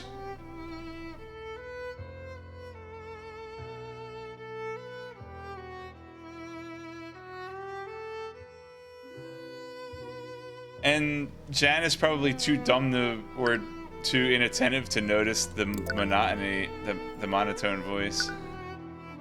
Hey. Arcane consciousness shoots for armor that are animated using artificer. They can carry out simple tasks when ordered to. The Imperial Academy speak using the voice of Catherine Bellwether. These voice lines can only be changed or adjusted by the Academy headmaster. Suspicious. Every command is stored in its command log. However, it must be cleared regularly. Whoa, we're onto something.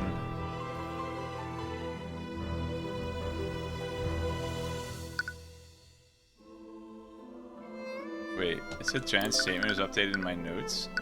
Is that just from clicking on it?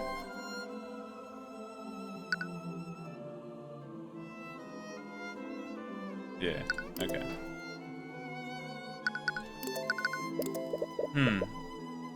It's quite a shame, isn't it? Eris looks pensively at the gravestone. The name on the stone reads Emily Grant, and her lifetime appears to be awfully short. Oh, is that the friend? Is that Graveman's friend? She must have been 12 years old when she died. Moaning Myrtle. So sorry for interrupting you.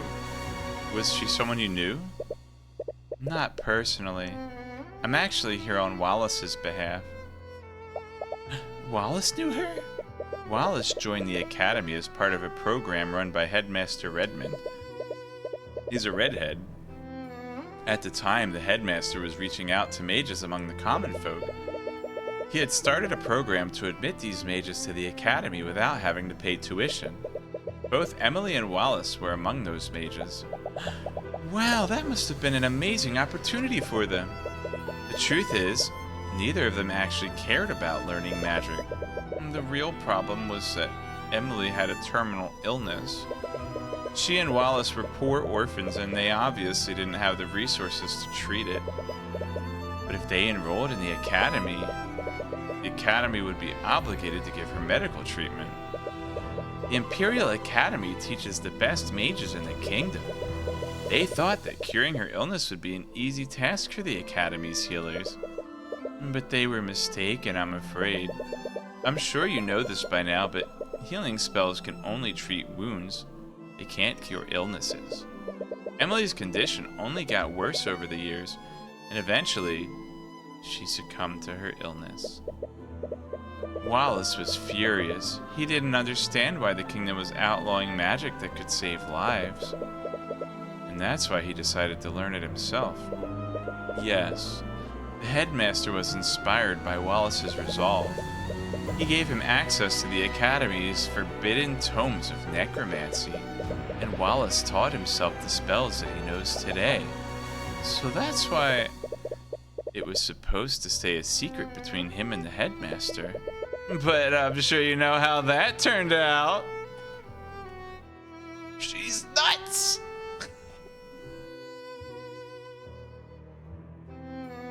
Oh man. This character, man. Alright.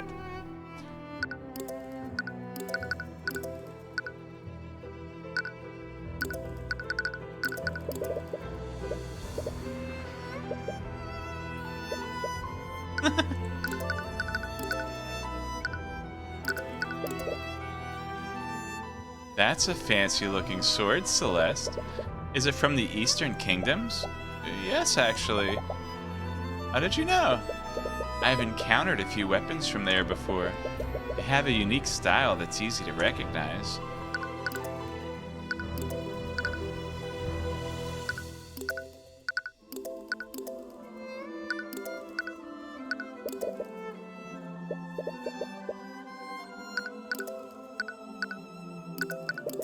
didn't think that was gonna give me. Alright, let's find. Her name is Ilmater? Wait, Illuminator?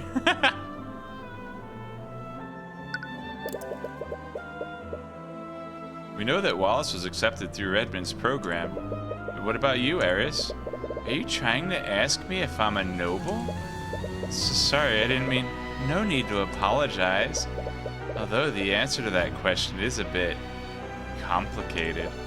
My family is quite wealthy, but I'm not sure if I'd consider them a part of the nobility. My family must own a merchant's guild or something. Sure, something like that. You can't respond to the narrator. What are you doing?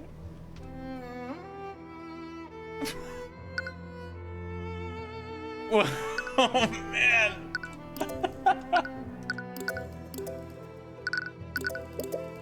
It's strange, really. If it weren't for his disposition, Wallace would be quite the person to fear. What do you mean? It's clear to the three of us that he didn't commit the murder. But think about how easily he could have done it with what he was accused of. He could instantly kill anyone using the necrotic blight. And he could even raise them as undead using animate corpse. I suppose so. But Wallace would never do something like that. It's surprising what someone can do if they're pushed far enough.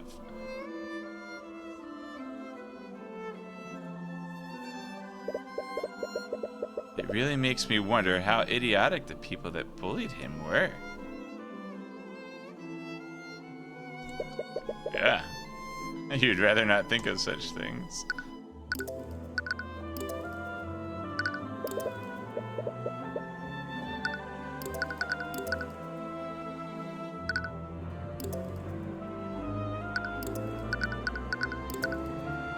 You have his compendium. Do you have prestidigitation? Everyone has prestidigitation. And magic missile.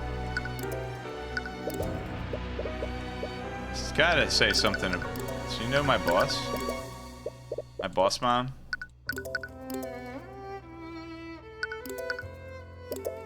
Lady Steelwind is really something. Yeah, I feel like she's always one step ahead of me. But she does have a habit of relenting when she realizes she's wrong. I think you deserve a worthier adversary. Nah, she's the best. I mean, she can be a pain sometimes, but I'm glad that she pursues justice even if it means she loses. It's strange. You would have never seen yourself holding such a high respect for a noble. Anyways, I wonder what would drive a noble like her into becoming a lowly prosecutor. I'd love to know the story behind that. Yeah. So would I.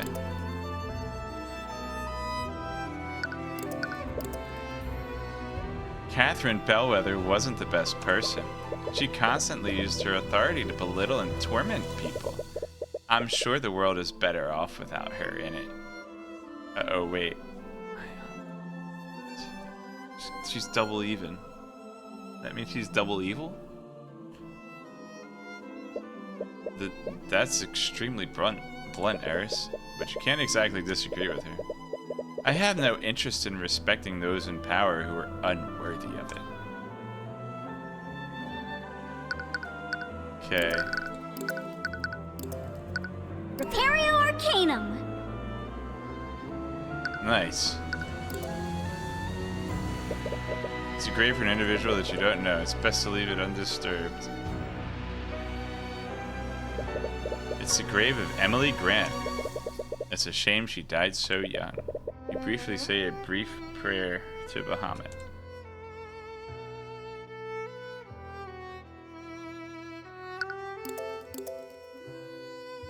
Interesting. So we need to find that other witness.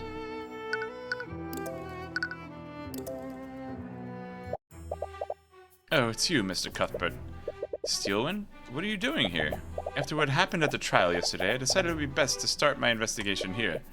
Right, Wallace was in the library for the entire morning, so it would make sense that she'd start her search here. Actually, since I have you here, have you seen Eris Ilmater anywhere? Kinda. It's my understanding that you're both acquainted with each other. Eris? What do you want with her? It's not for anything serious, mind you. It's just that oaf of a commander lost her spell compendium. What? Now, we need her to produce another one for our records. If you see her, please let her know that we'd like to speak to her. We saw her earlier in the cemetery nearby, but I have no idea where she is now. Ugh, once again, I have to compensate for that idiot's mistakes. Anyways, I was wondering if I could ask you some questions about the case. Very well, I suppose I still need to honor our deal from earlier. Repario Arcanum. Dang. Any leads? Have you had any luck finding the scene of the crime? Unfortunately, I haven't. From the witnesses' testimonies, we have a rough idea of the route Bellwether took, but none of the rooms we've checked have any sign of a struggle. Why are you so sure that a struggle happened? I'm mainly basing that off of the Ayanna sisters' testimonies. Valerie, in particular, noticed that the bleeding came from a wound in her stomach. Regrettably, the body's wounds were mended, so we can't determine what kind of weapon the murderer used.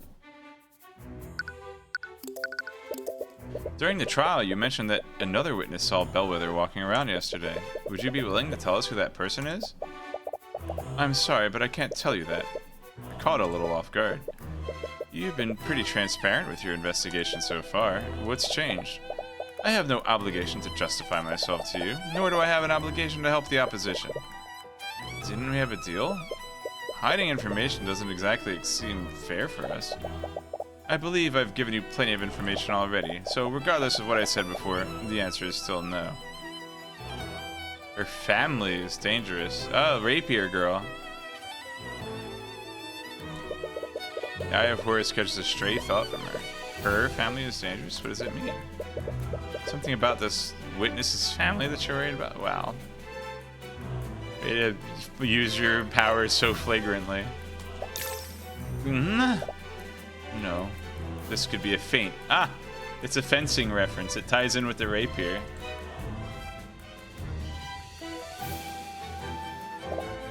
I'm sorry, but you'll have to try harder than that if you want to bluff me.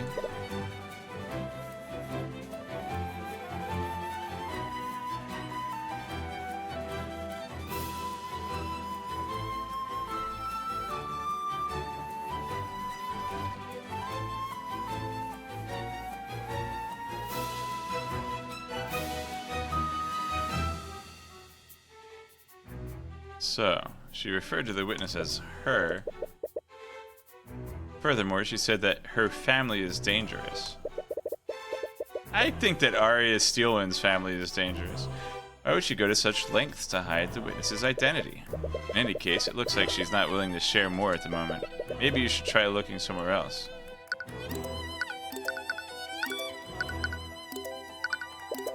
What do you think about this? Do you think about the fact that this guy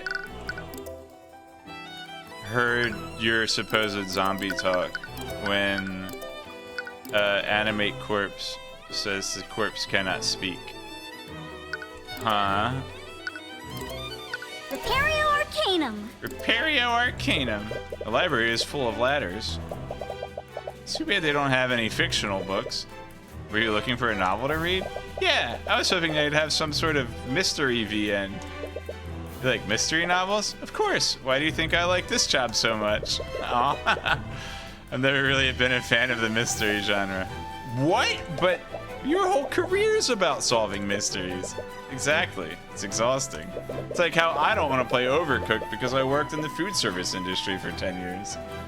When I read a novel, I just want to read about simple fantasy stories and classic heroes. I guess that makes sense. What about you, Miss Steelwind? I don't really have time for such things. It's a holy text from the Church of Bahamut. I read some of these with Eris earlier.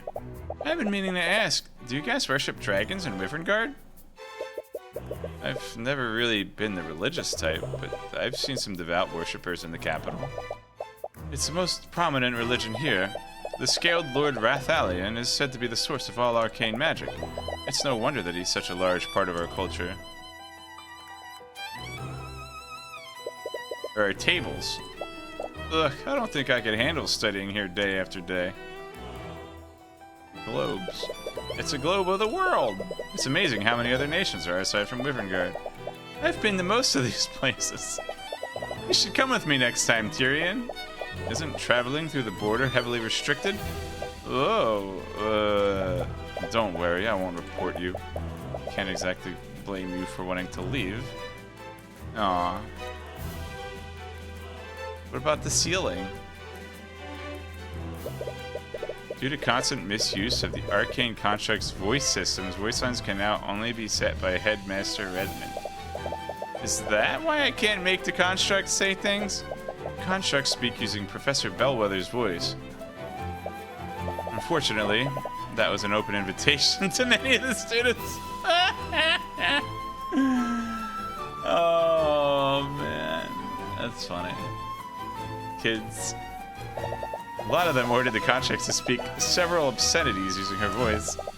Why is Headmaster Redmond the only person allowed to set the voice lines? There are also rumors that several faculty members partook in these pranks.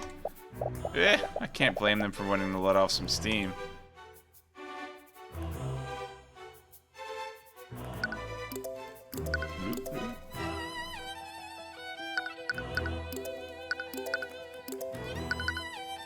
Imperial Academy locker room. Is this the hint? This is a hint location, I think.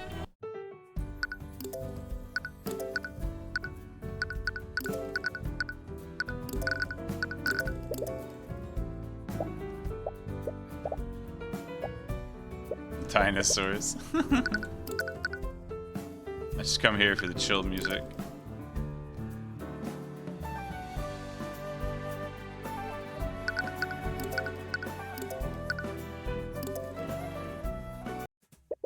You spend some time wandering through the academy when you overhear a conversation from a nearby room. Is this on the map?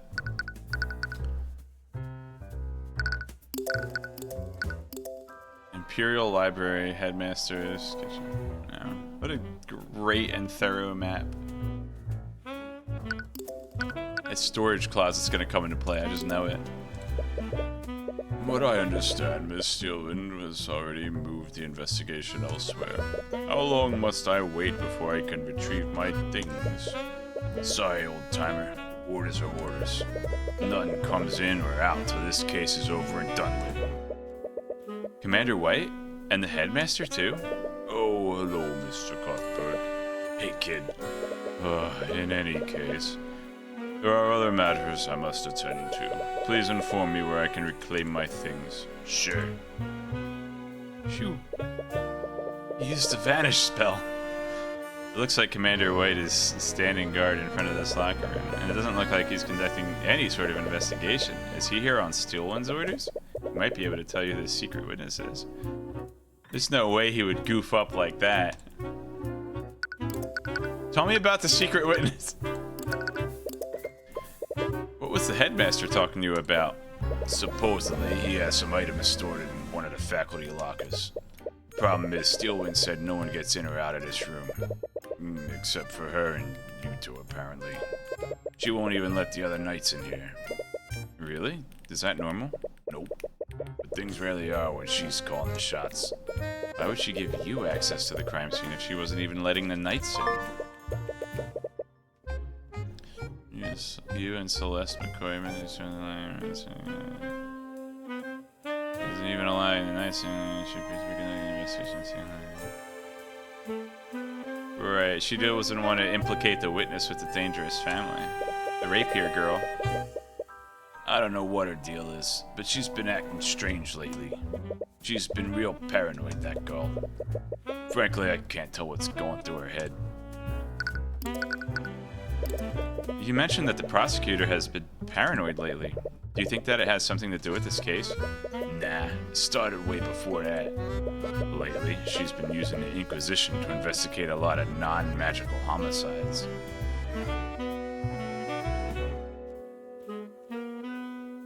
She was pretty insistent on finding out about Celeste's backstory.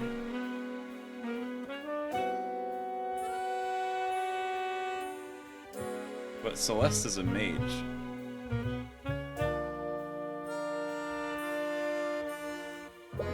What? Wouldn't it be easier to work with the relevant law enforcement for that? I don't know why, but she's convinced that these cases have magic involved. But we scanned each and every one of those crime scenes, nothing turned up. I gotta say though, if it weren't for the scans, I might actually agree with her. Why do you say that? Those homicides, I haven't ever seen anything like them. They're probably some of the most screwed up cases I've ever handled. For one of those cases, we had ourselves a disgruntled spouse. She found out that her man was going around with a barkeep. And you know what the spouse does? She stalks the poor woman. She starts leaving threatening notes all around where she worked. The barkeep told the city watch all about what was happening, but no matter how much they staked out the tavern, they could never catch the perp. Then one day, the barkeep arrived home. Little did she know, the spouse was waiting there for her. The poor lady never had a chance. Then, to tie the whole thing together, the spouse waits for her husband to get home. She cooks him a big roast, using the barkeep's remains. That is pretty messed up. I wish I didn't read that. Wow. Oh. Ugh. Oh my goodness. Wow, that story is pretty. I know. Steelwind thinks someone's developed a new type of magic that can control people's minds.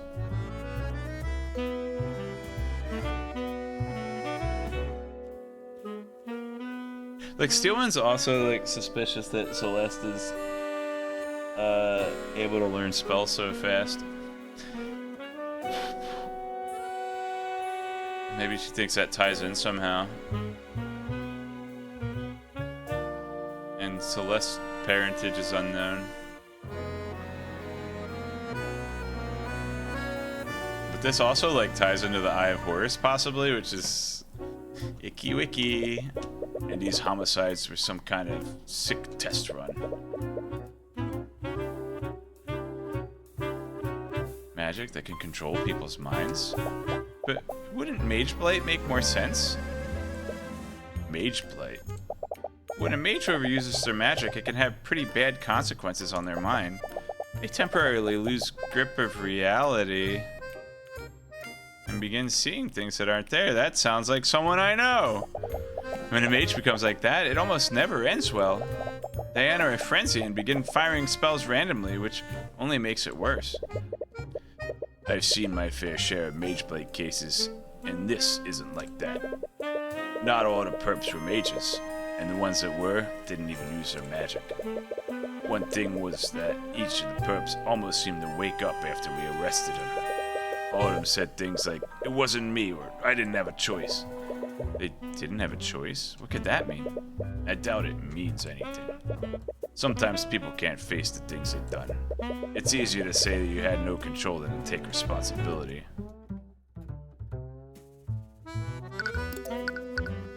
I wonder if you can mislead the commander revealing who the secret witness is. During the trial, Miss Steelwind mentioned that someone other than Jan Hughes saw Bellwether walking around. Have you seen them around lately? We wanted to speak with them. Nice try, kid. Well, it was worth a shot. Honestly, I couldn't tell you if I wanted to. I don't think anyone other than Steelwind knows who this witness is. No, I sure as hell don't. What? She's even hiding it from the Inquisition commander? Why is she being so secretive? Looks like the command. Maybe she's related. Rapier Girl could be a Steelwind. Steelwind is a great name for a fencer. It looks like the commander doesn't know who the secret witness is either. Ugh, this isn't getting us anywhere. Steelwind's behavior is strange, though. Perhaps you could try analyzing her behavior.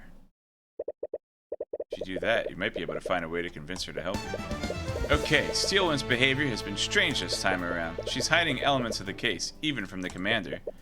Anyone can tell that she doesn't have much faith in him. I'm standing right here.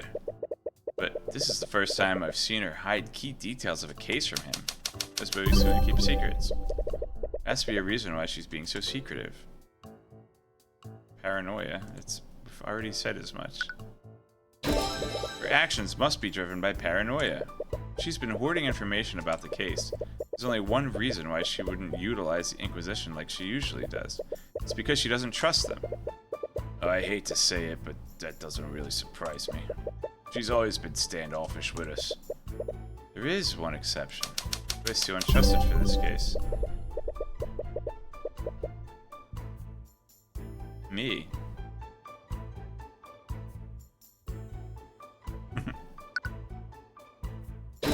She let us investigate the crime scenes without any restrictions. Yeah, I never really thought about that. Does she trust us that much? Well, I don't think personal trust is the reason. She knows we'll find out the truth. We don't usually interact with her, and she's worked with the Inquisition on plenty of cases that we weren't even involved in. Why does she want to trust us this time?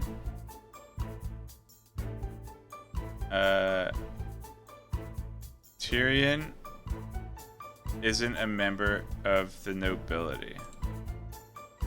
Or maybe Celeste. That sounds right. Isn't an employee using magic. No, there's a key difference between us and the Inquisition. We don't answer it, I mean, we aren't... Okay. So we aren't an employee of... aren't controlled by the nobility. Steelwind doesn't know much about us, but she does know that we aren't prone to noble corruption. Right.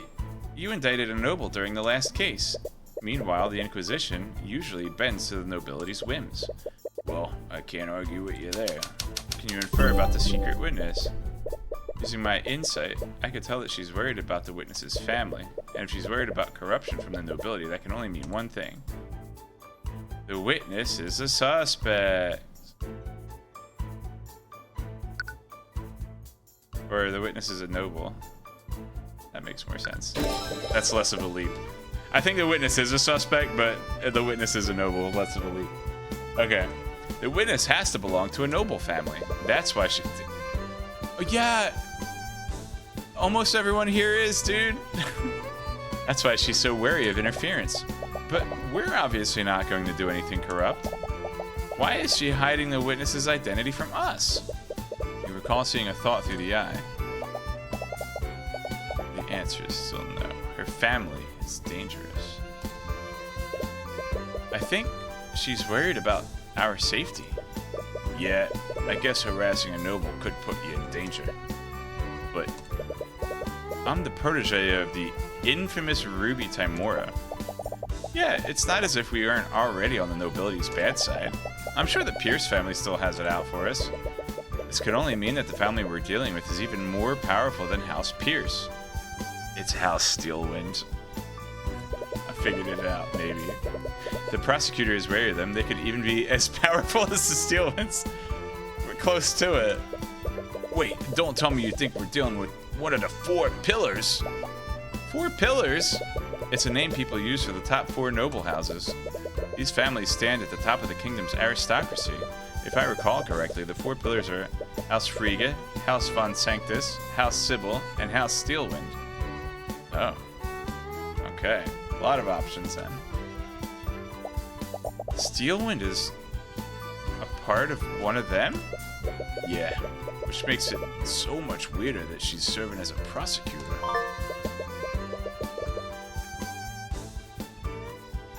Four pillars are part of the form of the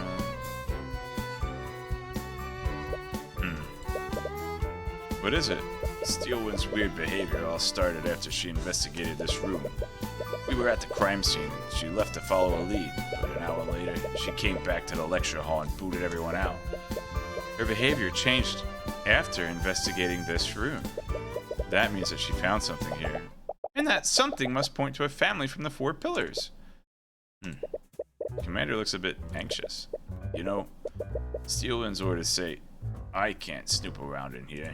But you two, on the other hand. Don't worry, just leave it to us. I have some school records that say which locker belongs to which student. You can use it to tell whose locker you're looking at. Wouldn't the nameplates get switched out when they're trying to troll each other? Whew. Alright.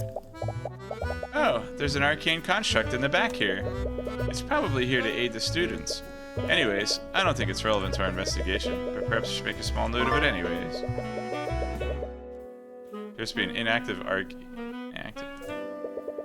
So the legend that the commander gave you. You look carefully across the list and find notable student names.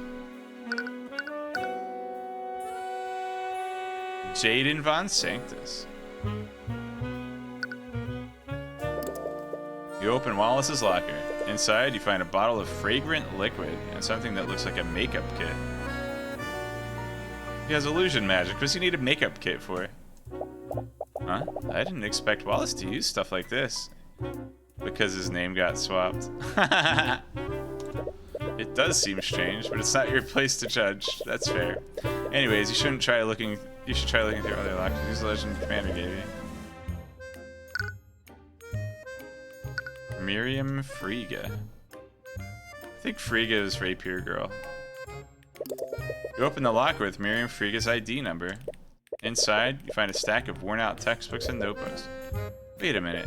These notebooks all have Wallace's name on them. You open the notebook and look through its pages. It appears to be research on the art of necromancy. These are Wallace's notebooks.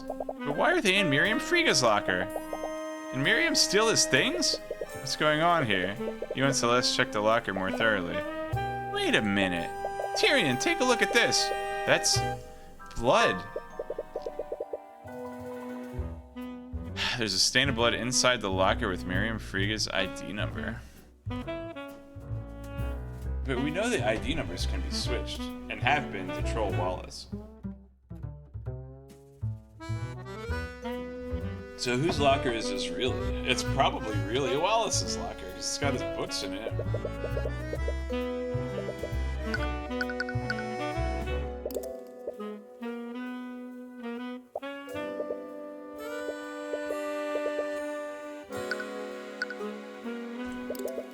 You open Jaded Animations Von Sanctus's locker. Inside, you find several bottles of some kind of transparent lotion. There's nothing but lotion in here. Oh. I wonder why a student would need this much lotion. Take one of the bottles to inspect it more closely. Wait, Tyrion, don't touch those with your hands. It's disappearing ink. It's some kind of sanitizing liquid. So shouldn't I want to touch it with my hands? It's a little strange, but it doesn't seem to be related to the case. Use the legend.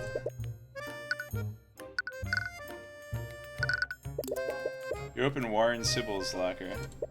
Inside, you find some textbooks and a neatly stacked deck of tarot cards.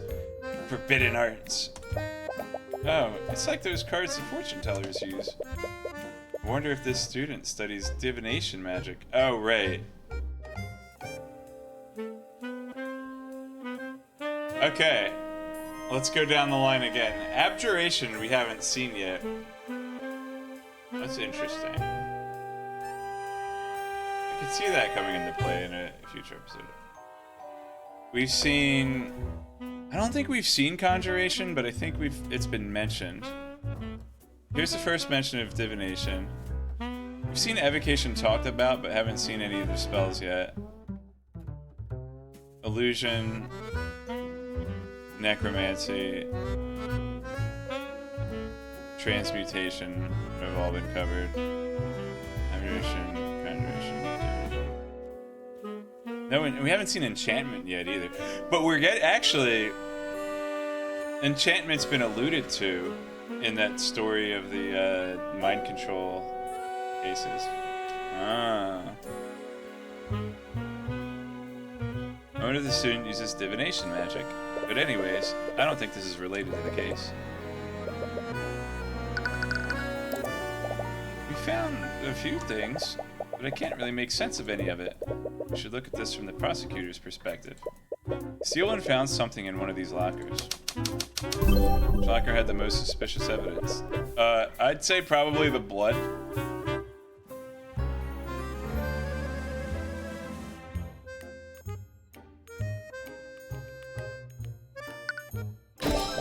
No matter how we look at it, we found some insanely suspicious things in Frege's locker.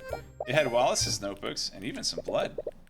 That blood is certainly strange. It implies that something bloody was stored there, like a rapier. You think someone stole it? No, actually. I think it was Steelwind who took it. So yes, you do think someone stole it. Oh, right. Warren mentioned that she investigated this room. She must have taken the bloody item as evidence. But with that said, there's something else that's strange about Miriam Friega's locker. It had a lot of Wallifus's possessions. It's possible that she really did steal these items from him. But it's more likely that this locker isn't actually hers. Remember what Wallace told us before? Yes. Sometimes the other students would steal the ID number off my locker, and they'd switch it to the number of another locker. Thought it was funny whenever the student who owned that locker got angry with me. So someone switched the nameplates? This means that this isn't Miriam Friega's locker. It's Wallace's. But that would mean that the bloody object came from Wallace's locker. It appears so.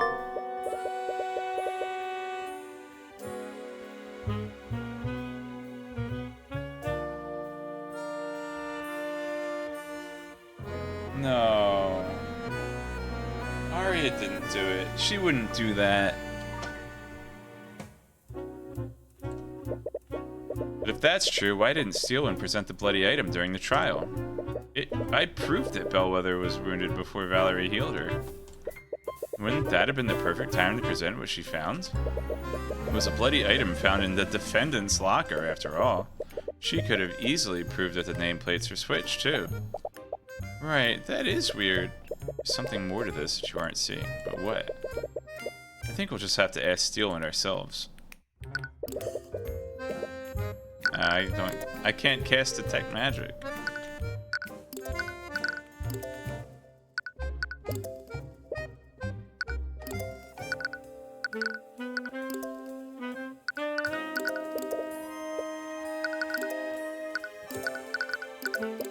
Look, kid, I know you always believe in your clients and all, but I can't believe you're defending a necromancer of all people. There has to be a limit to that compassion of yours. Wallace has his reasons for studying necromancy. I trust him, even though you just met him yesterday. I think that I'm a good judge of character. There's no way he killed Bellwether. Whatever you say, kid. By the way, have you two seen Eris Ilmater around? Right, Steelwind mentioned what happened. Yeah, she has really been on my case about that. What did she say happened?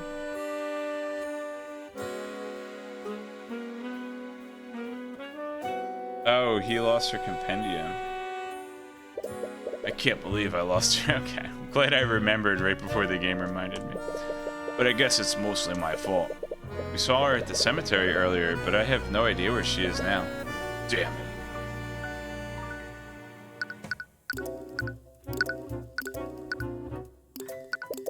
What do you think about this, Commander? Oh, I have nothing to say about the victim. All right.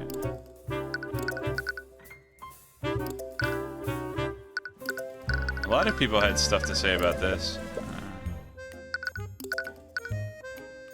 Alright. It's possible Steelwind went to the cemetery looking for... Oh. What's up?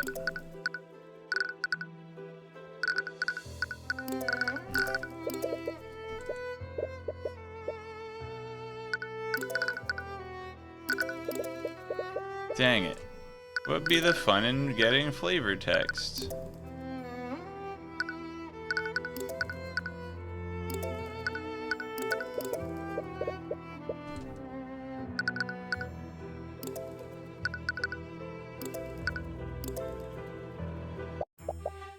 Oh, you're back. We've uncovered a few things during our investigation. Miss Steelwind, are you acquainted with a student named Miriam Friga? I underestimated him. I said it before, Mr. Cuthbert. I won't fall for such an obvious bluff. It's not a bluff, Miss Steelwind. And I'll prove it using the evidence we've gathered.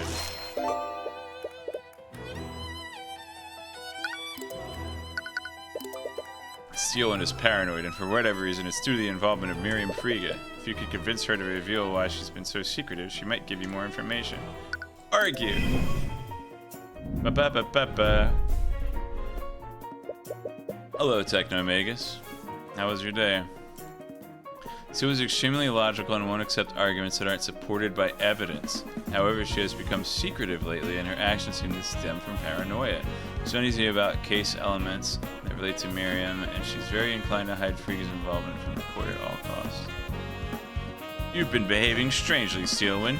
Oh yeah? Prove it! Even the Knights of the Inquisition have noticed. Please, just tell me, why are you being so paranoid? It was fine. I was watching this Spice and Wolf remake. It's been really good so far. I am aware of Spice and Wolf, but I've never seen it. I didn't know there was a remake, but again, I never watched the original either.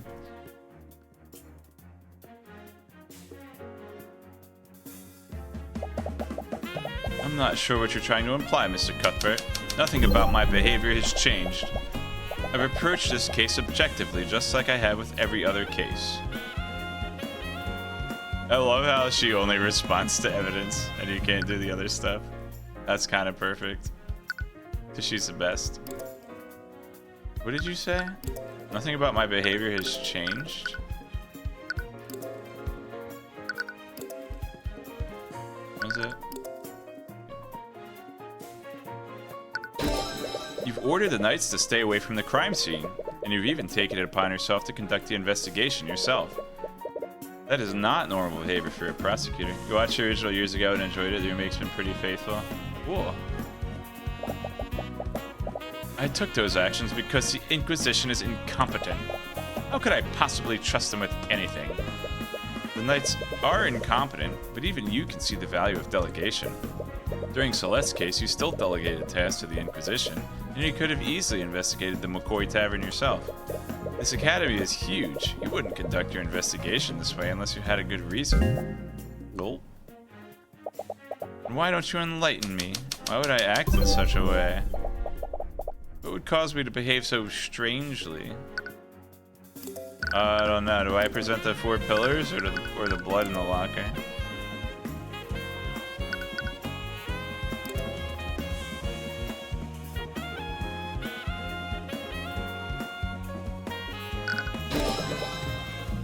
You know that the Inquisition is corrupt and will bend to the nobility. So what would happen if a powerful noble were publicly involved in this case? With that noble's influence, they'd probably order the Inquisition to conceal their involvement. A high-profile noble is involved in this case, Steelwind, and I believe that noble is Miriam Frigga.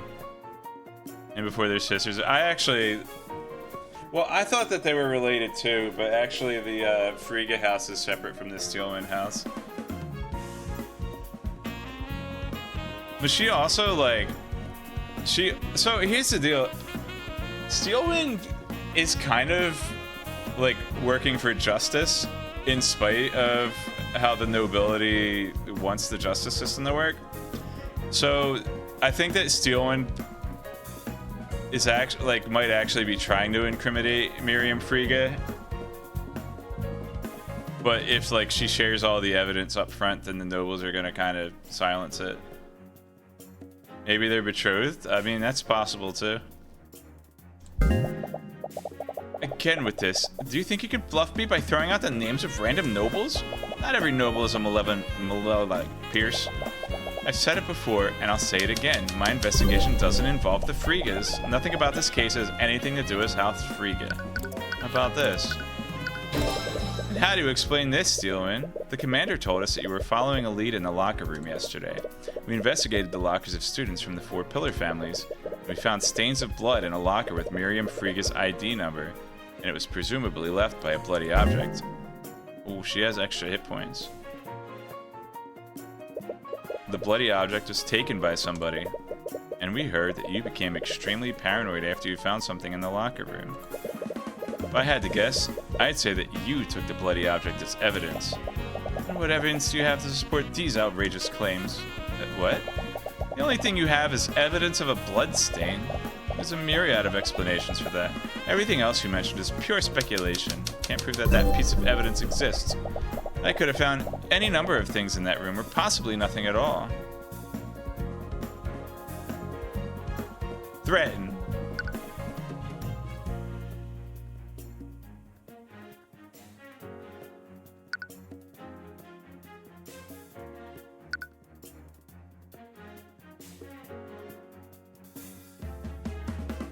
I feel like she's the type to be appealed to.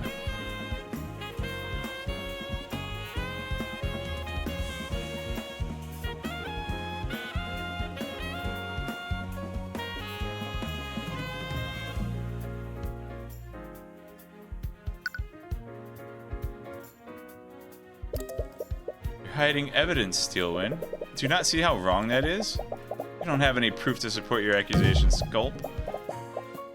Show me hard evidence. It doesn't give me the option. You found an object in the locker with Miriam Friega's nameplate on it. If you don't present what you found in the court, I'll have no choice but to pull the owner of that locker onto the stand. Oh, frumpy face. He's got the arms crossed. That's ridiculous. We both know that the locker in question belongs to Wallace Nightgrave. That is true. Well, I didn't know that she knew that. Can you unequivocally prove that, Miss Steelwind? Because the way I see it, there's a lot of room for doubt there. Enough doubt for me to pull Miss Friga onto the witness stand. Bluffed my way to victory. If I had more context, maybe I wouldn't have to resort to that. Argument number 1. Well played, Mr. Cuthbert. I suppose I don't have a choice, do I? I've successfully persuaded her. The truth. Just so we're clear, I wasn't acting to protect the nobility. See, I told you. But I'll admit that Miriam Friga was the other witness that saw Bellwether that day. I see. I had some suspicions, but there's also another matter. Steelwind looks uneasy. When I was investigating the body, I found this. Evidence of academic dishonesty? A tightly packed folder containing several documents. That's not a folder, that's a scroller. The documents contain evidence detailing multiple instances of plagiarism, fraud, bribery of school officials, and various other offenses committed by Miriam Friga.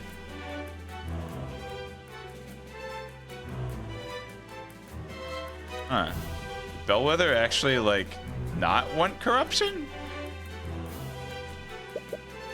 She always seemed like she was going over the headmaster's head. What the? It looks like Miriam's been cheating at school. Why would Bellwether have something like this? Oh, maybe I could see Bellwether wanting to blackmail somebody, though. From the way it's arranged, I think it might have been blackmail. But I prefer to say extortion. The X makes it sound cool. Miriam Friga is considered a prodigy in the practice of conjuration magic. There we go. She's won a litany of awards, and she will most definitely graduate with honors.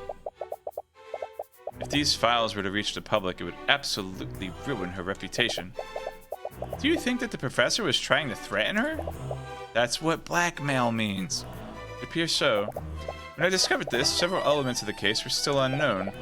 I decided to look through her belongings, and I mistakenly looked through the locker with her ID.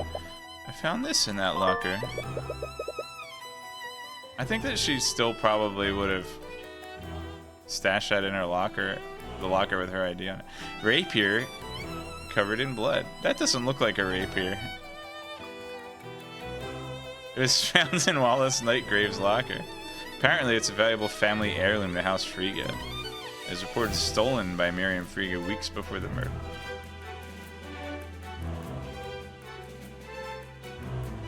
Huh. It was reported stolen by Miriam weeks before the murder?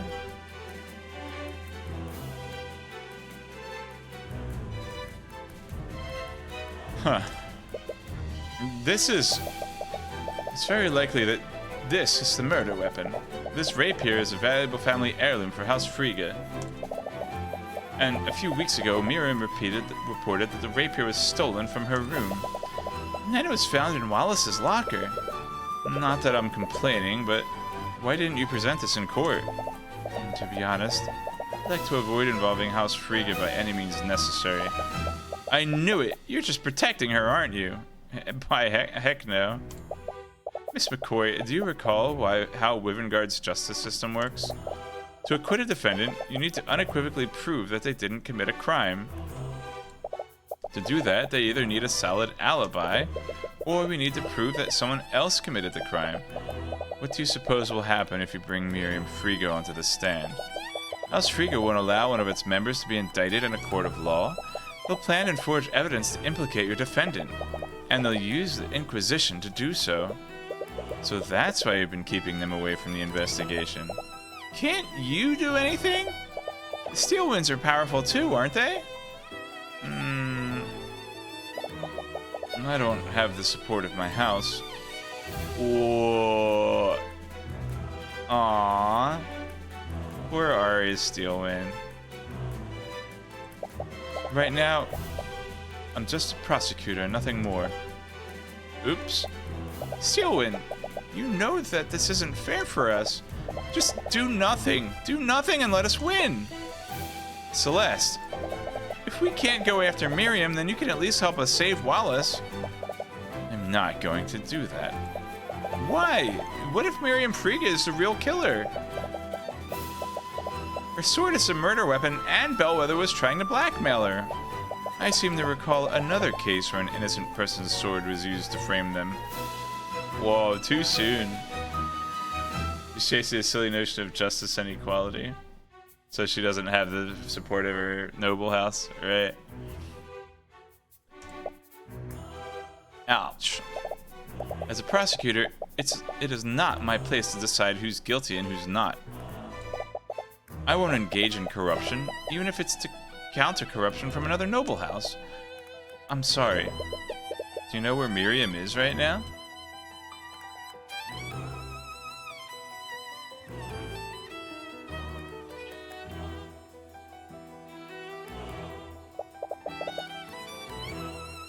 Didn't you hear what I just said? You can't let her think that there's even the slightest possibility you'll indict her. She'll bring the entire wrath of House Friga down on you. Regardless, I can't do anything for Wallace unless I know everything that happened. Friga has the last piece I need to put everything together. Well, I suppose I don't have much of a choice, do I? The dormitory is room 107. I imagine that she'll be there considering that classes are suspended. Thank you, Steelman. If I don't tell you, I'm sure you'll probably just find out using some other means. But please, Mr. Cuthbert, be careful.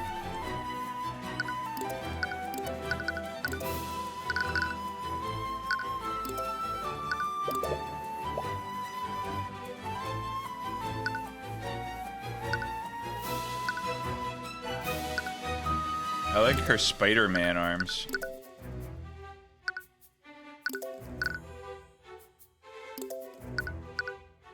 Woof. Wait, I have to go see Creepy Girl again. There she is. Alright. It's nice of the investigation to put all these teleporters up. You follow Miss Steelman's directions and find Miriam Friga's dorm room. The door leading inside seems a lot more ornately decorated than the other dorms. You go to knock on the door, but you don't realize that it's only partially closed. Squeak? As your fist comes into contact with the wood, you accidentally push the door wide open. Oops.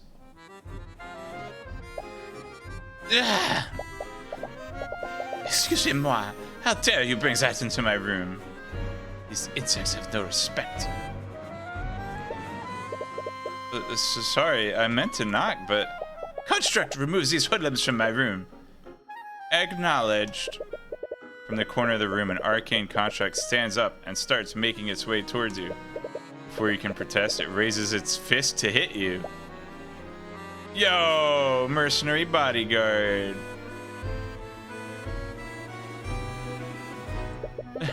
You only have enough time to raise your arms and brace yourself for the impact. Close your eyes and wait for the blow. But instead, you hear the clang of steel against steel. Confused, you open your eyes and see Celeste standing between you and the construct. Her sword is drawn and she's using it to block the construct's fist. Upon taking a closer look at Celeste, the student stares curiously at her. Construct, stand down. Acknowledged. I'm terribly sorry for that. I wasn't aware this was your servant. Celeste looks angry, but puts away her sword without a word. I haven't noticed you around campus. Are you a new student? She has a personal attendant. She must be important.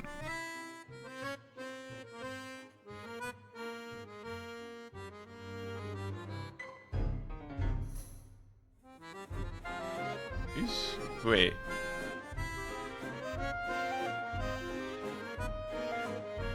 Does she think Celeste is the student?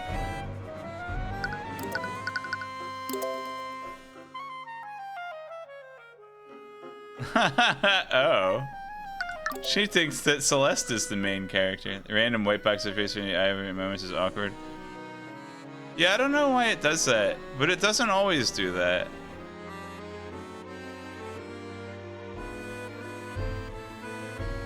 The only thing I could think is like maybe they intend to have multiple characters on screen at a time.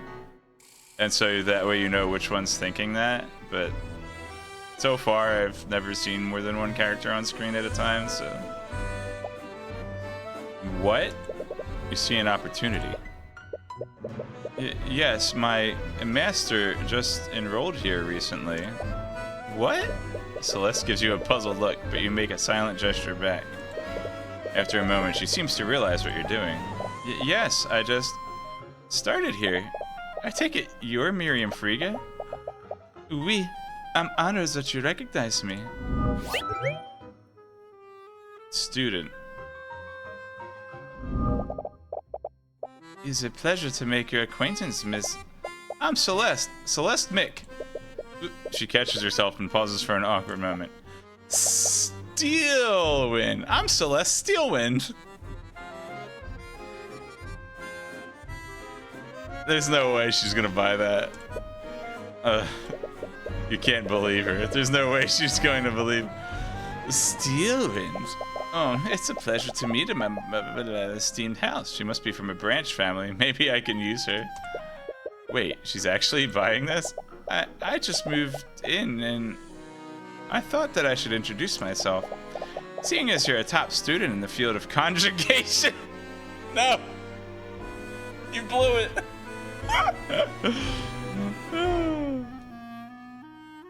It's only when their face is animated, so it might be whatever layer the face animation doesn't take into account in this game. Yeah, there have been a couple patches to the game already. It's still like only a couple weeks old. But since there have been patches since release, I don't know, maybe it has something to do with my graphic settings or something. I don't know. Conjuration. Celeste Steelwind. Yes. Well, there's no backing out now.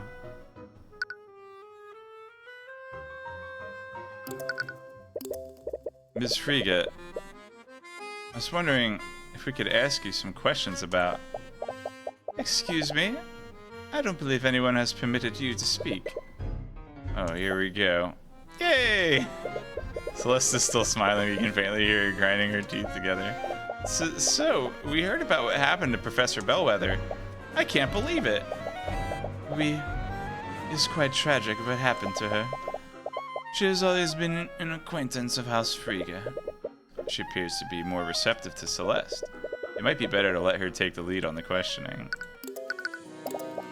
We heard that you saw her on the day of the murder. Could you tell us more about what happened? Oh, you heard about that from your relative, did you?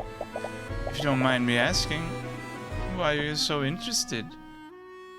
She's not like Arya, is she? Oh, you know, I'm just curious is all. You know how uneventful life can be sometimes, being a noble and all. Alright, tone it down. Oh, is that all? That was weird you were going to sound the same pass as that. I cannot do a French accent. Every time I try to do a French accent, it sounds German. What does she mean by that? What does she mean by what? I'm in the middle of a study break. You're going down the same path as that poor, confused Arya. Yeah, and her notions of justice and equality. I'm in the middle of a study break anyways. I suppose I have some time to sate your curiosity. construct, please prepare us some tea. Please prepare us own tea. Unused lotus tea that we imported from the Eastern Kingdoms. She could be useful if I can win her favor. Acknowledged. Lotus tea? You have lotus juice? No, lotus tea. You feel like you're slowly losing control of the situation. I heard that you saw the professor on the day of the murder. Where did this happen? I was in the hallway when I saw her coming out of the headmaster's office. She was heading towards the library. Do you remember what time this happened? I'm not really sure, honestly. It's a little embarrassing, but I have a bad habit of getting too absorbed in my work. Sometimes I'll let entire hours pass by without noticing. Do you have a rough idea at least? I think it was in the morning. She thinks it was in the morning. But anyways, did anything seem off about her? No, it was a short encounter. I merely greeted her and she responded in kind. Or at least, that's what should have happened. That thought now. What does it mean? You slowly glance at Celeste and catch her attention. In small motions, you shake your head to indicate that Miriam is holding something back. Were you and the professor really on good terms? I heard she was pretty mean towards the other students. Towards the riffraff, maybe, but not to students like us. She was a great ally to House Riga. Or at least she used to be. That's why we were planning on appointing her as the new headmaster. Wait, what did you just say? Did you just say that your family was going to appoint Bellwether as the new headmaster? Oh, I'm surprised you didn't know. House Riga holds several seats on the Academy's board. We were making plans to have her replace that lout of Redmond. They were going to sack the headmaster? Did Headmaster Redmond know about this? He was always scared of it. Oh, of course not. This was part of a large-scale plan. Along with Redmond, we were also going to replace all the staff members with arcane constructs. We had to keep everything under wraps or else the help would have left prematurely. And where would that leave us? But Jan supposedly overheard Bellwether talking about the constructs. Did Bellwether prematurely reveal the plan? Or was Jan lying about how he found out? But alas, the Bellwether gone, we have to delay our plans.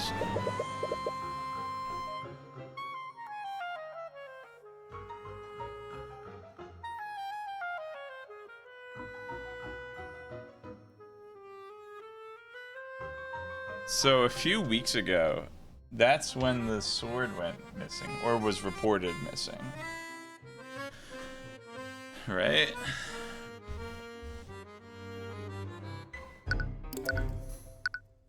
Did we get that written down?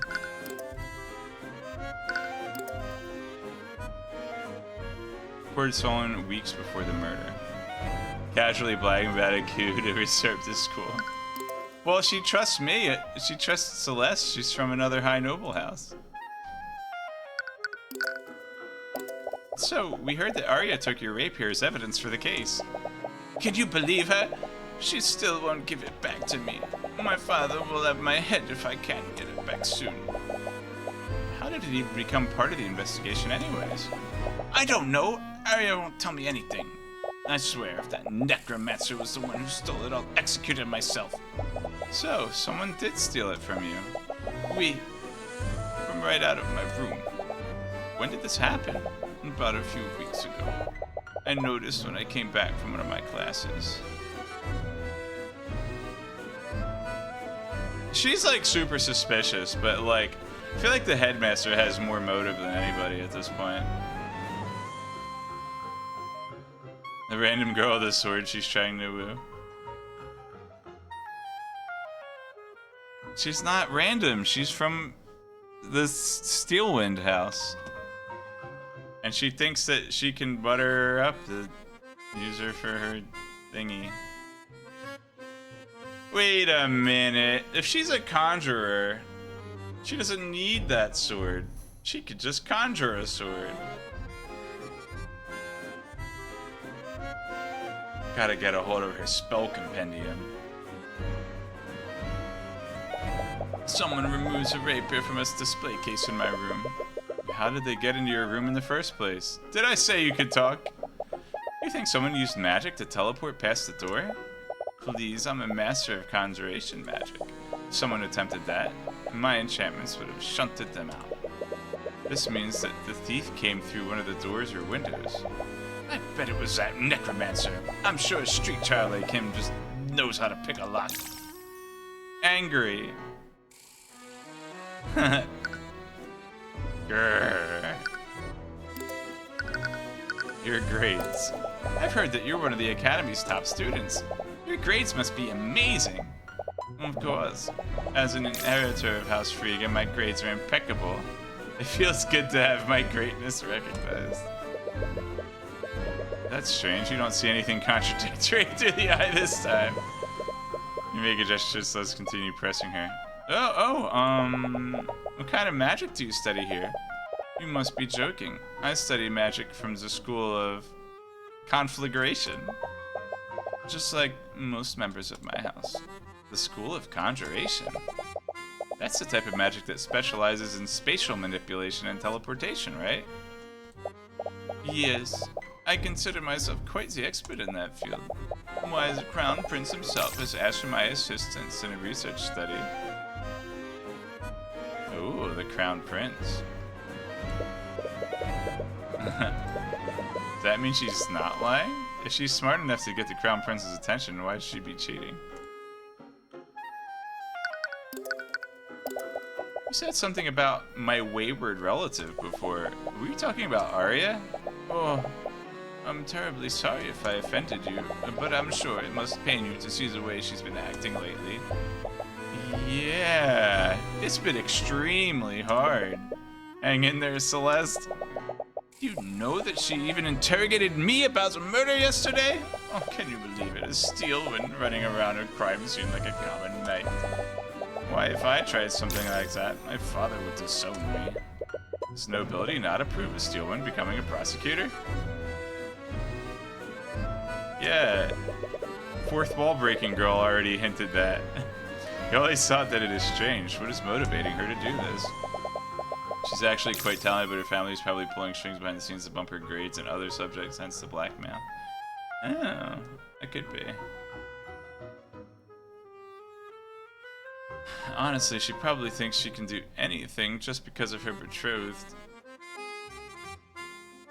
Wait, who are we talking? Wait, Arya's engaged? To me? I knew it.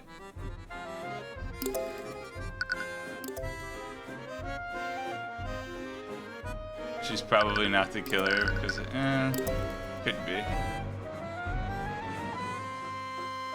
My current guess is that it's the headmaster. Who's Aster?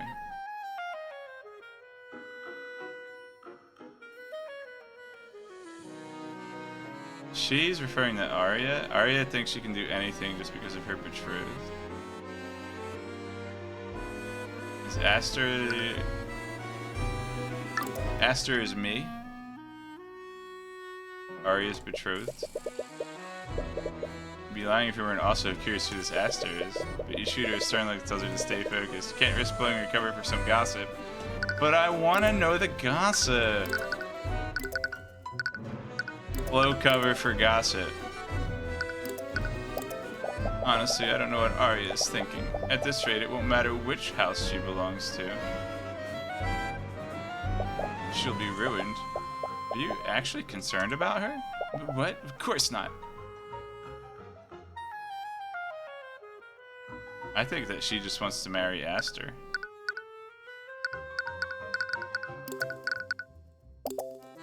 You have an arcane construct in your room. I thought they only had them in the library and the locker room. This construct was a gift from House Von Sanctus. I have to say, that's the German one. Von Sanctus is the German one, Friega's is the French one, but I can't do a French accent. Well, I have to say, they're quite convenient to have around. They look really cool. Maybe I should get one. You should. A construct would be far more useful than this attendant of yours. Smile, angry. Unfortunately, there are still some issues with their intelligence. Their intelligence? There are issues when you give them more complex commands. It might be easier to show you. Miriam turns to the construct and begins gesturing towards it. Construct, please retrieve my textbooks and bring them here. Then cast Steel Wind Strike at this location. After that, retrieve some plates and set them out at this table. Acknowledged. What? Construct stands up and retrieves Miriam's textbooks from one of the shelves in the room. It brings them to the table you're sitting at, just as she ordered, but then it suddenly stops moving. Wait, what happened? Construct obviously can't cast Steel Wind Strike, so my second command was impossible to carry out. But did you notice something else? It ignored your third command too. Yeah, you didn't put it... You need to catch those errors, girl. Can't be lazy programming. Correct. My third command was possible to carry out. So why did it ignore that command? Constructs execute a series of commands in the order that they are given. But let's say one of those tasks is impossible to complete. Then when the construct gets to the task, it will deem the entire series impossible to complete. As a result, it will stop executing the series altogether. So if I ask in a series of commands is impossible,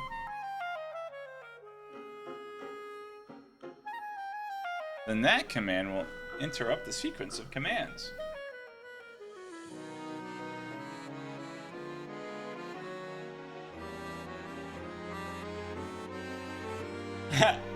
What if there is a construct in the hallway and someone told it to be quiet, so then it just stopped listening to everything else you said because it didn't know how to be quiet? Exactly. Or to complete essay everything.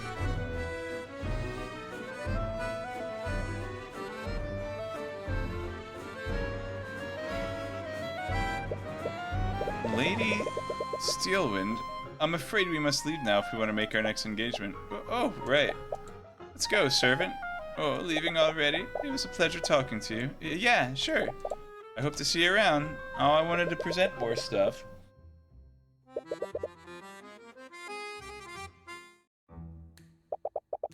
Are you sure you didn't want to talk to her more? We were getting a lot out of her. We already got a lot of useful information out of her. The more time we spend with her, the more likely she is to see through our ruse. Right. So, why Steelwind? I don't know, I panicked. Arya is like the only noble I know. What about Pierce? I'm not using that creep's name. Well, hopefully Steelwind doesn't mind us borrowing her name. And we got her statement on what she saw that day. There's also what she said about her rapier. I bet she was lying when she said it was stolen. She was probably trying to establish an alibi. I'm not so sure. Why do you say that? Doesn't it feel too obvious? If she was lying about the rapier being stolen, that would imply that she planned all of this in advance. But if she had to choose a murder weapon, why would she choose something that literally has her name on it? I'd understand if the murder was a spur-of-the-moment decision. She might have just used something nearby in this case. But if this was a premeditated murder committed by Miriam, that rapier would have been the last weapon she would choose. Right, I guess that makes sense. There's also the evidence of academic dishonesty. It doesn't match up with what we heard from Miriam. You mean all that stuff about working with the Crown Prince? She was probably just making things up to look good in front of me. I have an insight when it comes to things like this. Under normal circumstances, I can usually tell when someone is lying. And a lie as grandiose as that would be something I would definitely see through. People can subconsciously shield themselves from the eye of Horus even if they don't know about it. But when they do that, you usually can't see any thoughts from them. You also saw that she was lying about her encounter with Bellwether. She was. You would have seen dissonant thoughts if she was lying about her grades. That's true. She was like, yeah, I do have good grades. Thanks for noticing. Well, I guess I'll trust your insight. But what does this mean? I don't know. Even with everything we found, I'm still not sure who the real culprit is. At the very least, I think we should still try to pull Miriam onto the stand. If she testifies in court, I might be able to find something I can use. That's a big maybe. If you don't play your cards right, you might spook the Freegas enough for them to pay off the judge. Either way, it's getting late. We'll probably have to turn in soon. Yeah. You just hope you did enough to acquit Wallace. Alright. What time is it? Oh man, I really want to play more. So I guess I will. Let me just take a little stretch arena. 2-5.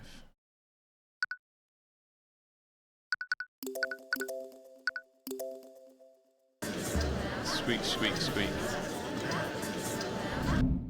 Gavel time. Court is now resumed for the trial of Wallace Nightgrave. Alright, just gotta stretch a minute.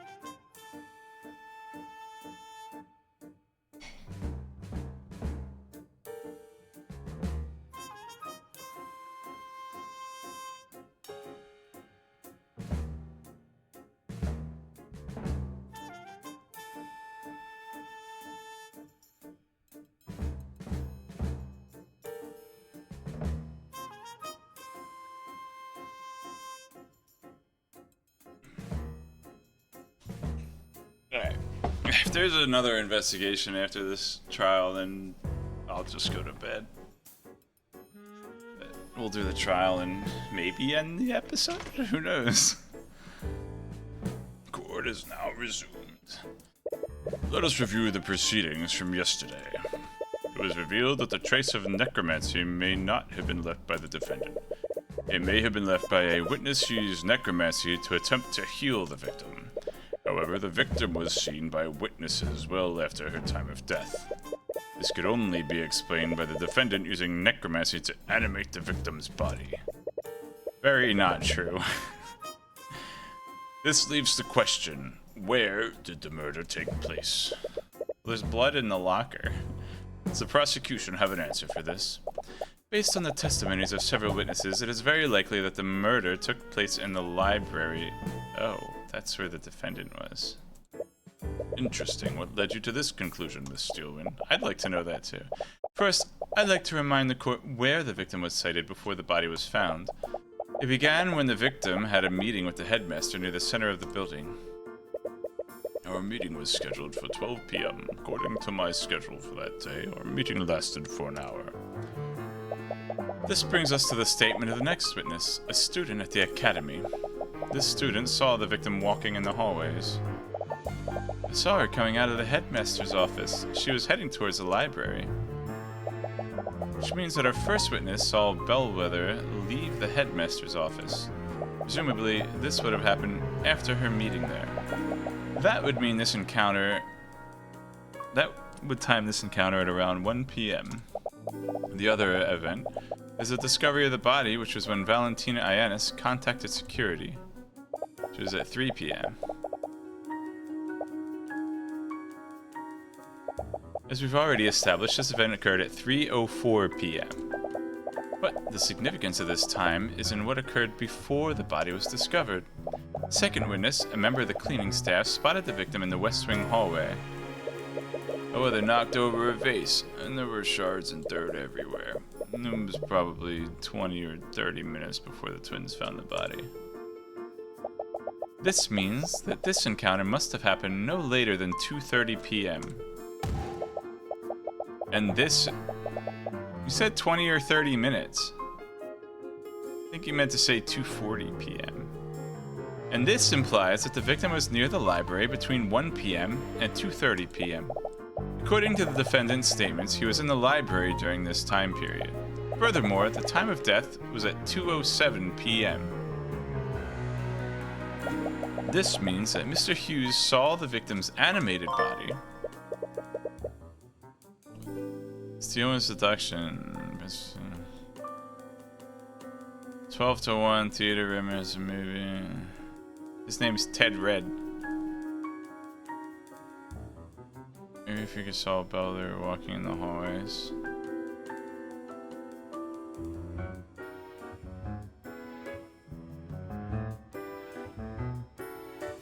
Okay. I see your deduction clearly tracks, Miss Steelman. What do you have to say in your defense, Mr. Cuthbert? The prosecution's argument is definitely well thought out, Your Honor. However, it is entirely predicated on the testimonies of all the witnesses involved.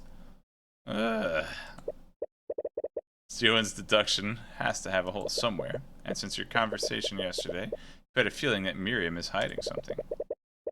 Here's the thing. The headmaster did it, and I'm not going to get him on the stand today, so this episode isn't ending tonight. Your Honor, to test the validity of these claims, the defense would like both of these witnesses to testify. The defense calls Miriam Frieger to the stand. Oh boy, are you going to be in trouble.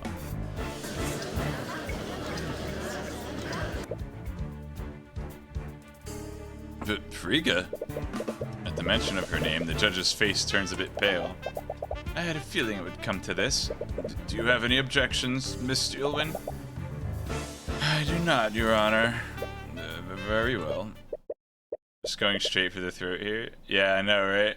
It's like, I knew I said I didn't want to call her to the stand, Arya, but I'm gonna do it immediately. She's so mad that she has to be here. Please state your name and occupation for the... You little snakes! How dare you deceive me? Oh, it looks like she found out. I had the opportunity to debrief the witness beforehand. Miss McCoy, for the record, told you to exercise discretion. I did not mean that you should impersonate a member of my family. Yeah, sorry about that. I give you all of the tea I imported from the Eastern Kingdoms. I demand that you return it to me. No, you gave them to me. They're legally mine now.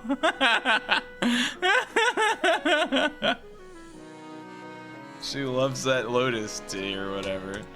She likes lotus juice, though. Maybe it's iced tea. Or fruit punch. What sort of business with this? It says Miss McCoy. But I ask that you please handle your personal disputes outside of the courtroom. Anyways, Miriam, and could you please testify to the court about your encounter with the victim? Very well.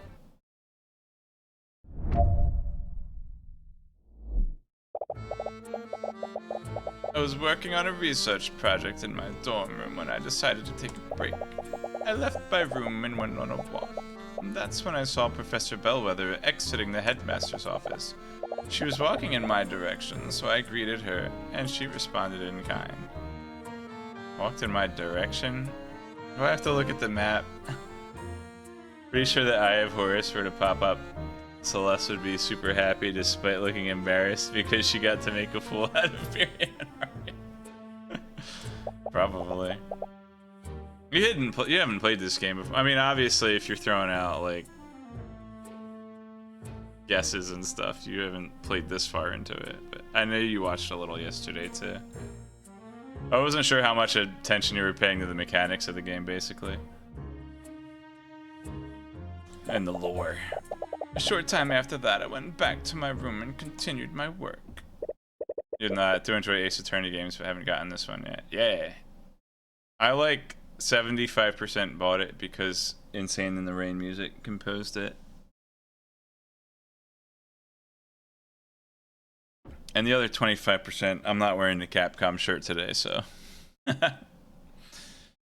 I also am a fan of Ace Attorney. Although, I think I mentioned yesterday, I only played the first 3 and like 2/3 of Ace Attorney Investigations with Miles Edgeworth, which has the best version of Emma Skye. However brief it was, the witness's testimony verifies 2 things. One is that Ms. Friga saw the prosecutor exiting the headmaster's office. The other is that she witnessed the victim head toward the library. Played all of them except Ace Attorney Investigations 2. Right, that's like coming out on Switch this year, isn't it? That was like a big deal.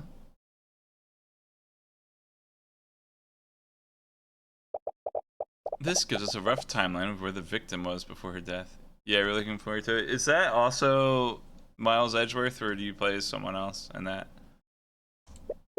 That does seem consistent. Did Bellwether really enter the library that day? It is Edgeworth? Okay. I always liked Edgeworth. He's a guy. I feel like you would have seen her there if she did. What? Oh yeah. Did Bellwether really enter the library?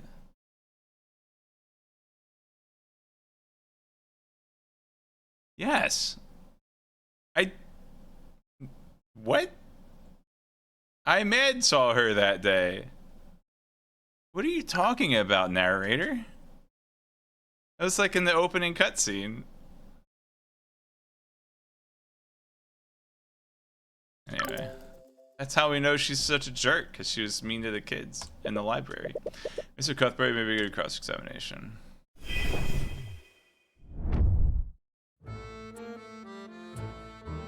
I wonder if, what's her name, Ellis? I wonder if Ellis is actually going to end up being a prosecutor in a future thing. Because she hinted at the fact that I deserve a better adversary than Arya. And she's like fourth wall breaky, so. What's her name? Ellis? Eris. Right, like Eros. The Greek god of Cupid. But with an I instead of an O.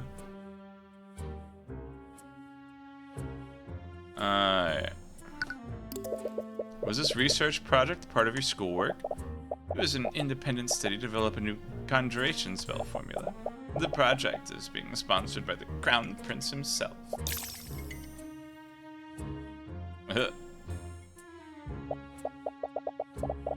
I wasn't aware that he was involved in such a study. Is that her fiance? Or her betrothed? I was actually wondering that. If, what was his name? Arvis or whatever? That is, dude. It's gotta be. Aster. Yeah, he's the star. Dude, oh my gosh. That's it.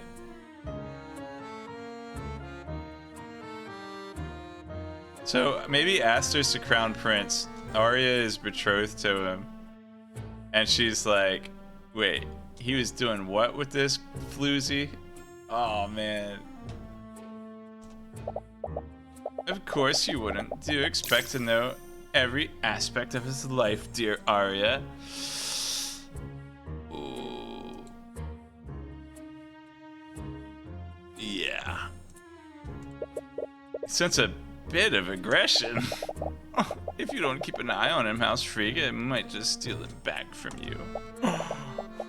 As if His Highness would align himself with your rapacious family. You should have found out about the gossip, Phoenix. Then this wouldn't be such a surprise to you. Our banking houses form the economic infrastructure of our kingdom. Yeah, I kind of wonder what, like, the Steel Wind is like. Reminds me of that episode of Frasier where, like, they found out that Maris's family built their fortune on urinal cakes. And it was like so embarrassing for them that the Cranes used it to blackmail her during the divorce proceedings. Guess it had to be. Guess I had done it too soon. Oh yeah, subject to TM. Yeah, it's a 1 minute cooldown. Cool.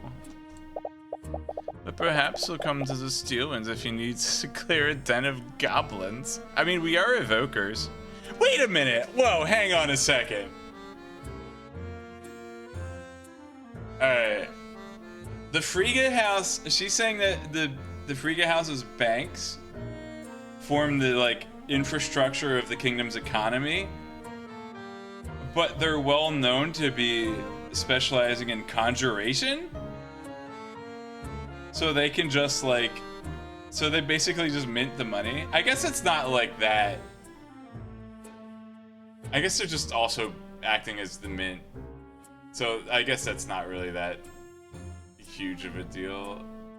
Because, like, the government does have to print currency.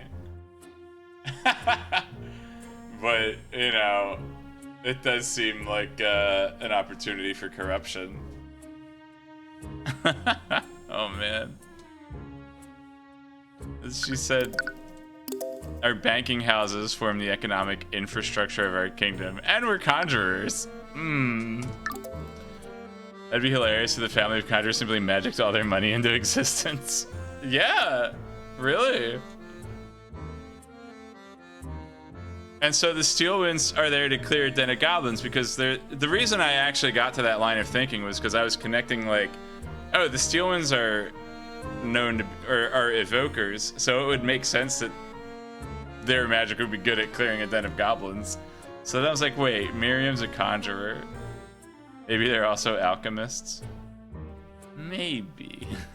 You mean like old school alchemists turning lead into gold?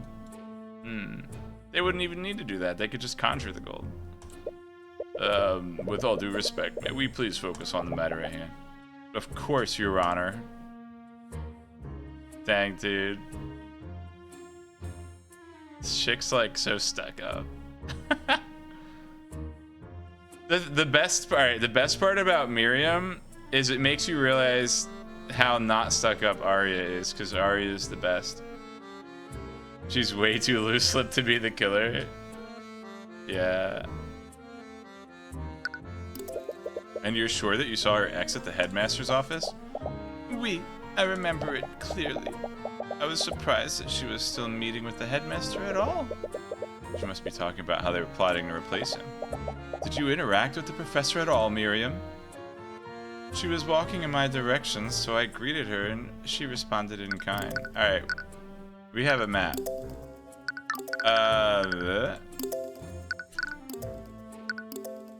So here's the office. So the map doesn't show where the dorms were.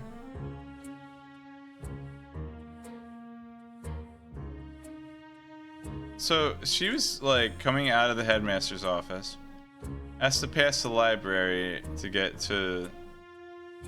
Right, we're saying that she was on her way to the library now. Working on a research project in your dorm room. I decided to take a break. Left my room, went on a walk, so she could be anywhere. Okay.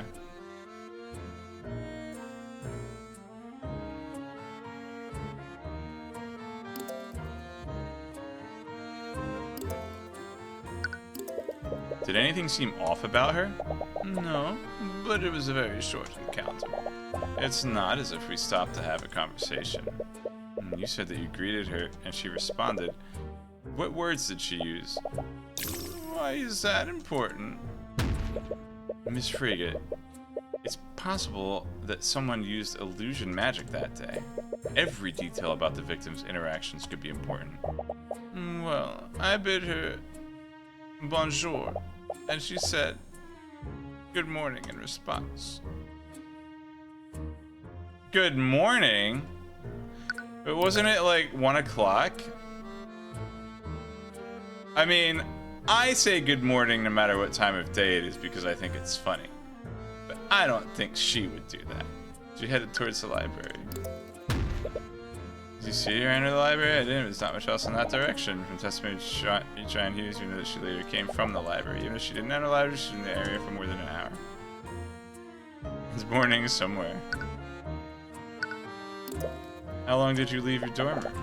Only for a few minutes. I try not to let my breaks go for too long. And you didn't see the professor again after your first encounter? No, I did not. Her testimony seems pretty straightforward, but she could still be lying. I'm honestly not sure. We'll just have to focus on her statements about how Bellwether acted.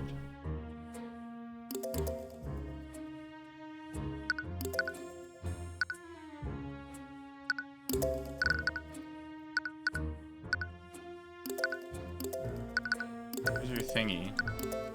Too many things! How do I go down a page?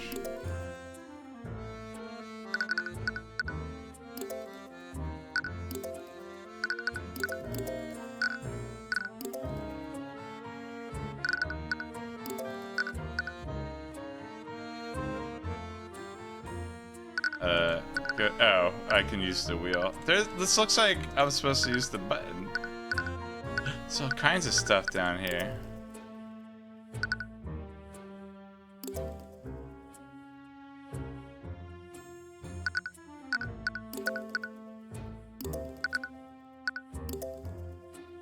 Objection!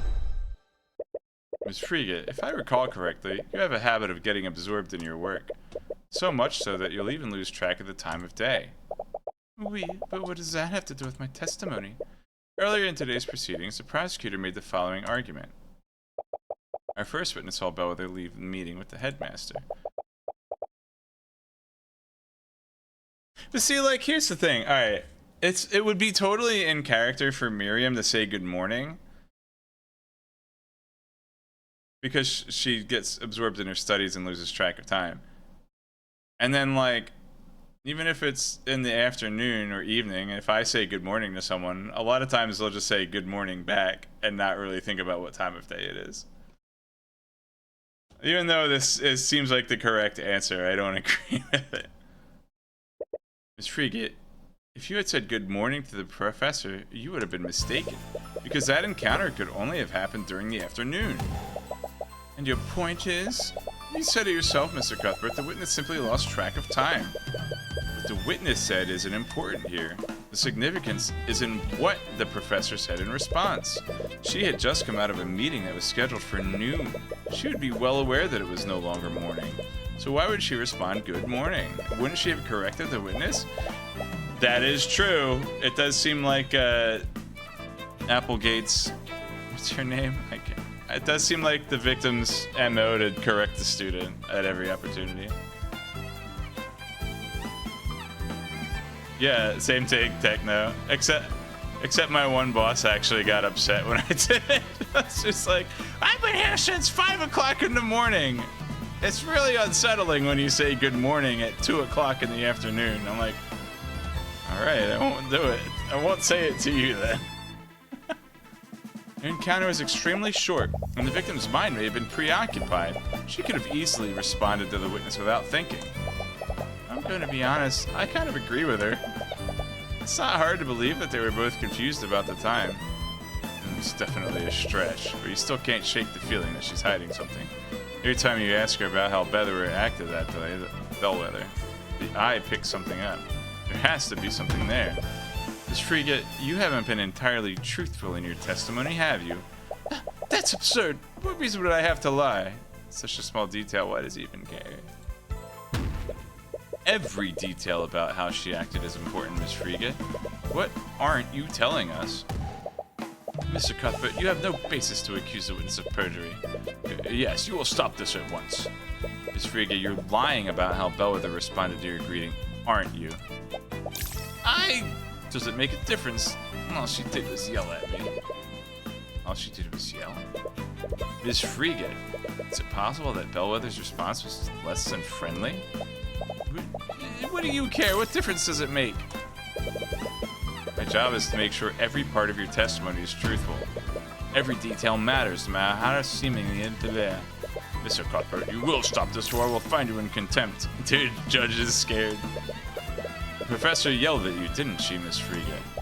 So, what if she did? Huh? I mean... I'm sorry, but there's no going back on what you just said.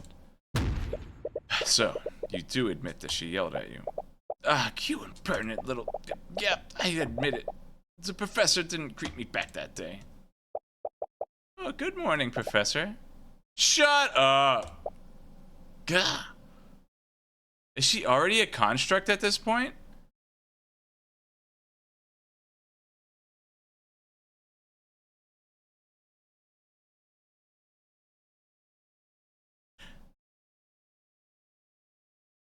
Alright, so the headmaster possibly killed her during that... Oh, because... What? But she died at... When did she die? 1 or 2?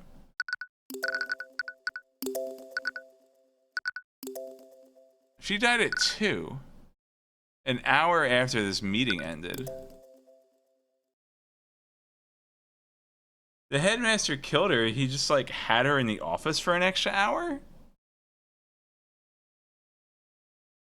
And then killed her, and then sent a construct down the hallway that was told to shut up and it couldn't, so it didn't finish carrying out orders. And I guess I'll just play the game. She yelled at me to be quiet. That's the same thing that she yelled at Jen. That is most definitely the construct then. Because...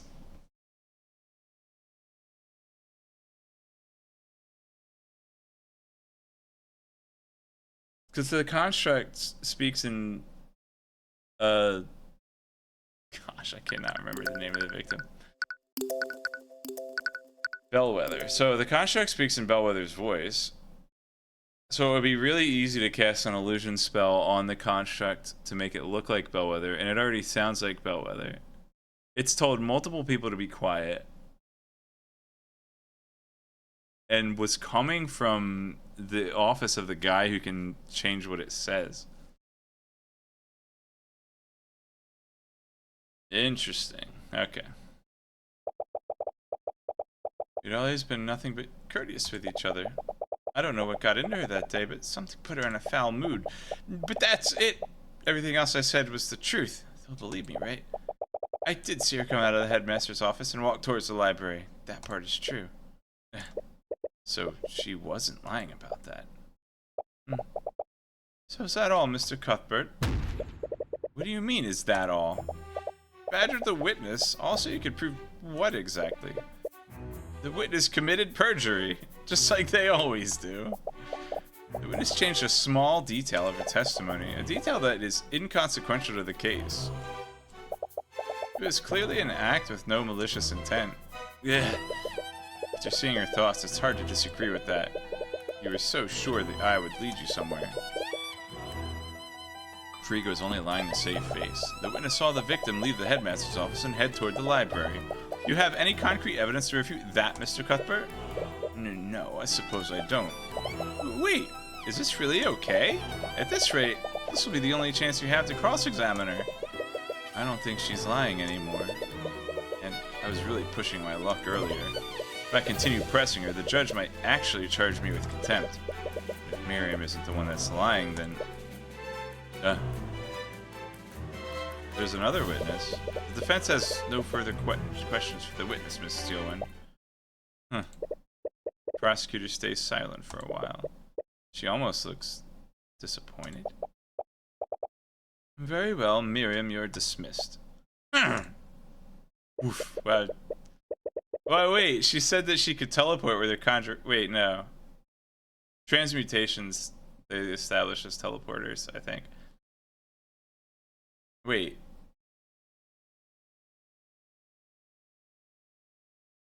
Did they?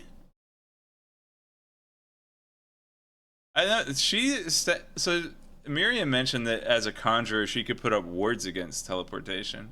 They said conjuration allows teleportation. Oh. So she just teleported off the witness stand. I'm just... Alright, that was... Oh, man. Conjuration allows teleportation. That makes sense. Okay. How come they haven't talked about abjuration yet? The judge breathes a sigh of relief as a young noble is yeah, he's scared of her family. Now with that out of the way, what else do you have, Mr. Cuthbert? There's another witness, dude. Only way to refute the prosecutor's serious cast doubt on one of the witnesses. If it wasn't Miriam, then... So he didn't even need to call her to the stand at all. So he just kind of like endangered his life and Arya's and the judges for absolutely no reason. Still, to test your theory, we must question every witness that saw the victim that day. So, with that said, the defense would like to call Jan Hughes to the stand. I hope you understand, Mr. Cuthbert. Your entire case rests on the assumption that one of the witnesses' accounts is incorrect. If your cross-examination with Mr. Hughes leads nowhere, then I hope you're ready to concede. You don't like the sound of it, but she's right. Unless you can find something in Jan's testimony, you won't really have anything to disprove her theory. Bailiff, please bring in Mr. Hughes. Oh no. It's bedtime. Maybe if he didn't wear pajamas to work, he wouldn't yawn all the time. State your name and occupation for the courtroom.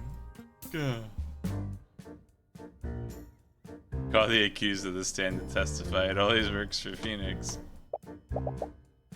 Witness, name and occupation. Oh, right. My name is Jan Hughes. I'm on the cleaning staff of the academy. Mr. Hughes, please testify to the court about your encounter with the professor that day. Call the bellwether construct. Wait! It has to follow commands. But it doesn't. Oh no, wait. It does have to follow commands. It can just... I think the voices can only be programmed by the headmaster, but the commands can be given by anybody. So if I call the bellwether construct to the stand, and then it just comes to the stand, right? That'd be so funny.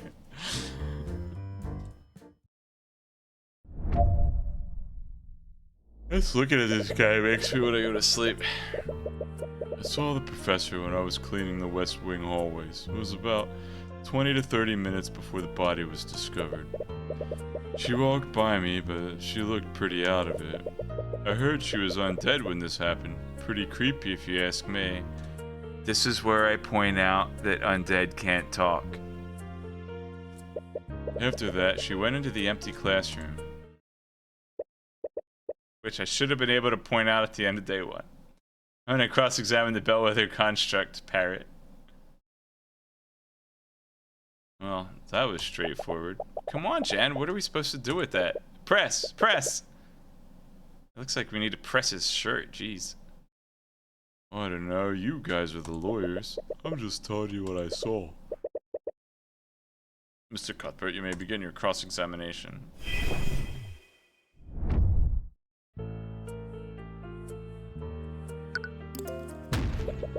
How are you so sure it was 30 minutes before?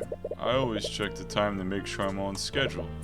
I was supposed to finish cleaning the halls by 3 p.m. Right, the body was discovered at 3:04 p.m.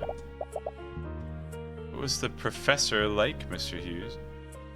Why is your professor in quotation marks? What do you know that I already know but my character doesn't?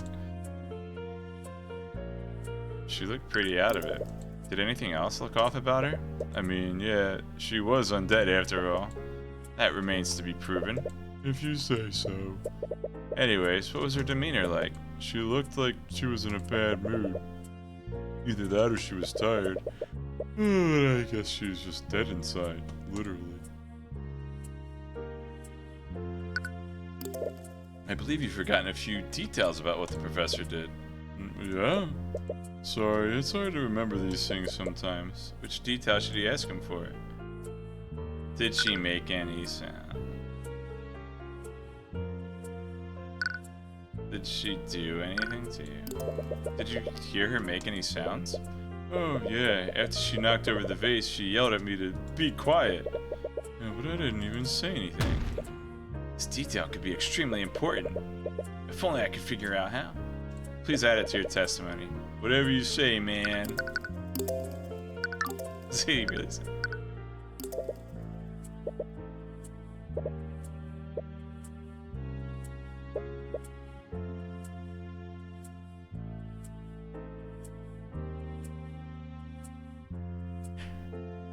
So he must have made that rancid smell by mistake. But like, why? Can't believe there was a crazier witness in the parrot eventually. Oh, I vaguely remember the parrot. What game was the parrot in?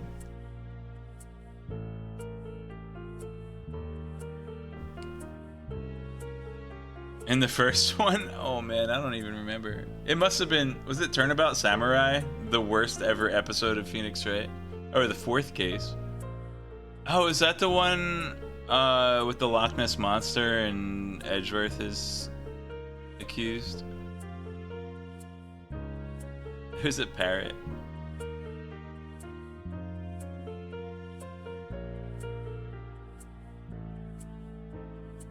Craziest is the whale? Alright, I didn't play that one. I was trying to think, like, there was a really dumb clown. There was that old man with the goiter that was thirsty for Mia and had, like, a blowgun and he was spitting seeds at people or something. Or he didn't have a blowgun, I think he just spit seeds at people. The clown sucks. The only good part about the clown was when he made the, Fresh Prince of Bel-Air reference. Oh man, it's like in West Clownadelphia, born and raised. That's the worst funny thing. I liked Regina though. The guy in the wheelchair. The puppet guy was creepy too. There were a lot of just creepy.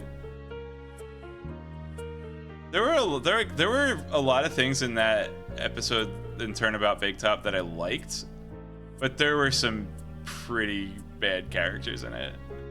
That was terrible just because you got penalized for pressing the wrong statements. The circus one was the worst case. In the game that it was in, sure. I honestly, Turnabout Samurai for me was the worst. And it was more because like the investigation phase was awful.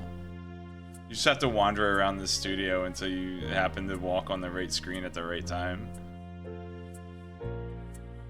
There's also a bad one in 6. Yeah, I don't know.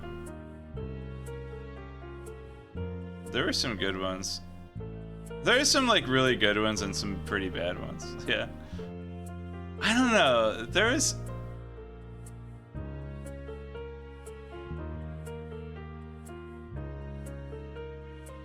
Turnabout Big Top, like, I think like the conclusion was kind of dumb. The puppet guy was creepy. The clown was annoying. But like the Acrobat brothers were cool. Regina was cool. Her dad was cool. Final Case for Apollo Justice could practically be an entirely game itself, just knowing how long and involved it is. Yeah. Tends to leave out details if you directly ask me about it. Just need to answer any questions. Right. She yelled at me. I believe you forgot if you.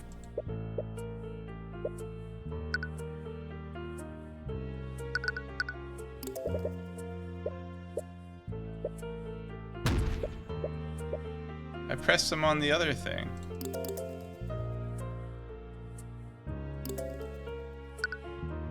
She yelled at me. However, if you look at the description for Animate Corpse, cannot speak. Objection! Mr. Hughes, you said that Bellwether yelled at you. What were her exact words? I think she yelled at me to be quiet. What? I thought it was weird. I didn't even say anything. But I know better than to talk back to her. That's the thing, Hughes. The prosecution's theory is as such. The professor was murdered in the library and was reanimated using animate corpse. With a quick illusion spell, no one would notice that she was undead. However, if what you saw was truly the undead Bellwether, here it comes. How did she speak to you? Huh? This doesn't make any sense. I love this face. This is the best Arya Steelwind spray. Mr. Hughes, undead can follow simple orders, but they don't have the intelligence to speak. Perhaps the witness was mistaken. No, I'm sure I heard her yell at me. I remembered because what she said didn't make any sense. Exactly. He didn't say anything, but she still yelled at him to be quiet. Wait a minute. I guess, alright, so there was a point to me calling the French girl. Well, I'm afraid I don't understand. We've already established that the victim was dead long before the encounter with Mr. Hughes, but if what he saw wasn't an undead, what was it? It had to be an undead. What other explanation is there? I wonder. It couldn't have been a major illusion. Otherwise, it wouldn't have been able to shove Jan out of the way or knock her with the vase. Whatever it was, someone probably used illusory disguise to make it look like Bellwether. Does that mean it was a person? No. If it was a person, how did Bellwether's body end up in the lecture hall? Bellwether wouldn't have been able to turn himself invisible if she was dead. Oh, the construct carried the corpse into B2 or 2B. So the corpse, the actual corpse was invisible. The construct was disguised to look like Bellwether and carry the corpse into the hall, into 2B.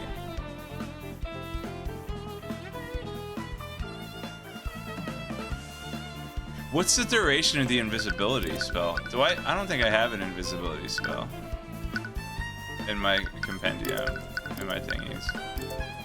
But this is 1 hour. So if it's also 1 hour, that would make sense. Because she was killed at 2. All this magic shenanigans happened and it wore off at 3, and that's when they found the body. But like, how did the principal keep her in his office an hour past their meeting? What's major illusion? Major illusion is just like a phantasm, basically. Creates a three-dimensional illusion. Illusion can take form of any object, be contained in 10 cube. This also requires concentration, which is interesting. But the reason we know it's not major illusion is because the quote Bellwether knocked over a vase, and major illusion doesn't have a corporeal form. Major illusion can't make someone invisible. No, major illusion's like a phantasm, basically. Illusory disguise also can't make them invisible. Well, it can make parts of them invisible. What if the corpse was chopped into 1 foot long bits? Then you could make them invisible. Ew. Alright. Bellwether might have been able to turn herself invisible if she was dead.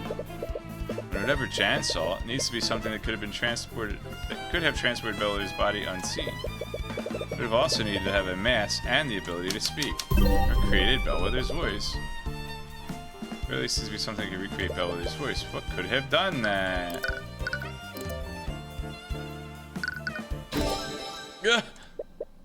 That's it.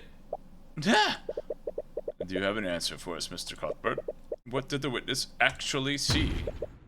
Your Honor, the witness didn't actually hear the dead victim speaking. What he actually heard was her voice being recreated using magic. Are you trying to say that her voice was recreated using a spell? Not a spell, Steelwind. It was artificery. And whoever the murderer is, they had the perfect piece of artificery available to them. One programmed with Catherine Bellwether's voice. You can't possibly mean... That's right, Steelwind. What Mr. Hughes saw was an arcane construct. Arcane construct? Think of it as a magically animated suit of armor, Your Honor. But we ruled out such a possibility, hadn't we? What? No? Construct or not, no one could disguise themselves and carry the body to the classroom. A person wouldn't have been able to do it. But arcane constructs are a different thing entirely. Those suits of armor are extremely large, but more importantly, they're hollow. Oh! That also works.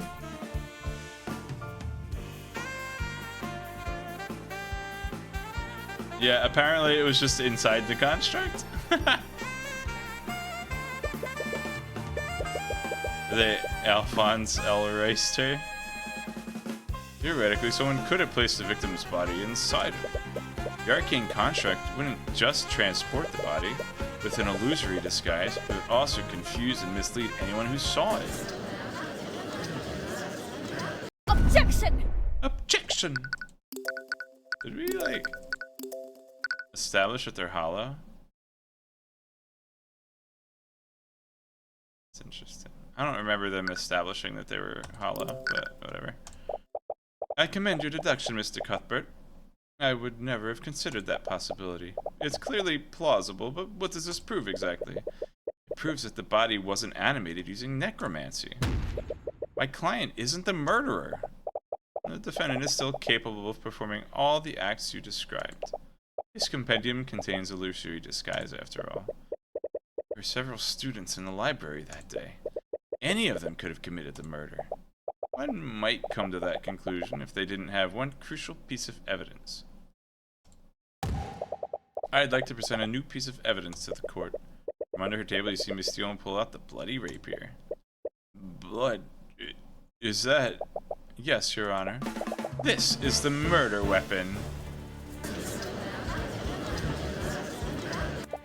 Ugh, she was saving that for the perfect moment, wasn't she?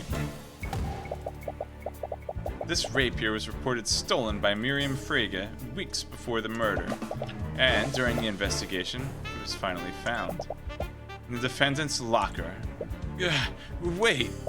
He was clearly trying to use one of her possessions in a paltry attempt to frame her. Why, he even stole her locker's nameplate and placed it over his. Ugh, damn it. That's not what happened, but honestly, it sounds more plausible than what really took place. Basically, back to square one, aren't we? Anyone could have told that construct to do all those things. Wait, anyone? Is that really true? The construct transported the professor's body, and someone used an illusion to make it look like her. They even used a pre-recorded voice to make the illusion more convincing. Who ordered the construct to hide the body?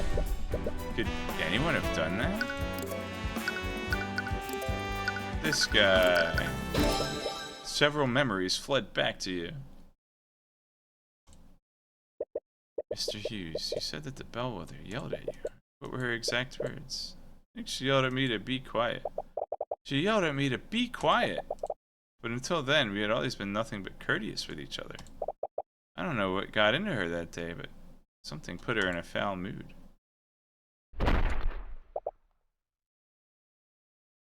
Be quiet.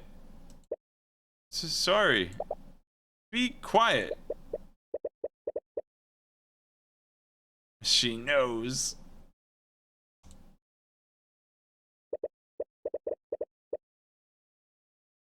The construct's voice is a voice of Professor Bellwether. Unfortunately, you can't make them say anything other than what's recorded. Only the headmaster can change those settings. No, it can't be him. What is it, Tyrion? Did you figure something out? I did. But is he seriously the one behind all of this? Miss Steelwind, earlier you said that my client could have orchestrated this entire ruse. But that's simply not true. How so? Anyone could have ordered the construct to carry out the victim's body. Yes, but not everyone can change what the constructs are able to say. Only one individual has the credentials for that. Theodore Redmond, headmaster of the Imperial Academy. Huh? Wait, you're not serious, are you? You think the headmaster did all this? I don't want to believe it, but he's the only person who could have done it. That's completely ridiculous. Headmaster Redmond would never do something like this. To Steelwind, there's one common element between each of the witnesses' encounters with Bellwether. It's what Bellwether said to them. She yelled at both of them to be quiet. Miriam Frege was particularly surprised. She had a good relationship with the professor. But when greeted by the professor, Bellwether just shouted at her. Almost as if the professor was responding indiscriminately. And recall her encounter with Jan Hughes. The professor knocked over a vase and shouted at him to be quiet immediately after, even though he hadn't said anything. She was responding to the sound of the vase breaking. Now let me ask you this, Steelwind. Where did Bellwether come from before she encountered Miss Frege and Mr. Hughes? Her meeting with the headmaster.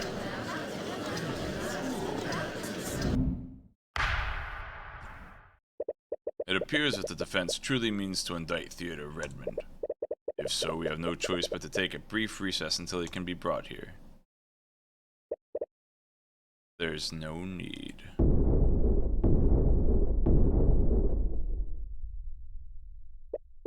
Fortunately for you, I'm already in the gallery. The headmaster stood up from the gallery seats behind you and slowly walked onto the witness stand. Has he been here the entire time? Now, please correct me if I'm wrong, Mr. Cuthbert, but do you think I am the one who committed this crime? And I'm sorry, Redmond, but no matter how I look at it, everything I've found points to you. No, there's no need to apologize. In fact, I should commend you on the lengths that you're going to defend dear Wallace. The court appreciates your understanding, Mr. Redmond. Secret anger. Now then, to clear the air, I suppose I should give my testimony on what happened that day. Whoop. That day, I had a meeting scheduled with the professor at noon. She showed up at the expected time, and we discussed various administrative matters. Our meeting went on for an hour, after which she left to prepare for her next class. Despite our many disagreements, we still knew how to be civil with one another. After all, I had no reason to bear a personal grudge against her. That's completely untrue. I just can't see it. He seems like such a nice person. Is he really the person we're looking for? He has to be. No one else could have orchestrated this entire plot. You just need to find out how and why. Cross-product examination. What was this meeting for? Oh, nothing of note. Grr. We were merely discussing her daily operations and duties within the academy. In an academy such as ours, it is beneficial to regularly communicate with the staff. So she showed up at exactly 12 p.m.? More or less. That's not what exactly means. Catherine Bellwether was many things, but she was never tardy. There aren't any witnesses who saw her before the meeting, so you don't have a way to disprove what he's saying. It'd be best to look elsewhere in the testimony. Yeah, he's so angry. How long did this meeting last, Headmaster? Our meeting went on for an hour. So that means the professor left your office at 1 p.m.? Yes, she was quite adamant about taking time to prepare her lesson plans. Now that you think about it, Frege had no idea what the time was when she saw Bellwether.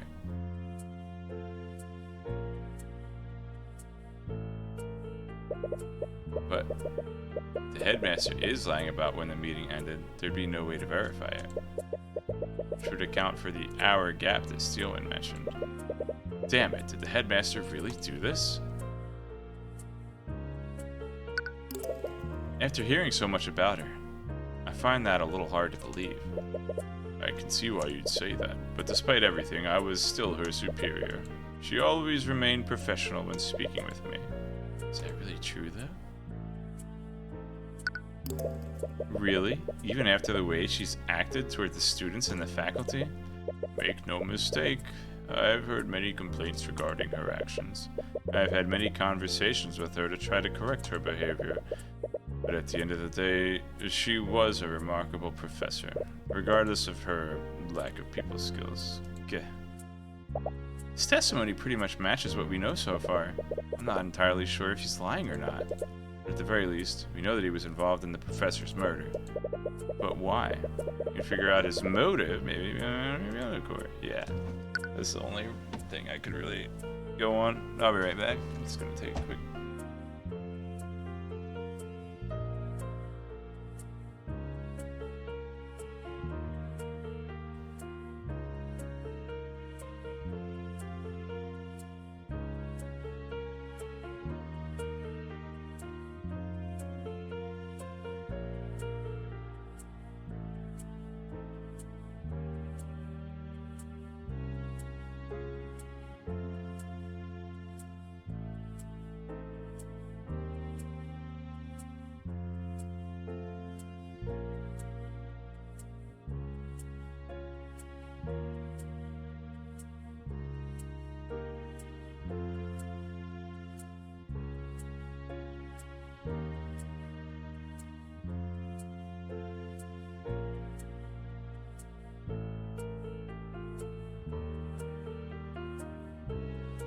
Okay.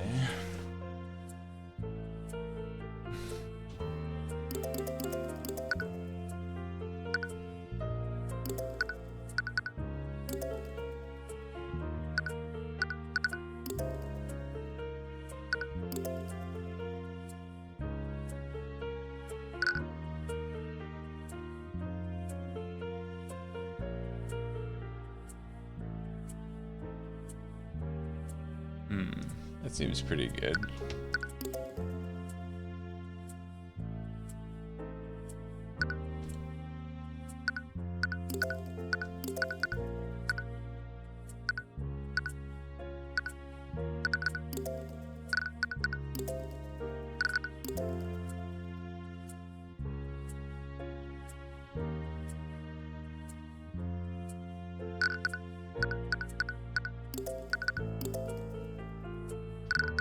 Objection!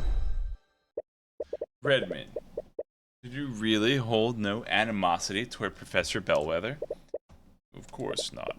I did have strong opinions about her methods of teaching, but I always remained professional. We both did. Frankly, I find that hard to believe.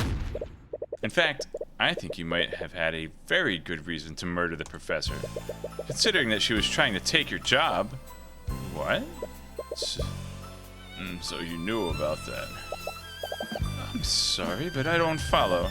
Just how was the professor going to take the headmaster's job? According to Miriam Frege, Catherine Bellwether was currying favor with the noble families. In fact, there was a plan to oust Mr. Redmond and appoint Bellwether as the new headmaster of the academy. What? But in any case, I doubt the headmaster had any idea of this until now. I'd like to remind the court of the witness's reaction just now. He said, "So you knew about that." His reaction was one of surprise. But he wasn't surprised by this information. He was surprised that I knew this information. That's... Please, dear Arya. I may be a frail old man, but I'm perfectly capable of defending myself. Have an explanation, Mr. Redmond, and by all means, I'd love to hear it. Gladly.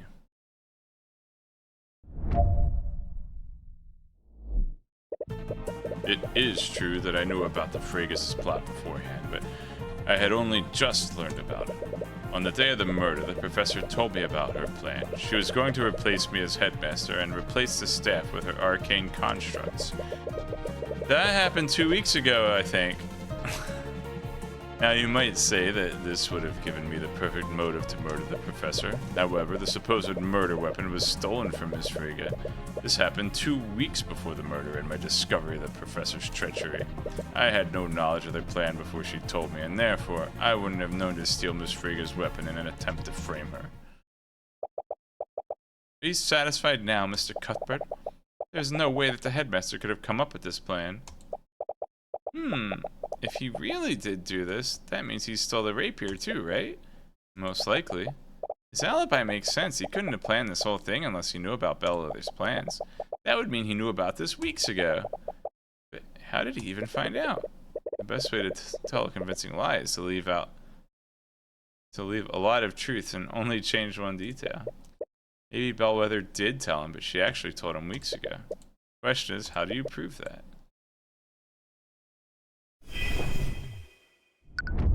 It was the janitor that overheard that conversation. But I don't know if the janitor knew about replacing the headmaster.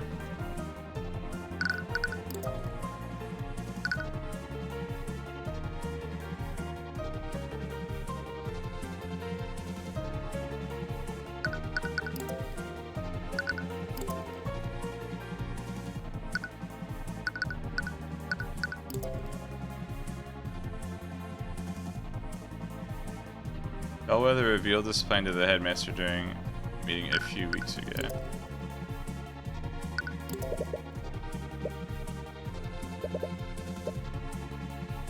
They're like all mean.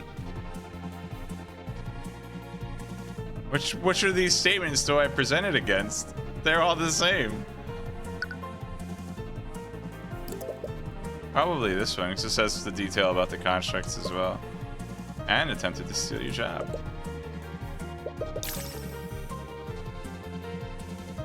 I've been headmaster of the Imperial Academy for decades. To think that the professor and the board would go around my back like that.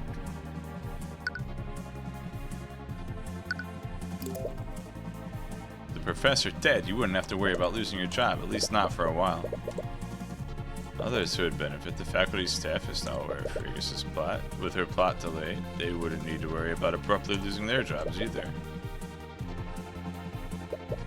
He'll lose his job and House Frege will just appoint someone else. No, you can't think about that now. If you don't prove Redmond's guilt, the court will convict Wallace.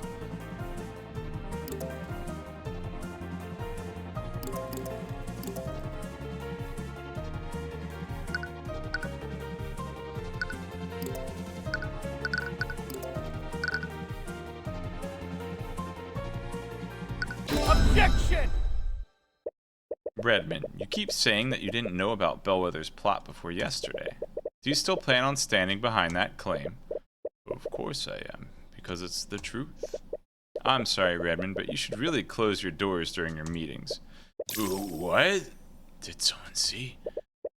It is true that Bellwether revealed her plan to you during one of your meetings. In fact, Jan Hughes happened to overhear that same meeting, but he only overheard the part where the staff would be replaced. And that's the strangest part, Redmond. According to Mr. Hughes, this meeting occurred weeks ago. You can't accuse the headmaster of perjury based on a rumor. Everything you've just said is based on secondhand information. Mr. Hughes distinctly overheard that the staff would be replaced with arcane constructs. That is too specific and too accurate to assume that he misheard a different conversation. The professor probably only revealed her plan for the arcane constructs. That still doesn't prove that she knew about the treachery beforehand. Professor Bellwether had no authority over the cleaning staff's employment. It wouldn't make sense for her to just reveal her plan of the arcane constructs. That would only make sense if she knew that Bellwether would be taking his job. So tell me one thing, Redmond. Why did you find the need to lie about this? Is it because you saw a need to protect yourself from my accusations? Redmond, I asked you a question. Did you murder Catherine Bellwether? I don't think he has to answer that. Oh. Where'd that darkness come from? Oh, he is an illusionist, so. What a fine mess this is. Headmaster? So, you truly plan on pushing this? Are you? Well, your thesis sounded promising, Mr. Cuthbert, but I believe your arguments could use a little work. Argument? You think I killed Catherine Bellwether? Me? I am an elderly man in his late 80s. Is he, though? Because he's an illusionist. We've already seen the text box lie about Valérie's magiciness.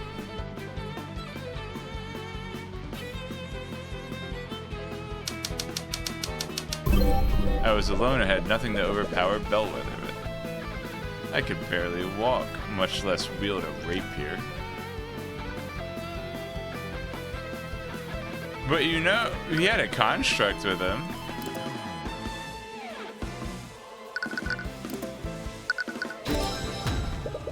But you and Bellwether weren't the only people in that room, were you? You needed the arcane construct to carry Bellwether's body. That means that the construct would have already been in your office.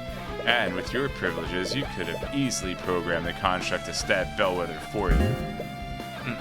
Oh, he's got a lot of hit points. Even so, think about what would have transpired afterward. Recall Miss Steelwind's timeline of Bellwether's witnesses. With your theory, the construct would have spent more than an hour in the library.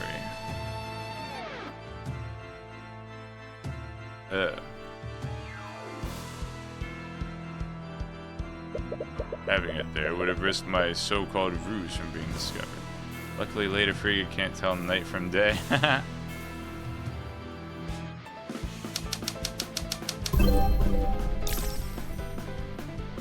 I wouldn't have the construct linger around the library.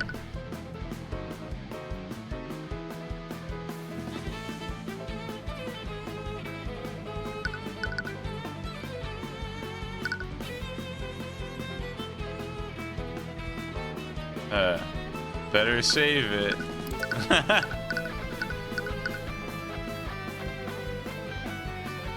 I can't save it.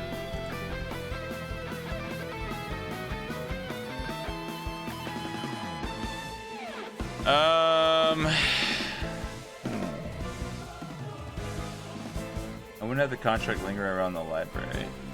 I don't have any hard evidence to disprove that. But his emotion is scared.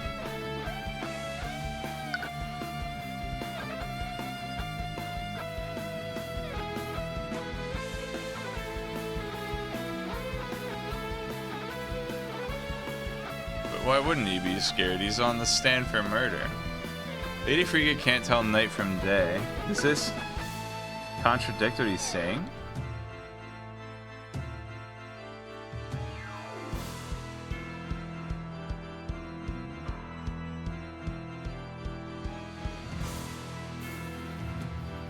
Oh man, I can't concentrate right now. Lady Frigga can't tell night from day.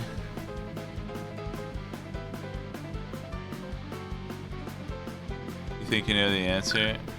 Yeah, I'm thinking about it.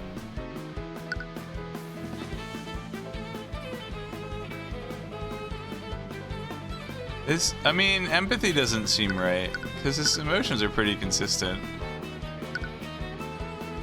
Do I have a piece of evidence that goes against this?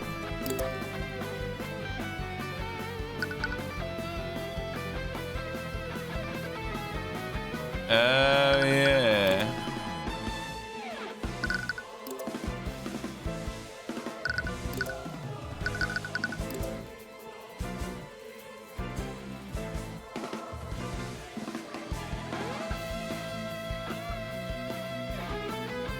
But if this is the case, like, how did the contract ever end up making it to the... This makes sense. This makes sense why the contract would, like, get stuck in the library. But then how did it ever get out of the library is the question. I think you're on the right track. I'll go with this. You're saying clear doesn't match what you're thinking. Wait, did I click the right thing?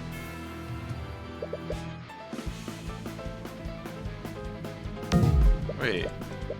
Did I click on the wrong thing? Contract probably lingered in the library shouting at people to be quiet until there was no one around for it to hear.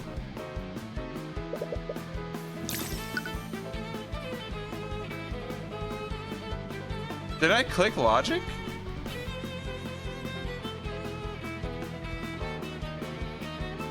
I'm confused.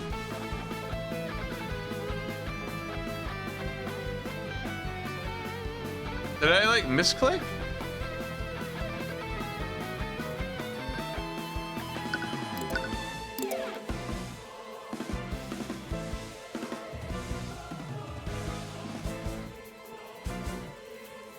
What you're saying doesn't match what you're thinking. I must have misclicked. What? That quote doesn't match the option that I picked. Whatever.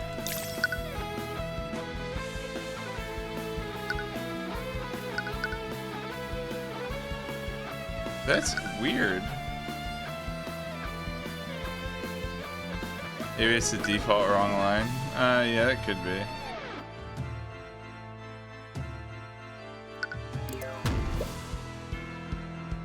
Oh, crap. Alright.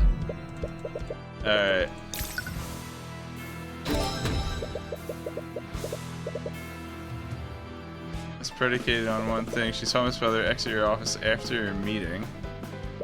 However, if you assume that you're lying about when this meeting ended, your entire argument falls apart.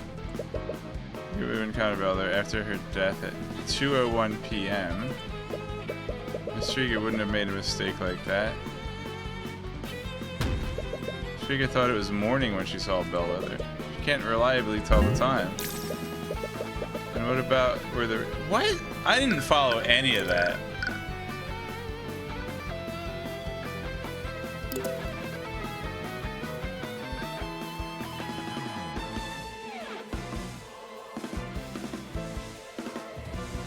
Timing...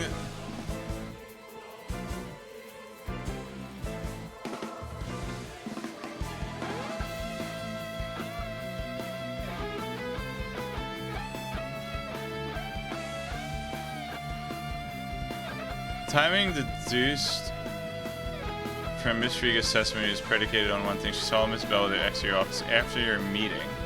However, we assume that you're lying about when this meeting ended. Our argument falls apart. If we assume you're lying, then I don't... It might be too late for me. I don't know.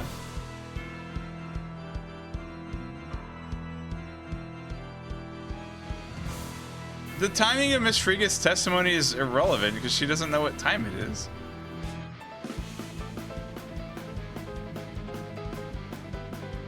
Well, Bellwether was already dead. Yeah, Bellwether died at 2 according to the autopsy report.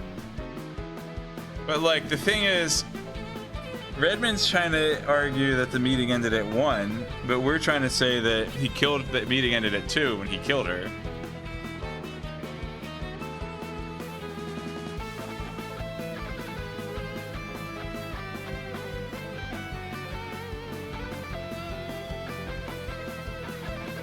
I honestly don't understand any of this part of the conversation.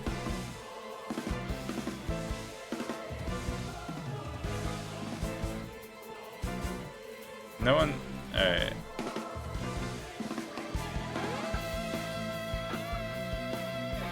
The time... Why are we assuming that he's lying as part of the argument? Like, this whole sentence doesn't make sense. Anyway, let's just not screw up again. If I really was a murderer, then that would mean I planted the weapon in young Wallace's locker. Several of the students had lockers that I had access to. I wouldn't have placed incriminating evidence in that locker. Also, one of my prize students, if I had to frame anyone, he would be the last person I chose. Yeah, but the nameplates were swapped. What do I have that says the nameplates were swapped?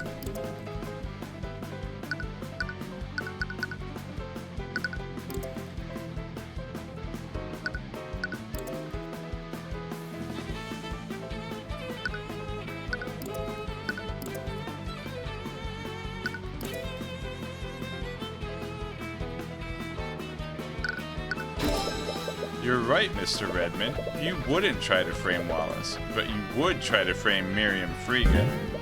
Gah! It would have been the perfect act of revenge, wouldn't it? You murder your treacherous co-worker and frame the daughter of the family that helped her. Something went wrong, didn't it, Redmond?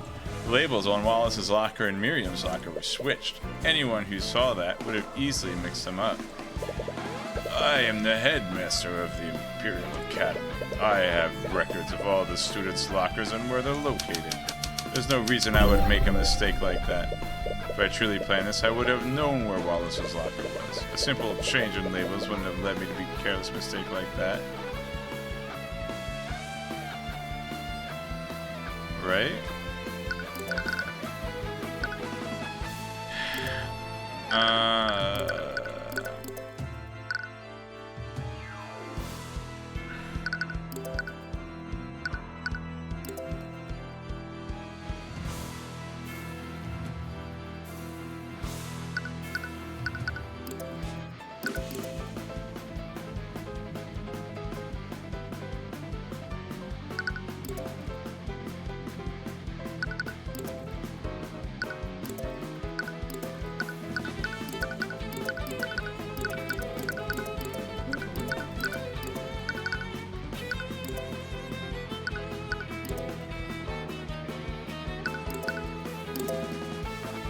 I would have.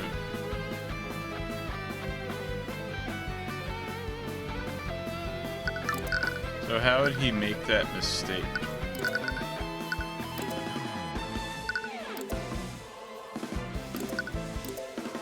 Oh, we have to present this to show that he sucks at knowing things?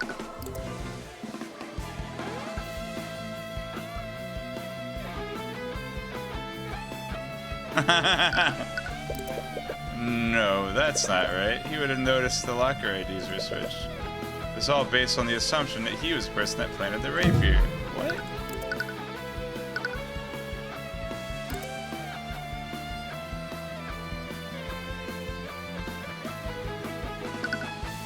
I showed that he's a senile old man. Yeah, maybe he wasn't the person that did it.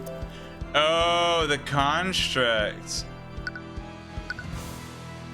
Yeah, the construct placed the rapier.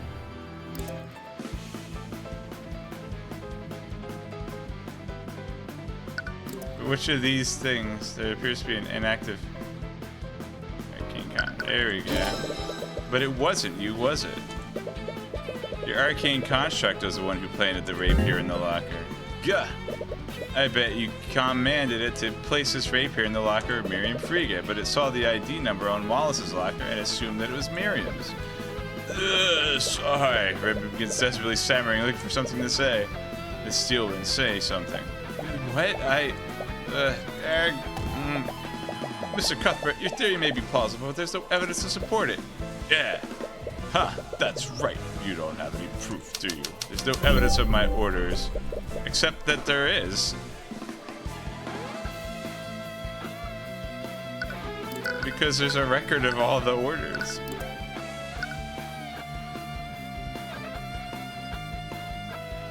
Call the parrot to the stand. What? Yeah, the evidence of the orders are tracked. Bull crap. I lost the argument. Maybe we could try it again. Okay. Hey, at least we got to find out what happens if you lose an argument.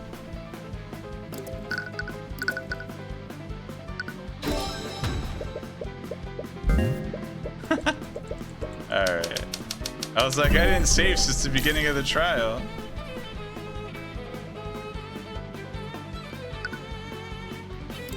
Oh wait, I clicked the wrong thing. I still don't know the answers.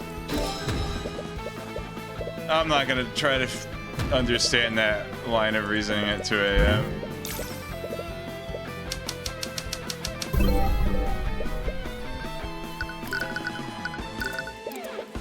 Wait, what? I wasn't paying attention. Oh. I wouldn't have placed that in the locker? Wait. Oh, wait, we have to talk about the switcheroo first. And then we have to talk about how he wouldn't be mixed up by the switcheroo.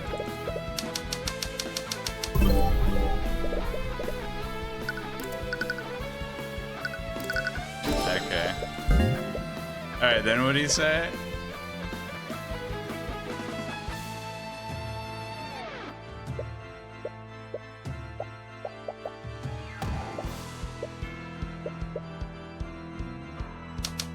no evidence of my orders.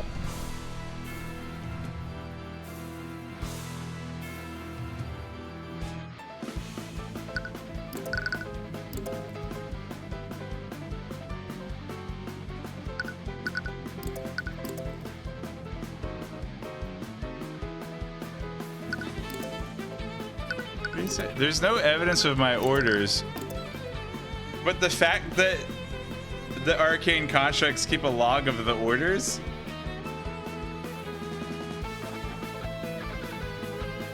The voice lines can only be changed.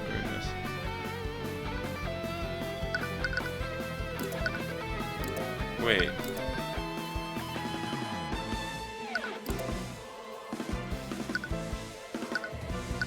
Oh man, I'm too sleepy.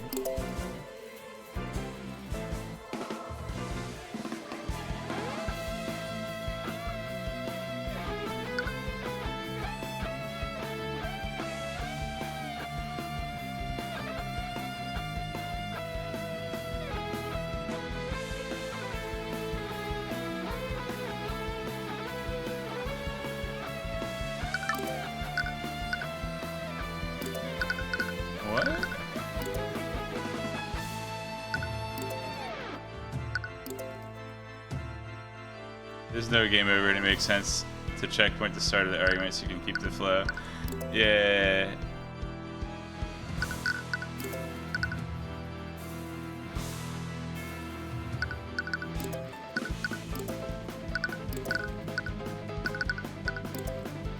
Alright, let's see. Attorney's badge. Arcane this is wrong for some reason. Weeks ago, the headmaster performed an alchemy experiment incorrectly in lecture. Oh, this happened weeks ago? That's interesting. The map? I don't think so.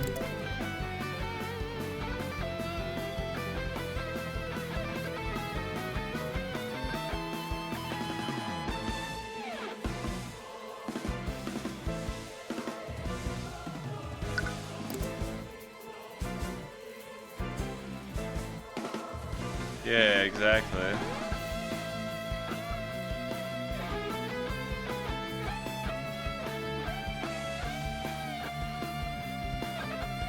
Activate the lockdown in response to receiving a call from security.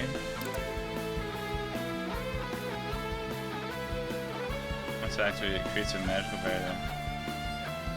Wait.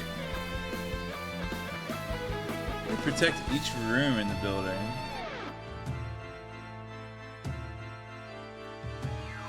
Is this important?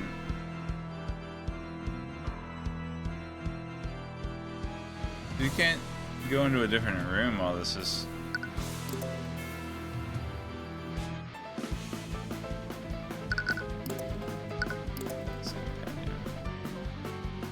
Bellwether walked past Shine the West Bend of the hallways, found it, shoved him out of the way.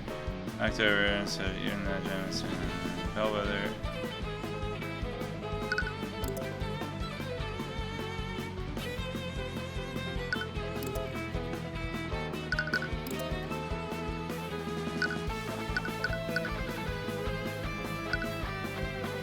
Maybe it like wants me to call out this construct to get the log of this specific construct, even though it makes less sense to prevent this.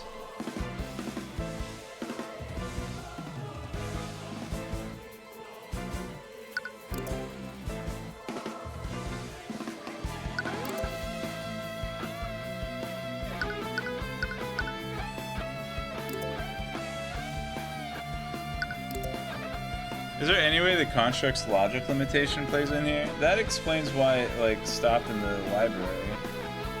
Because it had to carry out the commands in order. I don't know, actually. This is the only thing I can think to present.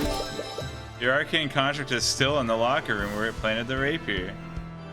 I disagree. I think it made more sense to present the other one because it specifically calls out the command log, but whatever. At least I didn't have to redo the whole court scene. It should have allowed both, yeah. Hatch the game. Is that so, Mr. Cuthbert? Why does he still look so confident? No, Mr. Cuthbert, I already checked the inside of that construct during my investigation. The interior was completely clean. What? The construct's primary function is to assist and clean, dear Tyrion. They have a function that allows them to clean themselves inside and out. Well, we can still look at its command history, right? Think about it, Mr. Cuthbert. Do you honestly think that the murderer would leave behind evidence like that? I'm sure that whoever orchestrated this plot, they ordered the construct to wipe its logs when it was finished. Game, I have to go to bed. We're not doing another investigation phase. No. That's right, Mr. Cuthbert. Your case against me is theoretical at best. But I suppose I can still give you marks for trying. Damn it, he thought of everything. Was he seriously able to get rid of all the evidence? Not the blood.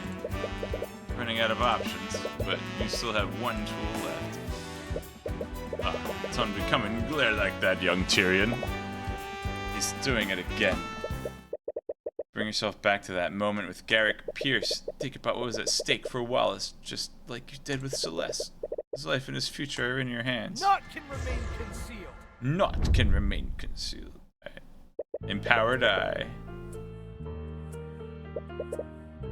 Redmond did a good job of covering his tracks, but there has to be something you've got to get rid of. Better save it.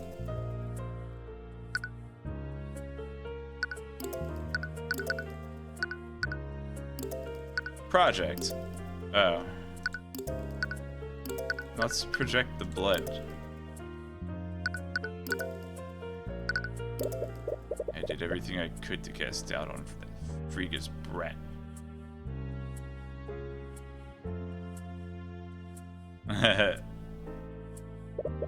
Can't believe Valerie placed a trace of necromancy on the body. To make matters worse, the construct placed the evidence in the wrong locker.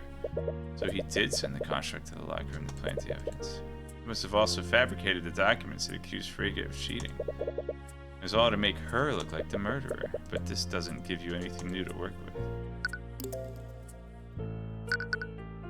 I wonder what he says about this. I wonder, did I leave any other pieces of evidence behind? It was far too reckless, but I needed some way to keep that lecture hall empty. Oh right, he must have botched the alchemy experiment on purpose to keep the lecture hall cleared. That doesn't really tell you anything you can use right now.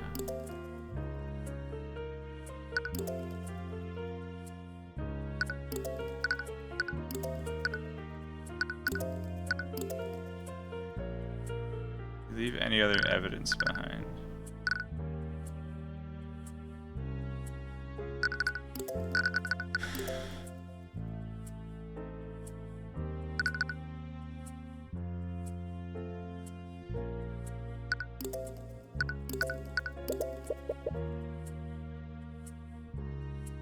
Wait.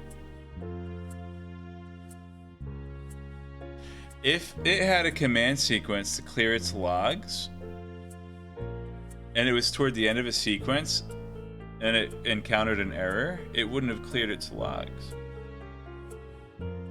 Huh. Plant the body in Lecture Hall 2B. And then plant the evidence in Frigga's locker.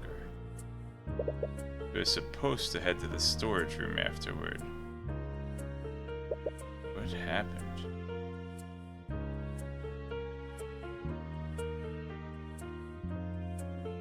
The storage room was locked.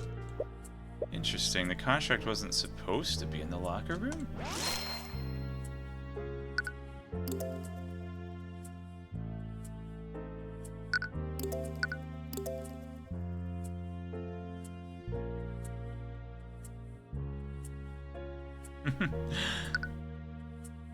Oh, I was gonna say, did Dick Gumshoe keep it from leaving the locker room, but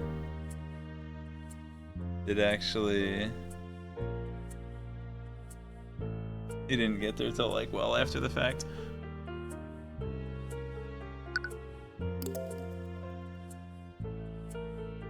So Why am I thinking of this now?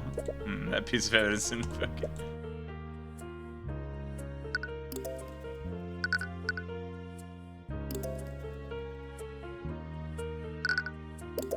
Why was the construct in the locker room, though? It shouldn't have been there if it had followed my orders. No matter, it wiped its logs. I have nothing on me. So he did order it to wipe its logs. When Cuthbert was checked, it probably would have done this last.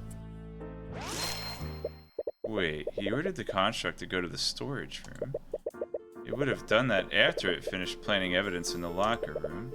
But we found it in the locker room. To stop the construct from leaving the locker room.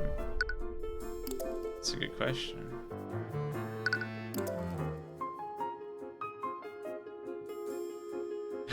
Oh, you idiot! Wait. No, hang on. He ordered the lockdown and kept the freaking golem from leaving the locker room. You freaking moron. Oh, no way. No way. What an idiot.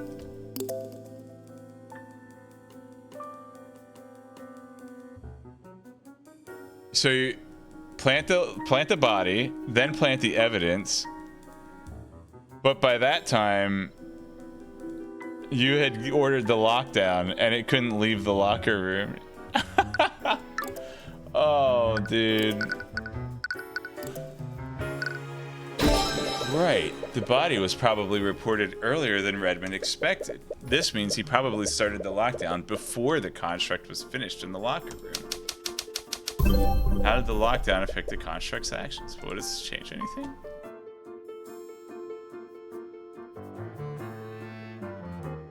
Bellwether's body was stolen. How did the lockdown affect it?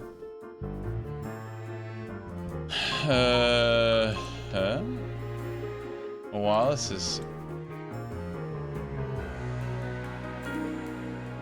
Well, not Wallace. Redmond's series of commands was interrupted by Redmond. The lockdown. I mean, technically. Right, the series of commands would have been interrupted. Wait a minute. Constructs execute a series of commands. What did they give him? Possible to complete. Constructs had tasks with the entire series impossible to complete as a result of something. Construct's final command was to wipe its memory, but if its orders were interrupted by the lockdown, then... Ms. Steelwind, I have nothing more to ask this witness. What? You're not giving up, are you? Do you even have to ask? Yeah, I thought so. But how are you going to prove... Oh, I thought she meant... yes, I did have to ask. The next witness testimony would be all I need. The parrot! Look in your face. Isn't one of defeat. Just what are you planning? Ha! Nothing but desperate bravado. Now, if you'll excuse me. You've let your quarry get away, Mr. Cuthbert. I hope you know what you're doing. I do, Miss Steelman. First, I'd like for the Inquisition to bring the arcane construct to the Academy's locker. And you already established the murder could have wiped its history. But why assume that? Please, just humor me for a second, Miss Steelman. Very well. Bailiff, please relay Mr. Cuthbert's request to Commander White. Well, here's your construct. Be quiet! Construct. What are your orders? Please recite your command history. Reporting. Command 1, stand by in Headmaster's office. Command 2, await vocal signal. Attack from Theodore Redmond. You heard Redmond stand up from the gallery. Seeing this, the prosecutor watches him and carefully clutches the handle of her cane. Why does she have a cane? I wonder if we'll find that out, or if she just has it to be cool. She has it because they didn't want to animate a whip. Command 3, treat Catherine Bellwether as a hostile entity and neutralize. Construct, wipe your... Uda. Could be her wand, yeah. Before he can finish his sentence, the prosecutor points her cane at the headmaster. Magical energy shoots from it and collides directly with him. She casts magic missile. The magic reads around his body and stops him from moving. He's clearly trying to shrug against it, but looks like he can't even move his mouth. Failed a saving throw. Miss Steelwind? Excuse the interruption. Please continue. Command 4. Await vocal signal. Leave from Theodore Redmond. Command 5. Move to classroom 2B. Reply to any inquiries with voice line number 3. Command 6. Remove Catherine Bellwether from interior frame and place on floor. Thank you, Construct. You can stop now. I think we all know the rest. But just to be clear, who gave you this series of commands? Commands were provided by Headmaster Theodore Redmond. Now, how? I ordered the Construct to wipe its command history. Mr. Redmond, Constructs don't follow the same logic that humans do. They're prone to error when their commands are impossible to execute. Impossible? In what way were my commands impossible? You were the one that made it impossible. You activated the lockdown system. The lockdown? The body was found earlier than you'd like. You had no choice but to immediately activate the lockdown system when it was reported. However, the Construct was still in the locker room when you did this. So that's why it was there. The Construct finished its tasks in the locker room, but then it tried to follow your next command. It tried to move to the storage room, but it was prevented from doing so. Completion of that command was impossible, so the series of commands was stopped before it wiped its history. Yeah, I don't know. If he tells it to wipe its history, will it still carry out the rest of the commands, even though they're not in the history? Maybe he just was dumb from the start. You little... Theodore Redmond, you ordered your Construct to murder Catherine Bellwether. Then you had it place the murder weapon in a locker to frame Miriam Frege. And we have your Construct's testimony to prove it. And that's checkmate. Oh, he said the thing! Make it so! I can't believe it. How could you do something like this, Headmaster? She was going to take everything from me. My position, my academy, students.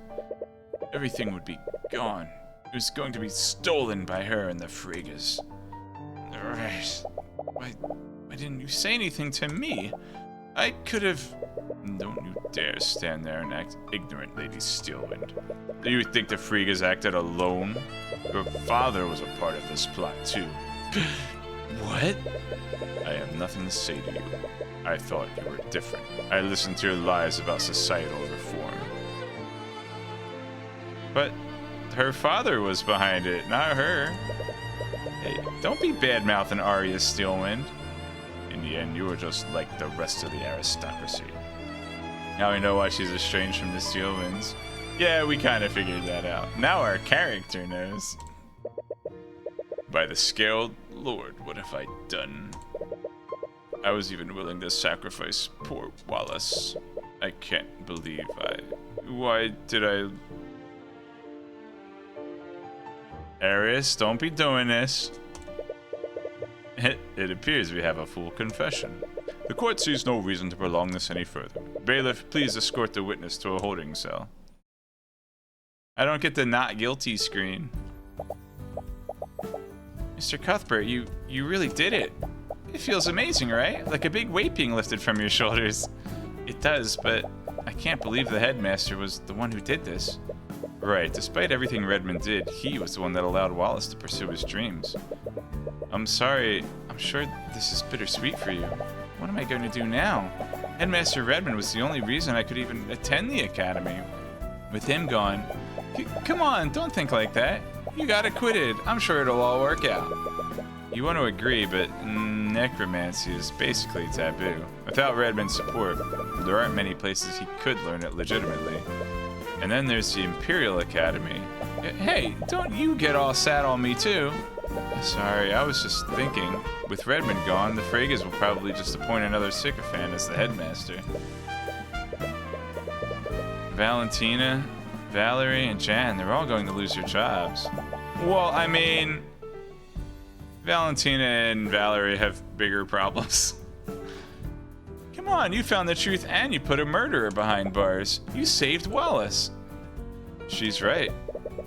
As you start to exit the courtroom, you're greeted by Miss Timora. Is she in the gallery this entire time? Again, at the end of the day, you saved Wallace from a wrongful conviction. You should be proud of yourself for that.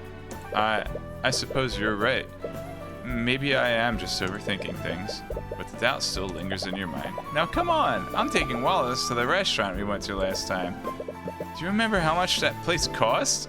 I'm gonna eat so many breadsticks. Don't worry, I have plenty of gold.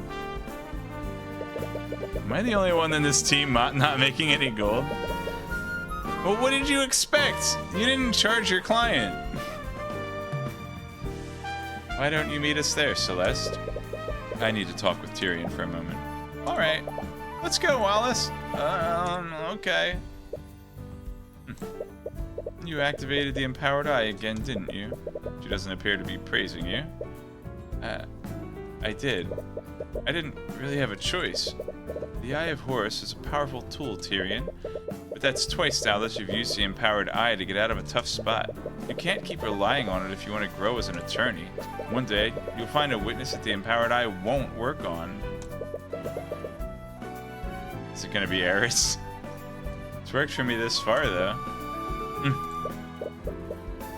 Case 4 spoiler, right? We're 3 or 5. Probably not 3. But I suppose you're right. I'll try to rely on it less next time. And that marked the end of another case in my career as a defense attorney. Another life saved, another murderer brought to justice. But I still couldn't shake this feeling of uneasiness. Is it guilt for what would happen to the faculty staff? Or was it something else? Hey! That one was an hour longer than the other one. I felt like I goofed off more on the last one, too. And took more breaks. Man, Steelen has been talking with the perp for hours. So to even ask at this point. Turns out, she doesn't trust his testimony. Something about his memories not matching up with the crime scene. Oh, this is going back to the mind control cases that they were touching up on. You don't think he has Mage Blade, does he? No. It's not that. Ugh. She found that damn symbol etched into his desk. Or what did she call it? The purple mark? Oh, for the love of... Not this again. If the little lady wants to chase the boogeyman, just let her. At least this time she's doing it personally instead of dragging us into it. Cast Sleep. That's not an illusion spell, that's an enchantment spell. Hey, what's up with...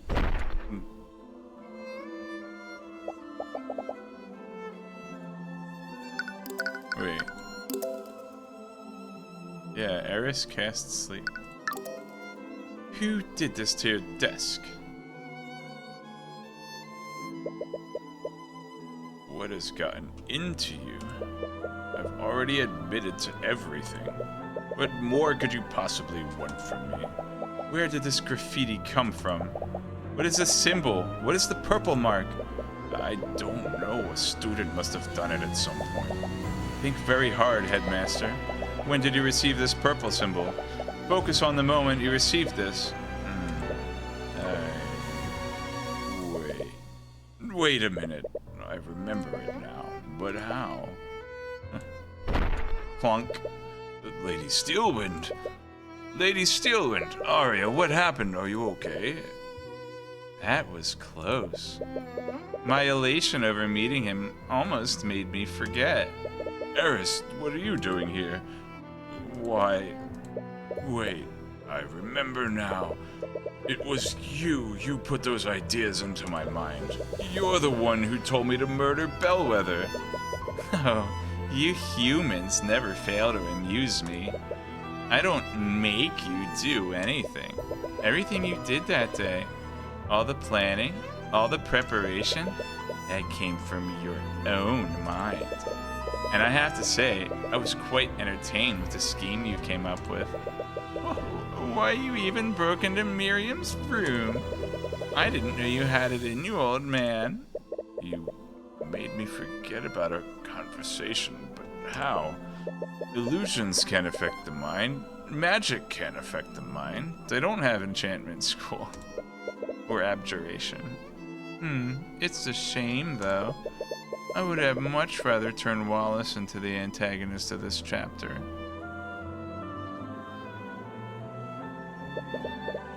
Could you imagine if he turned? It would have been spectacular. Armies of the undead running rampant in the streets. But alas, even I couldn't corrupt his pure soul. Answer me. Who are you? What are you? Who am I? I'm the Lord of the Sixth Circle. Oh. Sure she is.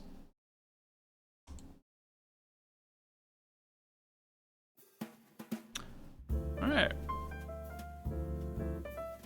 Well.